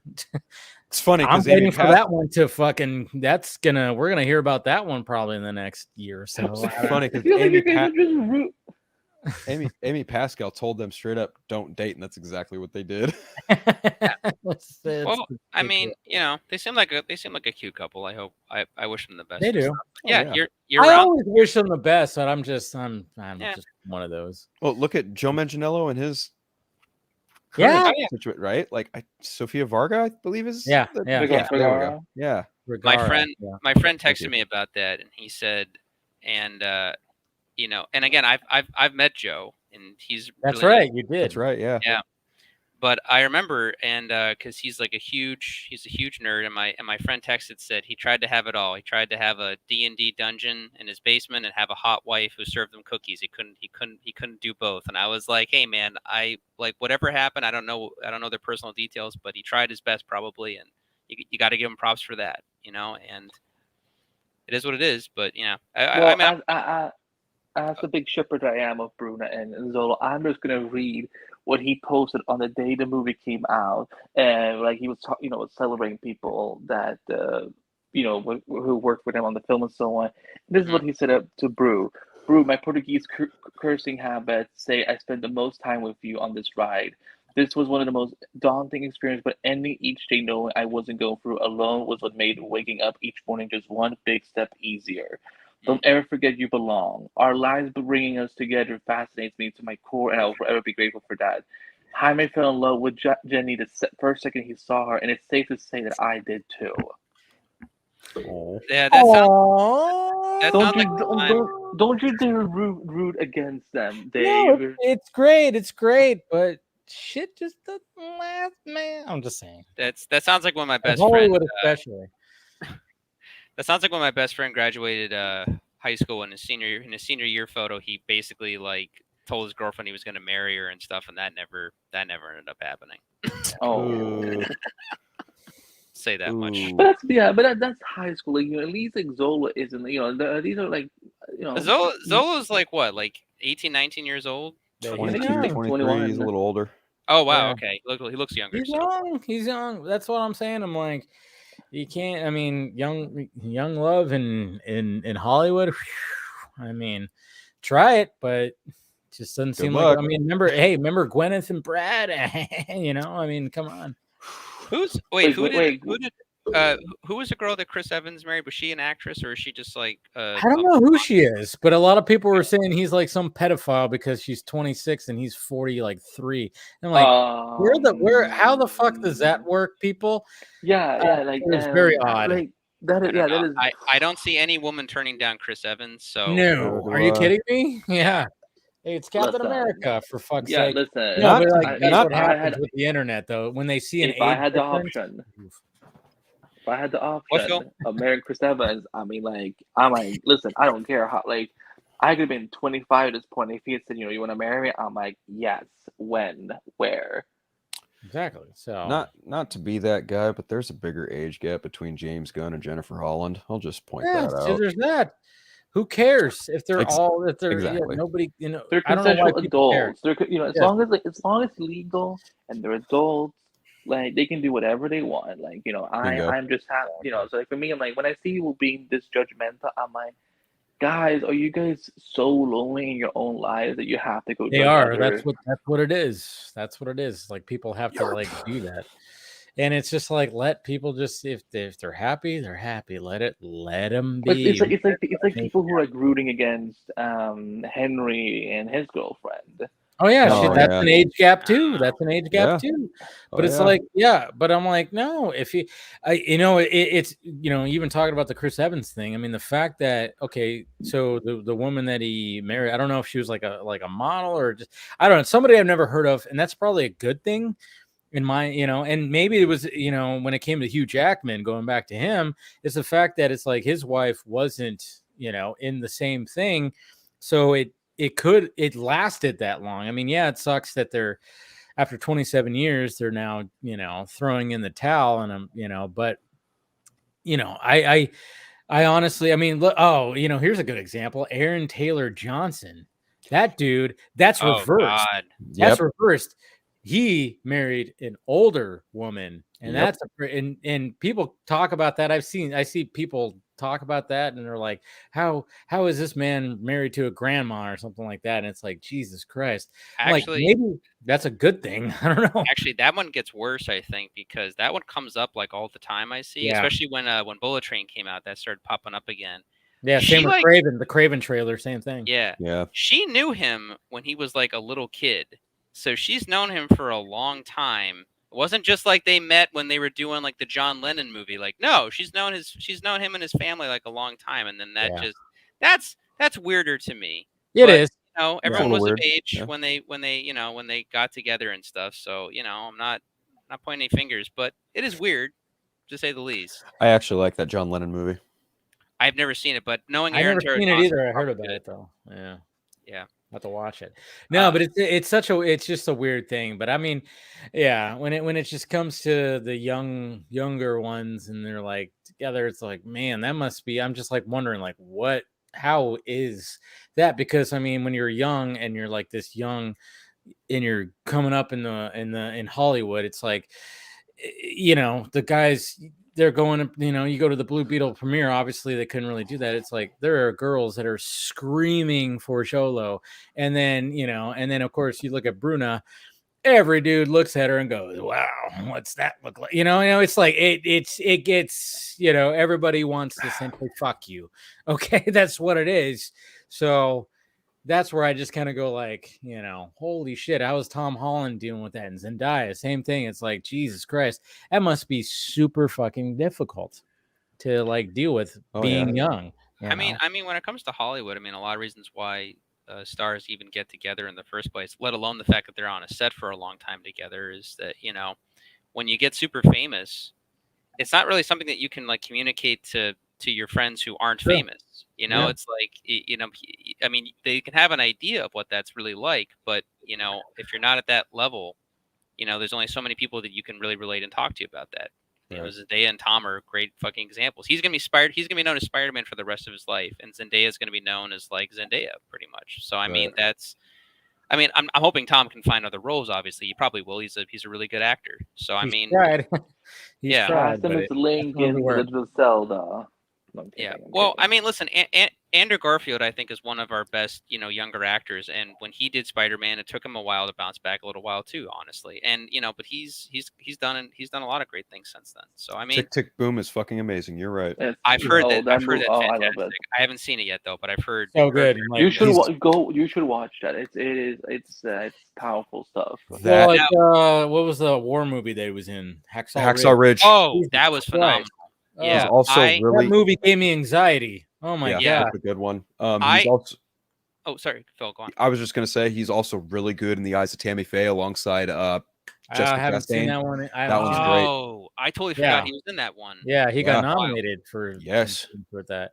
Dude, I saw Tick Tick Boom, but Tick Tick Boom Boom or whatever the heck. Yeah, I saw that and I was like, Jesus Christ. I'm like, yeah, I mean, good for him because he could have got locked into like, I was Spider-Man at one point, but no, he's a phenomenal actor. Well, he had done at least on a international level. He had done The Social Network right before Spider-Man, and so that movie is so good. That movie, like beginning to end, is just like I was telling people when I was watching Oppenheimer, it felt like Chris Nolan doing like his version of Social Network, kind of like doing this biopic.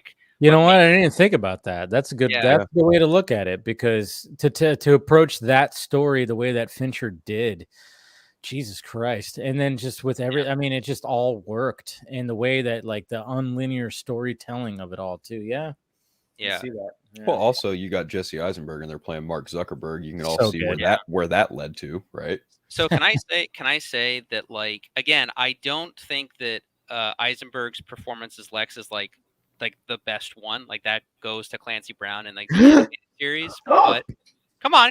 But at the same time, like how well Zach and Chris Terrio and those guys predicted, like, no, this is the modern billionaire. This is what. And then cut to Elon Musk putting a giant X on the fucking Twitter. I'm just saying, like, no. It's like, I mean, it's terrifying in our real world, but like, I was like, yeah, that's it right there. So, but no, I think between BVS and the Snyder Cut, Eisenberg did a great like reinterpretation of Zuckerberg and Lex Luthor in doing this performance and stuff. But yeah, to your point, I will concede that Clancy Brown is arguably probably the best Lex Luthor of like all medium to date. I wouldn't agree with that, but it's in terms of live action film specifically, I'm giving it to Eisenberg. I don't really care much for Gene Hackman or Kevin Spacey. Gene Hackman to me, and again, I don't love it. I mean, I love Gene Hackman as an actor, but we have to remember 1978. He's doing he's doing another Age of Comics version of Luthor. He's not doing because even John Byrne's Superman run hadn't come out yet, where he was remade as that version of Lex, where he's the tycoon, he's the billionaire, buys everyone's favors and stuff like that. So that's what I look when I look at Hackman. Spacey, obviously the guy's a creep in real life. As an actor, I think he took. I mean, the whole premise of that movie was taking from the Reeves universe, so he did like an updated Hackman essentially. Yeah, just like Ruth did a updated, Reeves. Yeah. So I thought it matched the movie, but it would have been interesting to see him do a more modern Luthor. But then again, I wish, I'm glad that he didn't, because obviously, Kevin Spacey is Kevin Spacey now. So like, yeah. Yeah. But no, I mean, what Zach wanted to do with Lex Luthor was pretty damn brilliant. And I mean, that's the thing that you have to do. You have to adapt these characters into modern, where we're at right now. And that's wait, you mean we're not supposed to just repeat the same thing that we've seen over and over and over and over and over again? And see, that's what I mean. That's part of what Gunn has to like deal with. Is like, you have to like do all this shit. You have to make sure it's modern, dude. Yep. And if like you didn't like Batman '89, you didn't like Batman Begins, then well. Now you got to show us you're Batman, even though you're not fully doing it. But you got to bring a Batman into this modern day that is different from the previous and the one that's current. There's patents. I mean, it's not going to be an easy task. I feel to a certain degree, not so much for Gunn, but I feel in the sense of like, whether good or bad, however you want to look at it, like there is some kind of breath of air and taking a break, basically, because I liked the Batman, but yeah, like you're just when you're watching it both as an audience member and even as a Batman fan, the whole time, or at least on first viewing, you're just comparing it to other Batman stuff you've seen. You're that's what you're thinking of. You can have exceptions. I mean, again, the Batman did fine. I'd say it was definitely a good success, especially in comparison to a lot of the other DC stuff. Yeah. And the but Batman yeah, came out in the midst of COVID. yeah, that too. 2022, yeah. And you're kind of lucky with, say, like a Tom Holland, because some people enjoyed the Andrew Garfield interpretation, but I think a lot of people didn't enjoy the movies as much as they would have liked, and so they were kind of waiting for something. They were like, okay, the MCU's got Spider-Man now, let's see what they give us. And Homecoming, they made a point to do something like all different from the previous Spider-Man stuff. And they Very true. successfully did that. Yeah. Yeah, they kept him in They high basically school. were like, Iron Man fucked with all of Spider-Man's villains, so now he's gonna take it out. That's why I'm like, okay. When they did it in the second movie, I'm like, okay. I'm like, Kevin Feige. Yeah, that's where it got a little too far. Yeah, the connection to Mysterio was a little too much when it came to Far From Home. But when it comes to Homecoming, I mean, I agree with Paul, because they did do something like, all right, let's keep him in high school. Let's see what it's like when it comes to that. I mean, yeah, there was a definite, like, if you look at how Peter was and even the apartment that he lived in Civil War to Homecoming, and the way he dressed, there was a definite, like, different, like, take that was it Watts, right? It was John Watts, yeah. John Watts. And Yeah, because like when you watch Civil War and you look at his apartment, I mean, he doesn't have bunk beds. He's dressed more modern, but when you watch him in Homecoming, it looks like he went to the thrift store and he's got bunk beds in his apartment. There's like a different, I just little things. It's nothing that's like ruining the movie, but like what was Paul saying, it's like, yeah, they did something where it's like, let's have him here. And I know people hate the fact that it's like, yeah, but it was just like Iron Man. He's like Iron Jr. I'm like, yeah, but I mean, that's different than the previous ones who didn't have somebody, besides Uncle corner. Ben. Yeah, so I like that. And then the fact that like these first 3 Spider-Man movies with Tom Holland were essentially like an origin story for him to go off on his own. Yeah, I'm looking forward to now seeing what they do in the future. Yeah, that's what, like, No Way Home is when I was completely like, now I'm like, I'm fully in love with Tom Holland's Spider-Man, and I can't wait to see what he is gonna do. Like, because obviously the sequel trilogy will be college years. Yeah. Sure. I think I wouldn't even say college, because he, at the end of No Way Home, he's not even like graduated. He has to go get his GED. So I think it's going to be more like we're going to get friendly neighborhood Spider-Man, where he's going to be out and about. Go ahead, Paul. Oh no, I was just saying, I think we do need to get an idea, because I 100% agree with you. But can we get an idea of like how he exists? Because like, what's the Peter Parker identity? What's any of it? Like, does he have a social security number? Like, so it's funny you mentioned that, because I just recently read an article where they had a deleted scene in No Way Home that kind of details this. It's actually like it's like an end of the year thing where they have Betty Brant and one other character like going over the year, and they like show pictures of people from the class, and you clearly see Holland as Peter Parker, but his face is obscured, or he's like doing something else where you don't actually see him. Like, he's there, but nobody actually remembers who the fuck Peter Parker is. Okay, so he exists but doesn't exist. Right. Well, it's kind of like he's gonna have to reintroduce himself to the world. Like, basically, I mean, like basically, I mean, I know this would never happen now in the MCU because the Daily Bugle is like completely different in the MCU. But like, if he was to go to do his photographer thing, and they were like, "Who are you?" Like, I'm Peter Parker, and like he's gonna have to reestablish himself now in the world of like eventually he can get to a point again where like there's people in this society who know Peter Parker is, but like the whole point of the spell was to figure that Peter Parker was Spider-Man. So like so as long as he doesn't out him get himself outed again by a supervillain or something, like we will get back to a new status quo of like people know who Peter Parker is. You know, like there's gonna be, you know, like I mean, obviously MJ and Ned are gonna remember. Like they're gonna, you know, like it's the magical aspect of these films. I They're just gonna hope they remember. don't bring her back right away. Don't bring MJ back right away. I Have just him go off. as long as he, as long Where's as the Gwen? Where's his Gwen Stacy or something? A lot of people really want to see him get together with Felicia Hardy, Black Cat. Yeah, and I'm just like, if they're just, what's her name that they keep casting her as Black Cat? Anya Taylor something. No, Anya Taylor-Joy. Yeah.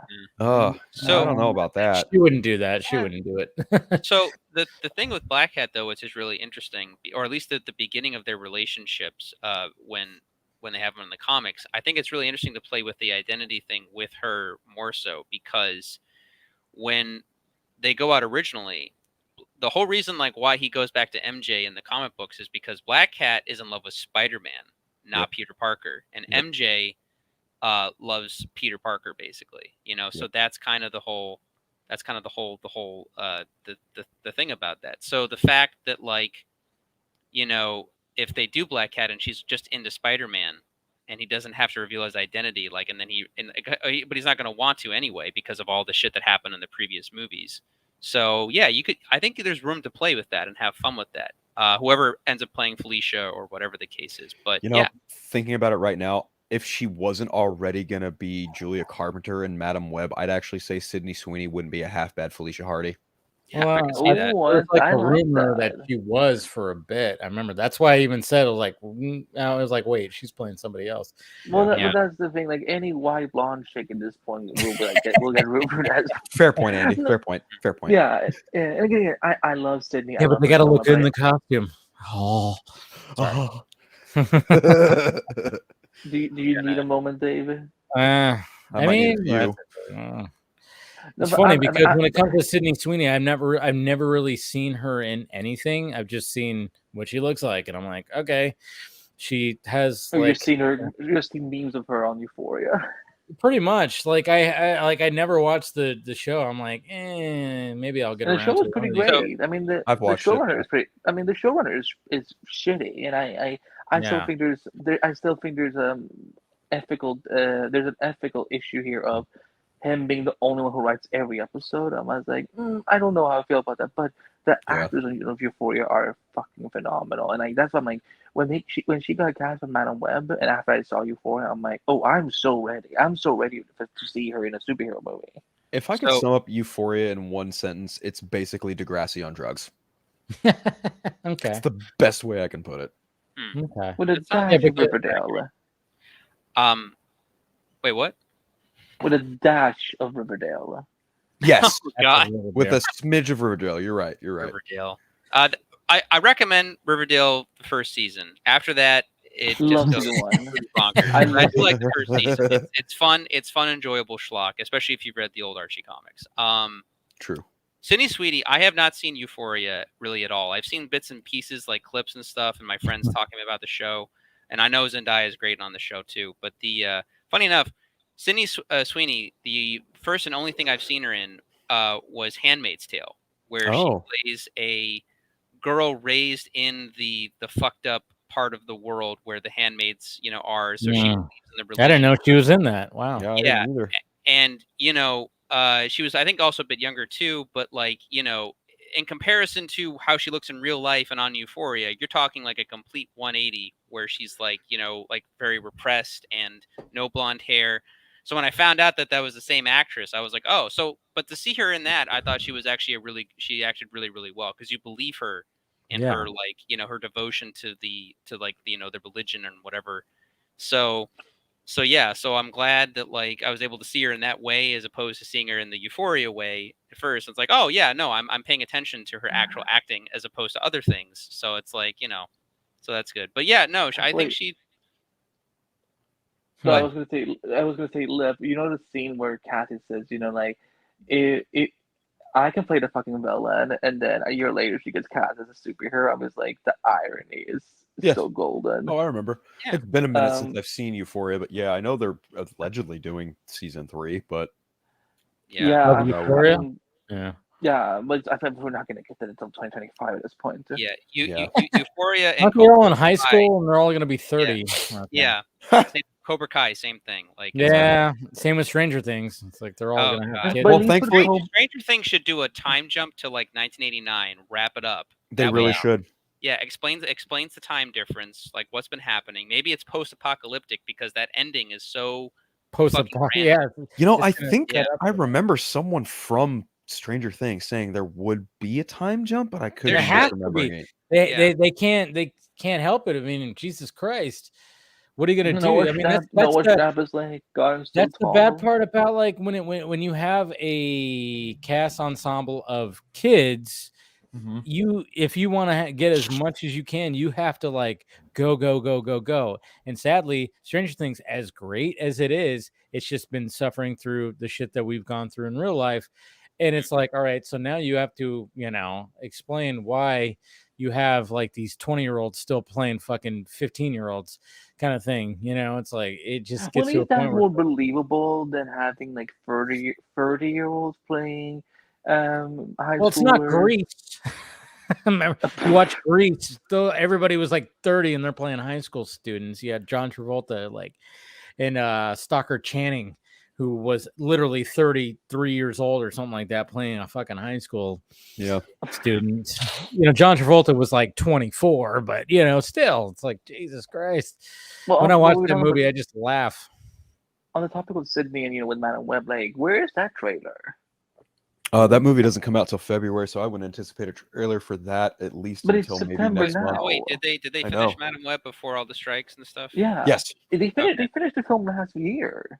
Okay. Well, I was just asking. I didn't know Honestly, where they were in the production. Since they moved Craven to next August, I wouldn't be shocked if they moved that a little further down, maybe into early summer. I don't know, or maybe late spring. No, because they have Venom 3 in the summer, and that's the thing. When they did all the reschedules, they actually moved Madam Web up 2 days. That's true, and also Venom 3 was also in the middle of filming before the strikes happened, so I doubt it'll meet that release date of next year. Jeez. Okay. Do we even know what Venom 3 is even about? Is it anti-Venom? Like, what are they? I don't know, but I'd love to see that. I've seen the one thing I think they're gonna do. They're obviously gonna address what happens to him after No Way Home, because apparently the set. You see a shot of him. Yeah. You see the set photos of you see him, like he's still dressed in the same way as he did in No Way Home. Yeah, and you see him on a beach or something like that, right? Or something. I don't know. I know like there were set images that basically were like, oh yeah. Someone called Zeke. We need to find this out. Yeah. I saw Carnage like once. He was like in a thing, and then he ended up being like in a tropical place, right in the MCU world, and then he was at a bar in No Way Home, and then he was sent back to the Avengers.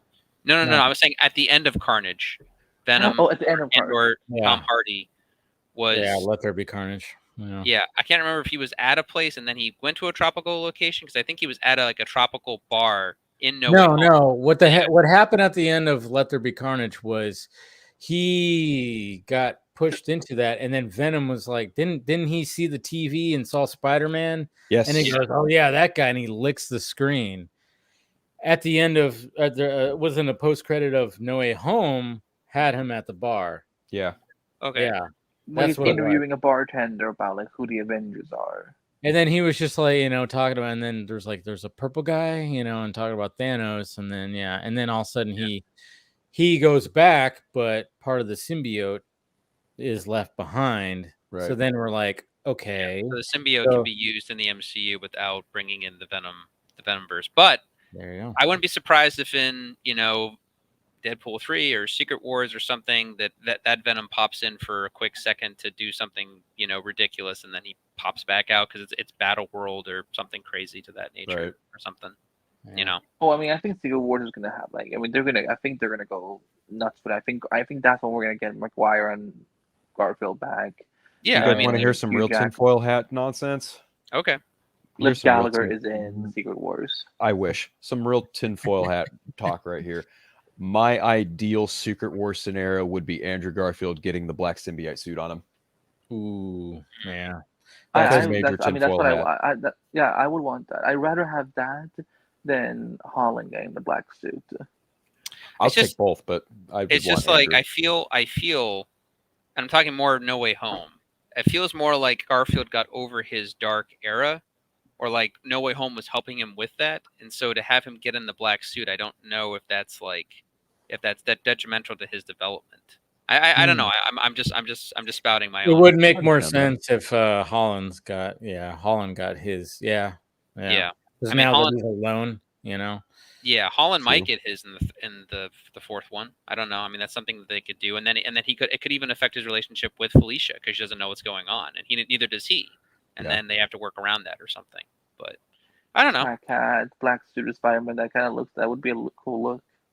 Yeah, and I mean, it would tie in too because Feig is taking over everything, and this whole synergy thing, and what's happening right now, the Spider-Man 2 video game. Yeah. All about the Venom stuff, or at least that's one of the main plot stories. Wait, who's taking over what? What? You said someone is. Wait, you said someone is taking over what? I was saying that Feig is taking over. He took over essentially. You mean Feige? Feige. I say Feige. I see Feig. I said apologize. Okay, sorry. I'm like, wait, who's he talking about? Yeah. Well, there's Paul Get Feig who directed the Ghostbusters movie. That was Kevin Feige. There it is. I would get very, very worried if I liked what was it, Bridesmaids and stuff, but Yeah. if you took on an MCU movie, I don't know how I'd feel about that. Yikes. Yeah. Yeah. I don't know how Well, I did feel you about that either. guys see, because we were talking about Deadpool before? Did you guys see that Sean Levy was like talking about the rumors about him doing Secret Wars? He's like, I've seen the rumors. That's all I'm going to say about it. You know what? I would. I don't mean this disparagingly, but I would. That is bringing that super chat back up. That was such. That's mean. That's Axel. That's Axel for you. Axel. That's so How mean. dare That sounds like a thing he'd say. For sure. You're right. Yes. Axel, it is not 1937 anymore. I've been using that quote for the last 3 weeks wherever I can. It is so funny. Oh, I love Sam Raimi. I do, but I would actually prefer to see Sean Levy do Secret Wars. Well, that's the rumors out there, and he even said also that I can't say anything more about it. There was like a similar response that Andy Muschietti said, when people asked him about Brave and the Bold. So but nothing's ever locked in. I mean, like they even said Alfonso, what's his name, who did Gravity? that was so random. Yeah. Oh my God, that was. I was like, what? Him doing Secret Wars? Why would what? I would prefer Sam Raimi if that's what actually happens, just because I love Sam Raimi. But if we're going Sean Levy, I want to see what his Deadpool 3 is like first. Before Secret Wars. If Deadpool 3 comes out amazing, I say go for it. Yeah, that's fair. Yeah. That's fair. I mean, for me, I always felt that the natural choice would be Ryan Coogler at this point. He's really good. Yeah, he'd be good too. Yeah. I mean, he's definitely one of the better MCU directors right now as far as all that stuff goes, for sure. Yeah, I can agree with that. Yeah. Well, who is the current crop of MCU directors that have stayed for more than one project? I mean, you got Ryan Coogler, right? You got what the hell is his name? Peyton Reed. Yeah. Peyton Reed. Peyton Reed is not a director. Peyton Reed is not a director. He's just Kevin Feige. He's a director for hire, but he did do a trilogy. Yes. And then of course you have Mr. Watts. Right. Yeah. Which he could do. I mean, he already did a multiverse thing. He also passed up on Fantastic Four. He walked from that. True. So, I don't see Taika Waititi doing Secret Wars. Fuck no. Ain't I hope not. That's gonna happen. If Taika Waititi does Secret Wars, I will not be watching the film in theater.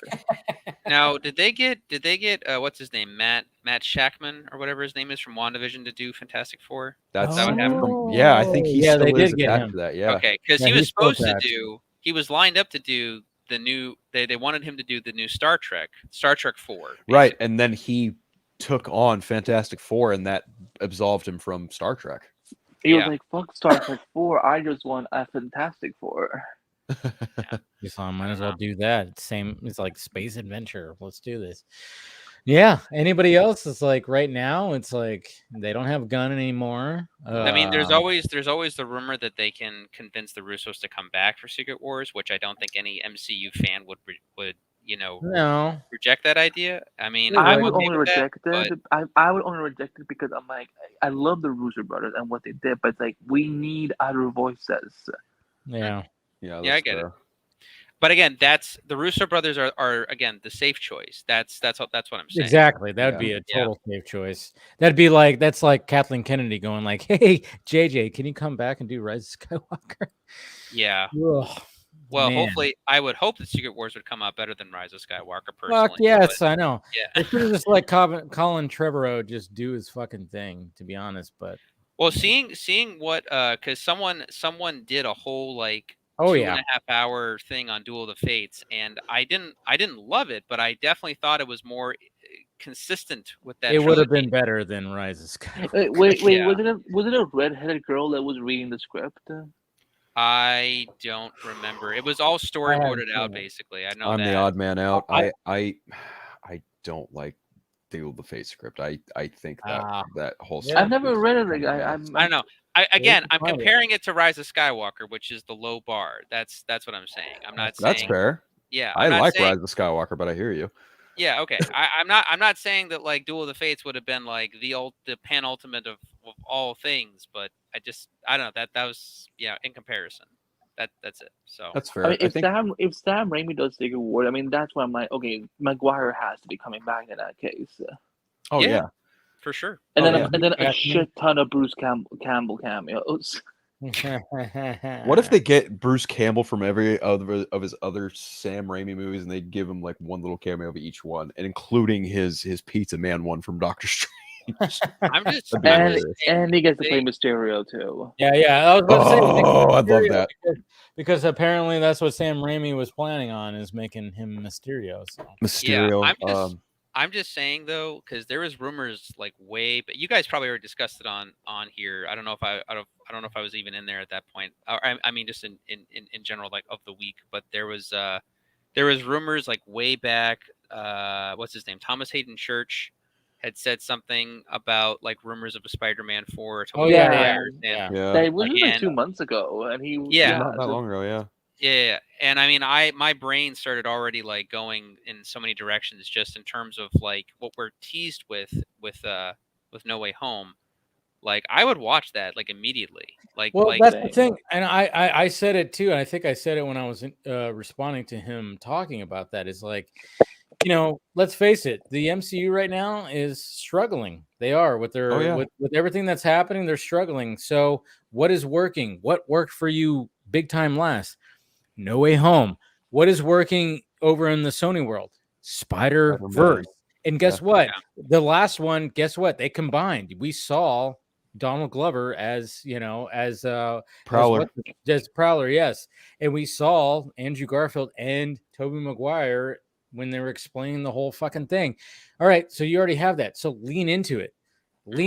So if people were like freaking out when they saw all these three together, why not just lean into it and have them come back? Like, do Tom Holland's, next trilogy for sure, but do Andrew Garfield, do Tobey Maguire, just lean into your Spider-Verse.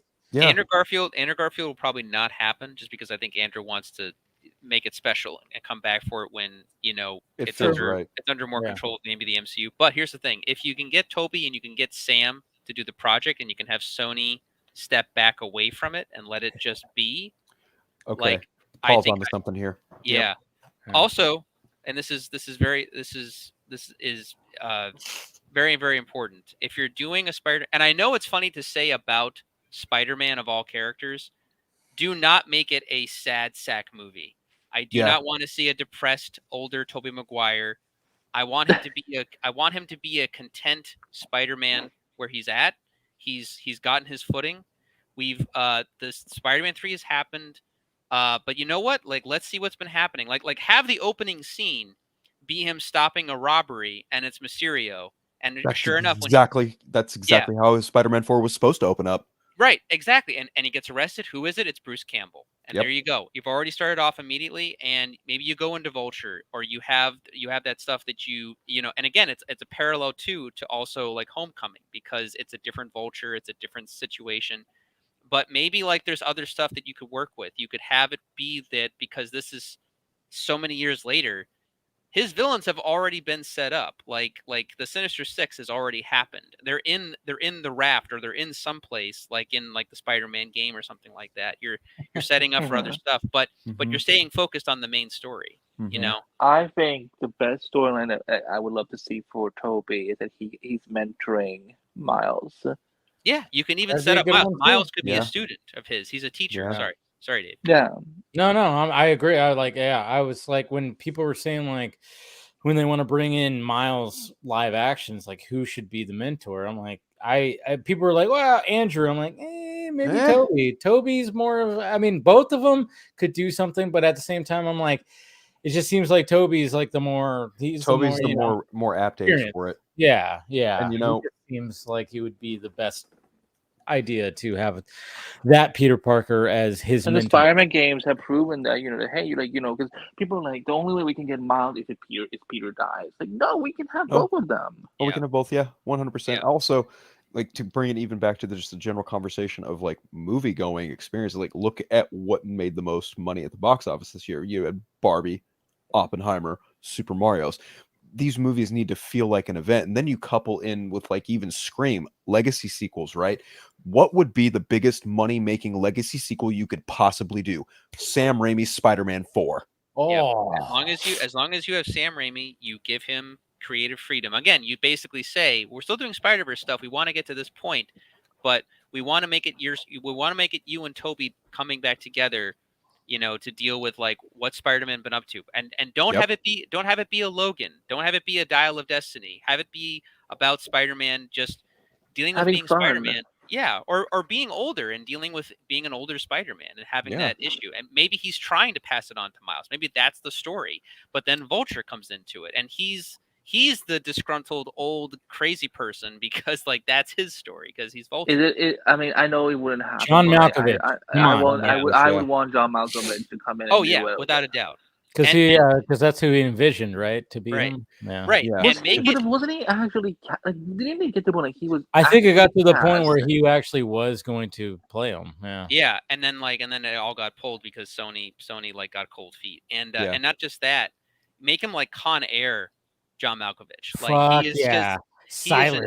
He is an angry old man Vulture. Like, and I'd love that. Anara. Yeah. I mean that's what I talked to my friend about, and he and I were just like, so we were salivating, we were so excited, but like, but we were just like, we got to see if it would even happen. Like, we're getting ahead of ourselves. Nothing's been announced. It's just all rumors and stuff. But yeah, like it's a fun idea, at the very least. Yeah, you can have a pretty intense story of like a villain, and there could be some kind of like, even when it comes to, the final battle between them, and it's just the fact that it's like Vulture is just like he's on his last leg, is like and he's lost his mind, and Peter sympathizes with that, and just kind of like, oh man, there could be, because I always thought, until we had this conversation, I was like, have like old man Peter, fuck it, let's make it where it's like Logan. But then you're right, I'm like, that's not the same character. Logan, it fit for Logan, it doesn't fit for Peter. So Peter has sad things happen to him, but Peter's whole thing is that he overcomes. But I don't want it to be. We've had the sad sack Peter movie with him already. That was Spider-Man 2, and you can't recreate Spider-Man 2, so you have to do something different. But again, every villain. I can't speak for Spider-Man 3 because I've only watched it like the one time it came out, and then I've never really revisited. Honestly, I probably should at some point, but every Spider-Man movie that he did, essentially he related to the villain in some way, because like with the Goblin, or I should say more Norman Osborn, he was looking for like another type of figure, I think, because with Uncle Ben gone, he wanted that kind of that father figure in that sense. And then like with Doc Ock, it was this idea of, he wants that dream of being with MJ. He wants this thing, but Spider-Man is kind of in the way, and of him accomplishing that dream. And like Doc Ock wants this reusable energy dream, but science is in the way, both in the way and giving him that way at the same time. And like, and he just can't understand that there had to have been sacrifice, and that doing this again, so like it's the same way that Peter is getting that same idea You know, sometimes you have to sacrifice your dreams to, you know, like that's what he says to Doc Ock at the end there, I think, right? Like you got to do the right thing, essentially. Right. Yeah. So with Vulture, it could be a whole thing about getting older and accepting certain truths. And Can certain... wait? Because you said older. Let me introduce something very controversial. Do you guys remember in the Spider-Man animated series when Vulture was able to like steal youth? Yes. Like. Oh yeah. Oh yeah. 100%. Okay. Can we? Okay. I know I'm gonna get murdered for this, but like, what if we just added as a John Malkovich versus Vulture? There you go. Like a literal fear of getting older. It could work. It could work. I mean, his whole thing is about being the crotchety old man to begin with. So yeah, True. I could, as long as it's believable and Raimi makes you, because again, giant metal arms, but Raimi makes you believe those arms and that personality, you know. So if Raimi can do the same with whatever wild crazy thing Vulture's doing. Watching those behind the scenes featurettes for Spider-Man 2 it's like as a kid I still remember like, how the fuck did he give them such like he gave them soul, like he gave them personality, like he made each arm do a special thing, like taking a hat off or lighting a cigar. Like each one had a special task, like and it's done so well you don't even think about it as you're watching the movie. So that's like, let Sam Raimi cook and make sure you have a solid writing team and you're golden. Like just don't really are.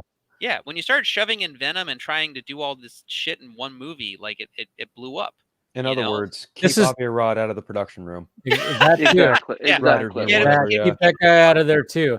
But this is why I wanted like when I was hearing things about Tim Burton coming back and maybe doing a Batman Beyond with Michael Keaton. I was like, you know what? Yeah, that would be to me. I was like, you know what? I could see that because, and then of course, you know, Tim Burton and Michael Keaton would have their Batman trilogy, and they could do a whole, you know, like sell us like, hey, legacy, look at remember those movies you like right here? Well, we're gonna like, you know, do it right here, but we just saw today like Tim Burton was like, fuck all these studios for doing shit like this, and I mean he essentially was just kind of like, no.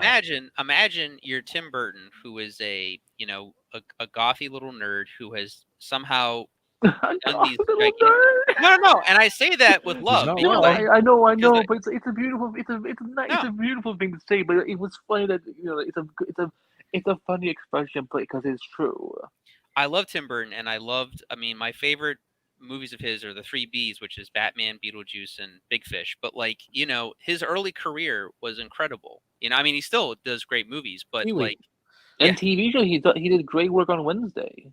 Oh, dude, like I loved Wednesday. That was one of my favorite shows of that year. But anyway, like after Batman Returns, like doesn't make the money that they thought it was going to make. Imagine being told 30 years ago, Warner Brothers is like, we don't want you to do the next one. We're going to go in a different direction. And then 30 years later, they take your iteration of Batman to try and make money by utilizing it as a nostalgia bait in a Flash movie, and then it bombs on top of it. So he probably got a big chuckle out of that to a degree. He probably felt bad. I'm sure he did. I'm sure he very much did. Yeah. Oh, 100%. Yeah.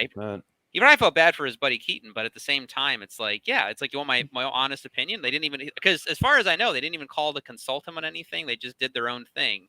Warner Brothers, no. Annie Muschietti, maybe. Yeah. But if they would have done like the whole like Batman Beyond kind of thing, and it's like, I mean, as much as I dig Keaton in the Flash, you know, and I enjoy that movie, but yeah, at the same time, I'm like, man, a Batman Beyond movie with Tim Burton directing, that probably would have been a winner. I think with some more than that could have been that, you know, doing Batman Beyond after Batgirl would have also been natural. Like imagine Batgirl, like, you know, he's, you know, Michael Keaton trained. I think Batgirl. I'm not trying to be sexist here, but I do think if you preface Batman Beyond, people want Terry McGinnis. Like, I'm just saying. That's what I'm saying. Like after Batgirl, he would go into Batman Beyond, where like he takes, you know, where he officially passes on the mantle as Batman to Terry. Yeah, but there was also like always a rumor that the Batgirl movie was going to be kind of like that Batman Beyond kind of thing. And everybody was like, I know, I had people like, and even me, I was like, don't do that. Just give us a legit, give us Terry McGinnis. We want to see that. And I even said, I agree. Can I you agree. imagine a Tim Burton, like cyberpunk, futuristic, And that's the thing. Like Batman Beyond could take place several years after Batgirl, so that's why, like, again, like you can have Batman and Batgirl together, and then in Batman Beyond, he passes on the mantle to Terry. Yeah, I'm just saying it'd be kind of like doing a Luke Skywalker movie where he gives the lightsaber to Ben Solo, and then like 5 years later he gives another lightsaber to Grogu. It's the it sends like, oh, you're carrying on my legacy. Here's another lightsaber. Like it's different. It's different. If he's training someone like Batgirl, but then he passes on the legacy to Terry. I mean, if Batgirl got shot and became Oracle, and like couldn't carry it on, maybe, because the whole point of Batman Beyond is that there is no one else to really hand it off to, because we never really find out what the status of Nightwing is in Batman Beyond. We never got to it. That was so weird. Not in the animated series, no, but in the comics, yes. Okay. But in the comics. So in the comics, actually, he's in Bloodhaven still, right? He's actually, I think he might be in Bloodhaven, but I know he also takes it upon himself to kind of mentor Terry a little bit too. Oh, cool. Yeah. Okay. Nice. I like that. The big fallout between why Dick and Bruce stopped talking is actually quite controversial in terms of that comic, because they kind of established the fact that they kind of take a Killing Joke note, and it's not. Yeah. Well, they insinuated in the animated series that him and Barbara had a big relationship, because Bruce Timm has like a weird fascination with that for some reason. Yep. And I guess in the comic, he got her pregnant or something. Or yep. Yeah. So I'm kind of glad that's kind of not in full continuity, I guess. However you want to look at it, I guess. But yeah, like, but the whole point being is that she's the new commissioner. Tim clearly retired and stuff like that. And, Red Hood doesn't exist in that unit. I mean, he exists in the comic books now, I guess, in the animated series, but but at that time he didn't exist in the animated universe. And yeah, and they never touch on Robin. And now, from what you're telling me, that's probably a good idea to some degree. But I like the idea of him mentoring Terry too and giving him advice into Bruce or something. There's an early run before they did a newer run of Batman Beyond comics called Hush Beyond, and Dick plays a part in that, because the Hush is, I think, a clone of Dick Grayson. I think. Okay. I don't know. It's been a fucking minute since I've read the book, so don't hold me to that 100%. But yeah, there's so many different multiverses and different continuity changes and stuff. So it's hard to keep every track of all the stuff. Yeah. So yeah, should be interesting. But we also got Droga saying she already became Oracle. David Zaslav pulled a Killing Joke on the movie. Yeah, get it, because he. Boy. Yeah. Barbara on Titans is pretty amazing, though. Don't even get me started on Titans. Right? I fell off around. We don't need to go on. We don't need to talk about Titans. We need to wrap this up. We're on 4.5 hours. 2 o'clock in the morning. We 4.5 hours. Shit, No, yeah, wow. Andy, you took a nap, so Listen, we don't need to keep on talking about other things, because it's 4.5 hours, man. I'm like, okay, because I was just like, why is people getting so angry about Titans suddenly? So I'm like, no, okay, it's just because we're running out of time. Okay, never mind. See, I fucked up. I took a nap before I read my message from Dave, and now I'm all energetic and ready to go for anything. I'm like, oh, you man. guys have naps. Paul and I are like, oh, all right. Yeah, well, it's more the 3-hour difference than anything. Yeah, it's even later over there for you. But let's go ahead and wrap this up. Great conversation as always when talking about Aquaman and Ahsoka, and of course multiverses and all this kind of stuff. Thank you to Anthony and of course Saggy, who showed up before. Am I missing anybody else? Chainsaw. Jordan. Yeah, that's right, Jordan. Yeah, I always forget somebody, right? Because, well, I've had Saggy also fell asleep. Yeah, she did. I know. Apparently, this is like a sleepy stream tonight. That's for damn sure.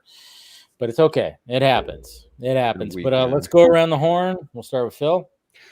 Thank you again for having me on the Vodka stream. It's always a pleasure getting to talk to all my friends here. If you guys want to follow me along, just at Unfiltered, Twitter, or rather X, Instagram, Threads, all that fun stuff. You guys want to listen to any Batman Talk, the Eternal Night podcast. Craig and I are supposed to be doing another episode soon. Batman Days tomorrow, so I'm sure we'll probably get an episode out soon after that. And catch me on the Four Nerds most Thursdays. Nice. Paul. Hey, Dave, always a pleasure to come on here and talk, for sure, talk man. to everybody. Always good to see Phil, especially, but it's always good talking to all you guys and everything. And it's always fun. Anyway, if you want, you can follow me at pmickey1988 on Instagram, or you can follow me at Paul Panhook on Vero. There you go, on Vero. All right, Andy. Well, despite me falling asleep, I do love being here. It's one of my new favorite Friday traditions. Love all you guys. Always fun talking to you guys about everything and anything. You can find me at Andrew Back all over social media. I'm gonna call it Twitter. I don't care about your ex. And you can find me as a senior writer at Screen Rant and co-hosting the Flash podcast. And I'm the editor-in-chief of Multiverse of Color. And I'm back on Twitch now, so catch me there playing Valorant, screaming at people. Valorant is it's a fun game, but man, sometimes that game, and I'm like, I'm never gonna play this again. The next day, I'm like, I'm already back. So sounds good. Follow all that, yeah. All right. And of course, follow Dave. Go follow Dave.